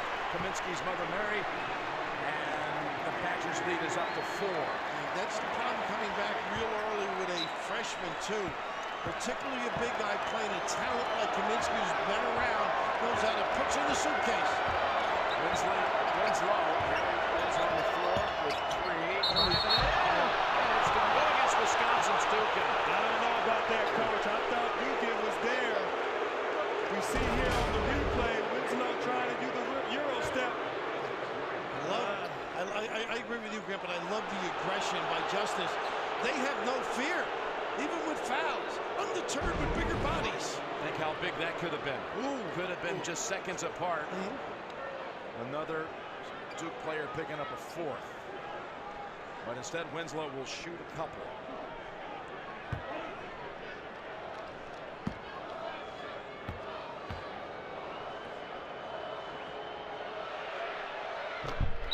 This week, CBS Sports presents the Masters from Augusta National Golf Club. Exclusive coverage throughout the week. CBS Sports Network and online with Masters Live at CBSSports.com and Masters.com. The tradition unlike any other continues for the 60th year on CBS. One more for Winslow. And right hand coming down the stretch. He's got to be sound. Tough match with Hayes. And for Duke, I like the matchup of Jefferson on Kaminsky. He can slide his feet and stay in front of him. Jackson able to get it back. Just with a shot. Now scramble for it. Jackson able to take it away. And you got to bring it out. You've got control. And use Kaminsky at the box. Now this is a mismatch with Jefferson. Don't go away. Frank likes to turn and face and use the see if they shade and help. Duke withdraw. Rebound by Cook. I would like Duke to go back into Kaminsky. I did repost. Repost. That's what they got to do.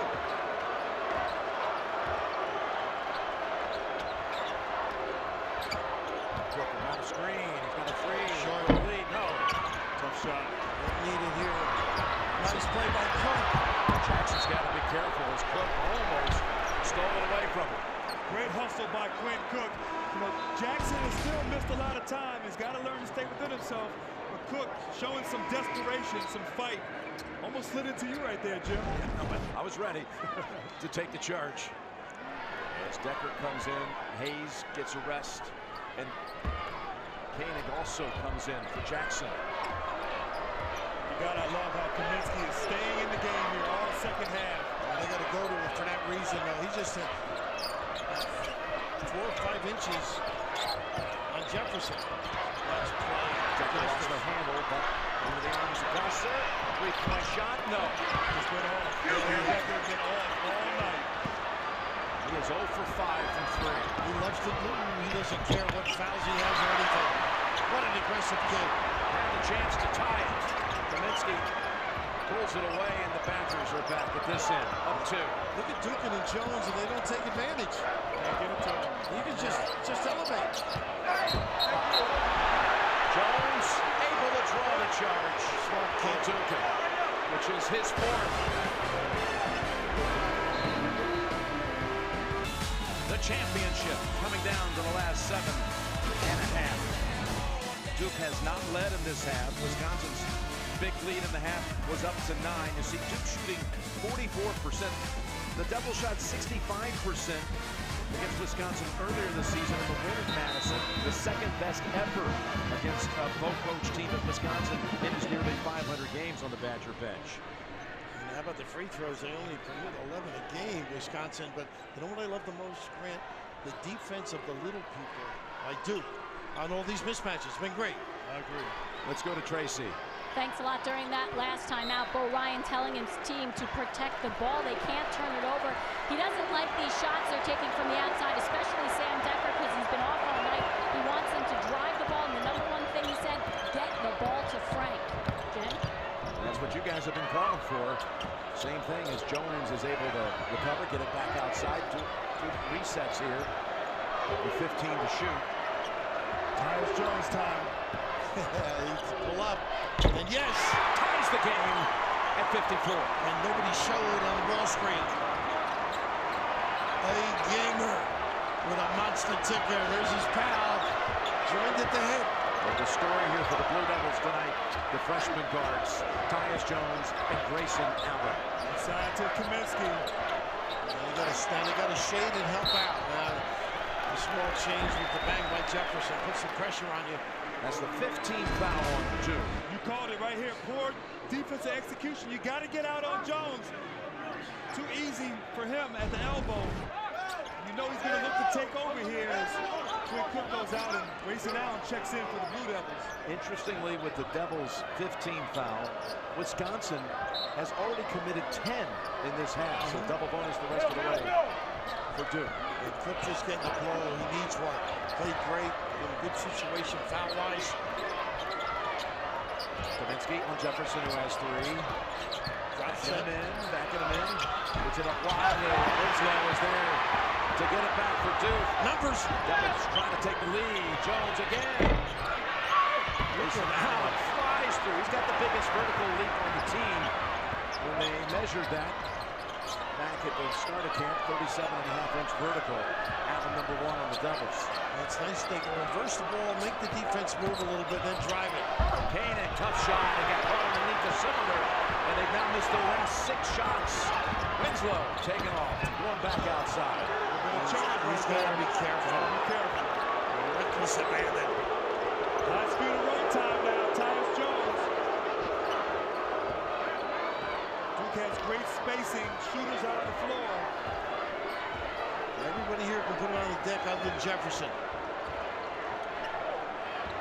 Allen on a 5th-year senior, driving in on it, putting it up. Tough shot. And it drops again. Great offense always trumps great defense. Allen is feeling it here in the second half. Huge spark off the bench for the Devils. First lead of the half for Duke. And Jefferson's got to be careful. Whacking away in the post. The way you shade and help is important. Can't get much closer. Ball fake. Pump fake right there. He owns them right now. That's the way to go. Feed the big fella. That's what Ball was crying out for in the last time out. The first basket by the Badgers in 4 minutes, 10 seconds. You don't need a dietitian. Just get it to him. Give him a taste. A morsel. Tied up inside the last 5 minutes of the title game. Allen just wants to go. Allen. Not this time. Decker holds it with 2 hands. Cook's coming back in. Good move. Gets a little blow.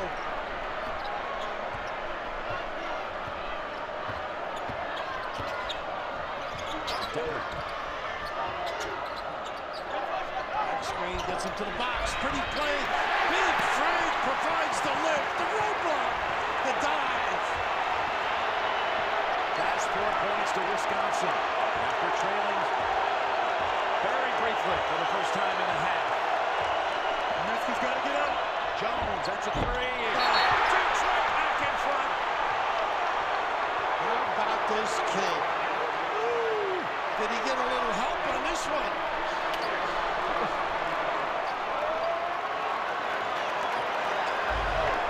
Called by Duke.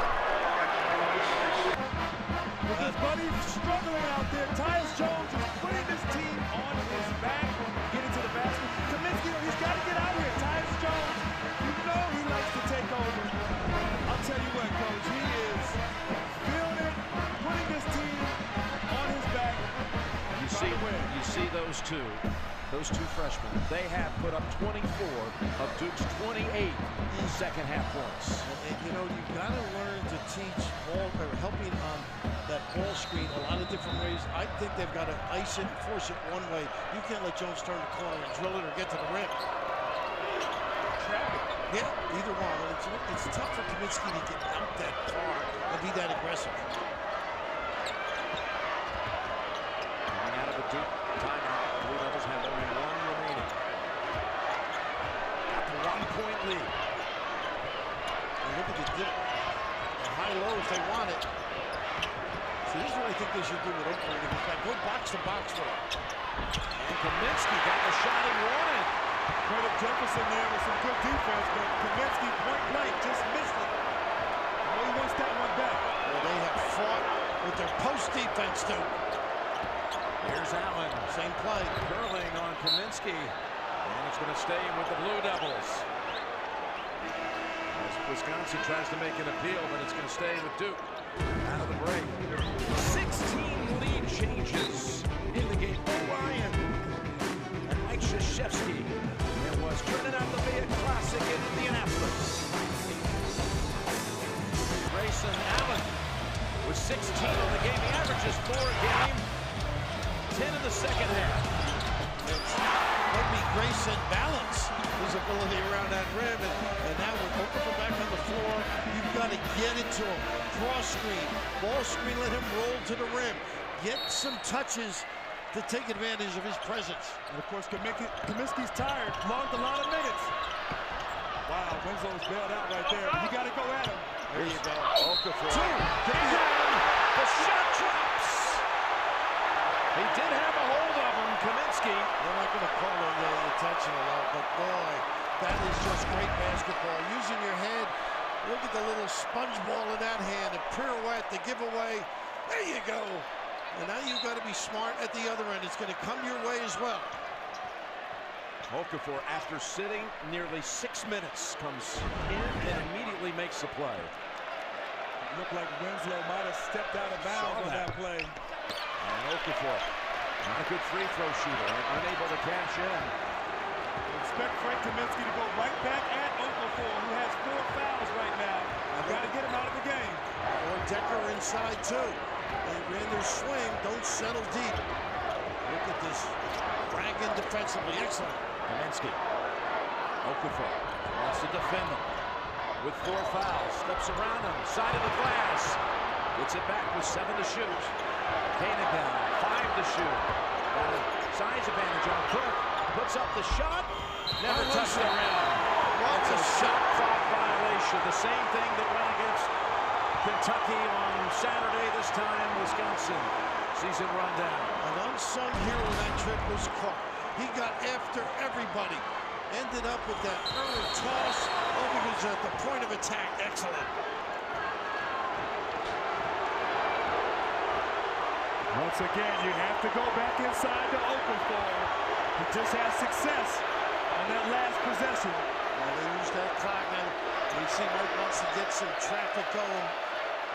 Run it now. Jones weaving, lost it, off the floor, Winslow.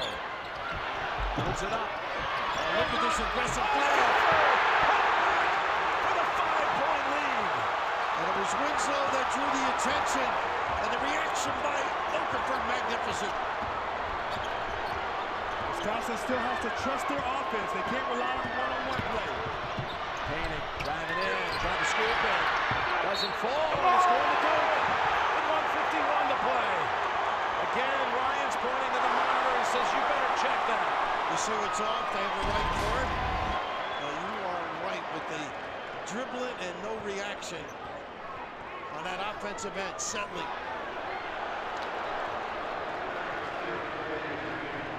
They are reviewing. No, that may be off Winslow. What do you think?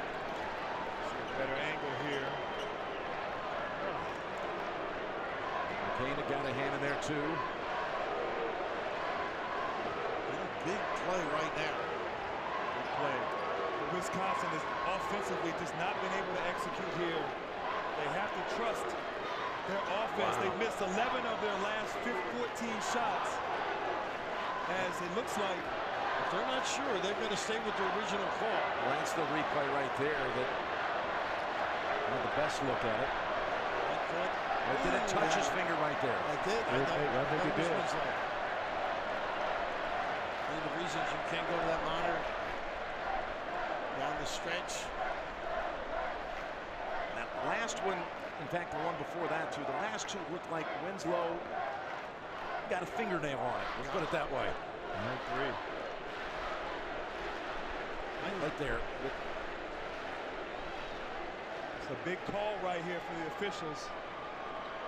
And they have to be convinced in order to change it. Total affirmation. I thought he just got it there too.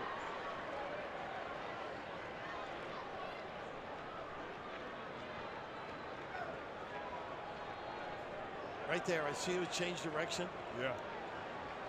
This is the one right here, I think, that gives it maybe the best look. Yeah. Oh, the fingertips. Yeah. Look at that. Look at that. Oh, wow. He needed a Manny. Look at this. Forget the penny. He needed the Manny. Wow. Oh, they're going. They don't believe it was convincing. You didn't see anything. Can't see. Okay. They couldn't tell, so they had to stick with the call, and now you got to stretch it out. You got to play really solid defense. They came over to explain, just to clarify, that they just couldn't see anything, is what the officials said. And this is not a team that really traps. Maybe a trap at half court if you do a ball screen. So this will be milk time for Duke. And try and get something done with maybe 15 to 13 seconds. Let's get stuck late. Wisconsin's solid. They got to get a stop here and, of course, execute on the other end. And here it comes. They didn't even wonder this far out. Tyus Jones launches the three. Oh, this kid was on his way if they win it to MOP. If they win it. Duke's by the little guy. Woo, what a Valentine. That have scored the last 10 points. You want to stay at home, don't gamble if you could. Kaminsky. And he set that up by the gamble. They had to have it, and he knocks down the three. A reverse saute. Shot. How about this kid right here? How gutsy. About stepping up right there, coach. But on the other end, Kaminsky answering him from deep. Yeah, Cook had made the game a little nylon, but a big guy. Look at this run out. You don't need it, though. Hey! You don't need it. No foul call. And Wisconsin suddenly has new life. Go to the rim or get the touch to the big. Don't settle deep. Haney, little pass. And Hayes dumps it down with 50 seconds to go. And it's a one-possession game. The clock is on your favor if you're Duke. Yep. It's going to stay in. Hayes kind of hand on it. Gosser, did you see him go flying through at one point, trying to steal that bounce pass? The last 5 points here to the Badgers. What a great look. Penetration, fine. Back cut, no good at that. Face guarding. Let's see if they're going to turn him back. We got a perfect trap here. Timeout. And that's the last one for Duke. That is it for Duke. As they had Okafor on the bench. Remember, he's not a good free throw shooter, so they had him out. And it hurts defensively, no question about it. 28 seconds to go. Stretching this game out. The advantage to Duke is the great shooting, around 88% for the two guards. Jones at 72%. So, this is one of those trips. I think you got to play one more set defensively. Would you agree with that? I agree. It's a one-possession game right now. Solid defense. Try to get a steal, maybe. If you get one good stop right now, go to the other end and you can try to get a basket. Tie the game. Raft, why did they go for the home run ball? It's just not a good call. And not so much the play, but the layup. And, you're dealing with a very emotional period of the game, and even a point guard with a great sense and value of the basketball. They really wanted to get it in and then make that judgment. Unless there's nobody there, bring that baby out, just run the clock, control the game. You've been in that huddle years ago. What is Duke going to try to do with this possession right here? We've heard about Wisconsin's strategy defensively. What do you think, Grant? You execute the inbound out of bounds play first and foremost. Get the ball, and I think Tyus Jones is going to be a play, maybe a ball screen to get him open. And let him do what he's been doing all second half. Knock it in. There's a perfect trap again. Matt Jones. Is they going to give it? They didn't need to foul. Well, they wanted to. I guess they stretched the game out. Different value, different thought. But you're going to put on the line the top free throw shooter in the Atlantic Coast Conference and the second best free throw shooter out of all the freshmen in the land this year, Tyus Jones. At some points you don't have a choice, plus pick your poison with this crowd. These are terrific shooters by and large. This is a kid that texted Coach K after Duke's loss to Mercer last year in the first round of the tournament. He texted him and said this won't happen next year. Amazing. About that confidence, and he walked in and took over that point job, and right now directing them to the ultimate. Look at this. It's them both. And now you want to push if you can if you're Wisconsin. Defensively, make them use time and do not gamble if you're Duke. Go to the rim with the dribble or get Big Frank at the rim. Duke can foul him too because they have only 5 team fouls. And they may do it. It's Allen on Kaminsky's time's running down here. Koenig, and there's the fourth on Winslow, but again, it's only the 6th team foul. And Wisconsin's a team that doesn't play fast. No, this doesn't work in their favor. They're a team that's very methodical. So they got to quickly get to the basket, set up their defense, and try to get a steal off the inbounds play. 20 seconds remaining. Got to do something in a hurry. Nice defense here. Payne. Tough shot, a little short, and Winslow has it, and he's fouled. Frank Kaminsky, you can see the disappointment as he walks to the other end. Again, I think all game long, too much dribbling for a Wisconsin team that's so conscious of ball reversal, spreading the D, and reacting. In reality, You have to setting it. give credit to Duke's defense. They've kept the intensity, they've humped each other, and really made it difficult with wins and misses for Wisconsin to run and execute their offense. And Jim, I think one of the biggest things is how Mike Krzyzewski at the end of the first half massaged to the end to hang tough, and the rotation with all the foul problems down the stretch. Extraordinary. Gotta score quickly here. Badgers. Payne looking for help. Decker. They're going to run him off the three if they can. Bounces out to Payne with 3 seconds. He's going to run out of time, and the Blue Devils are the national champions of 2015.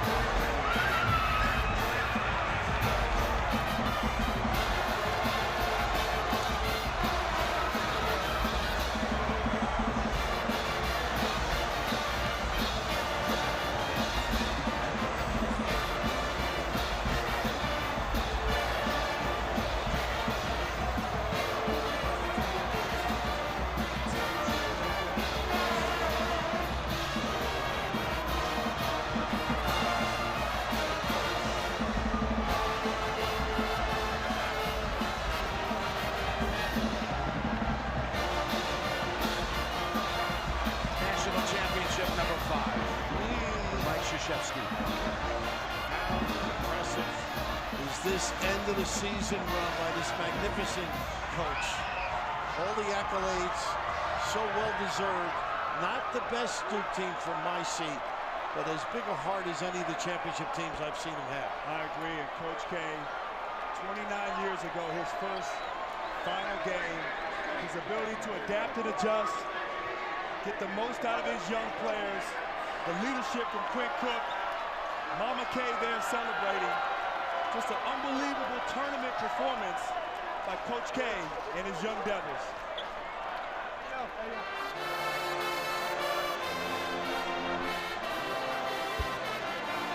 Tyus Jones with 23 points. 19 in the second half. 19 of Duke's 37 in the second half. This guy goes from leisure suits to sport coats to business-like apparel. The test of time. And amazing what he's been able to do with this program. Well, it was a season that had so much historical significance. The Krzyzewski had that 1,000th win back in January. First ever in Division I. Now he has his 5th national title and the 3rd time he's been able to achieve that right here in Indianapolis. Amazing.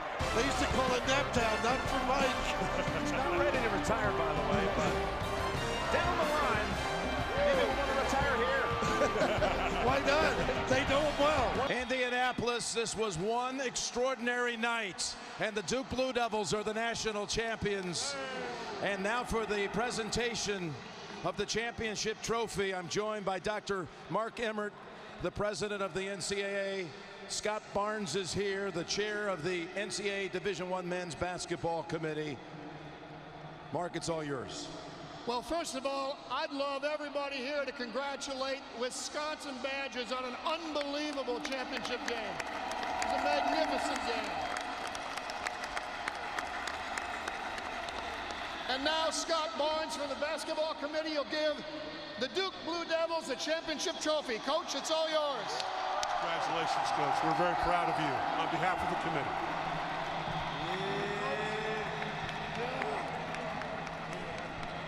I can speak. You can speak. It's all yours. First of all, I want to say exactly what Mark mentioned. We beat a great team, a great program, and one of the best guys in coaching in Bo Ryan. So congratulations to Wisconsin. I want to thank the city of Indianapolis, all the volunteers, all the many people who've made this spectacular. But most of all, I want to thank my team.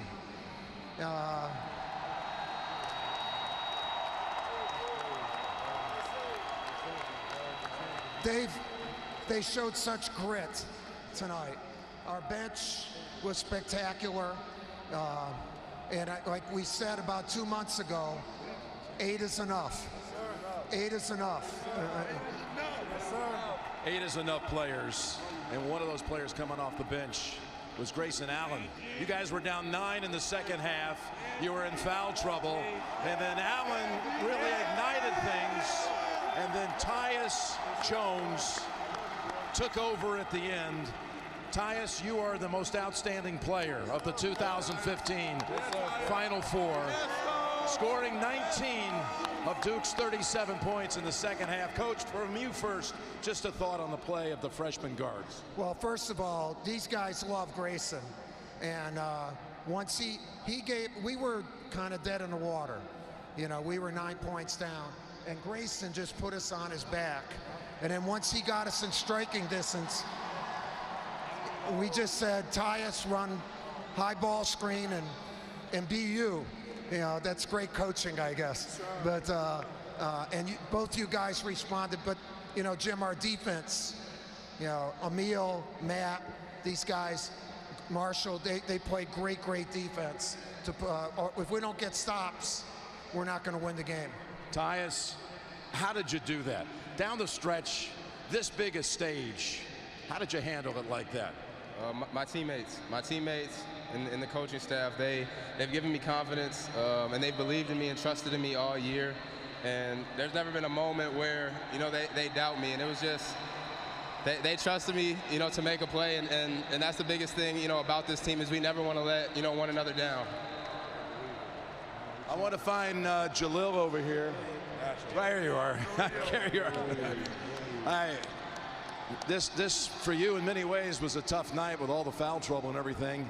What was it like for you when you were out there and then when you weren't, watching this comeback, 9 down in the second half to take the championship? It was fun to watch my teammates do what they do. They had my back the entire season, and it was no different tonight. And my coaching staff was talking to me, telling me to stay ready. And my teammates, they really picked it up tonight, and they had my back. What do you guys think of your senior captain? Oh, we love our senior captain. We love you, Quinn. We love you, baby. We love you too, man.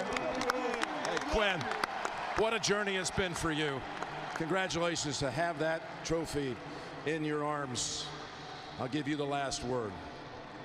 Man, I love these guys. I love to be a part of this program. It's been, you know, the best 4 years of my life, a true blessing. And, you know, dreams come true, man, and hard work pays off. And this is an example. You know, we worked hard. We believe that we can do it. We have faith. And we just got to thank God, man. And, you know, I know my dad's up top, you know, proud of me, proud of this team. And you know, I just love these guys with all my heart. And Coach K, man, Coach K, he just helps, I mean, everybody, man, and he's the greatest. And, you know, he wasn't focused on getting his 5th championship. He was focused on getting our first together. So, you know, we're all just blessed to be a part of, you know, this Duke program. Congratulations to all of you. We're going to send it back to the studio and we continue. And one shining moment is coming up shortly.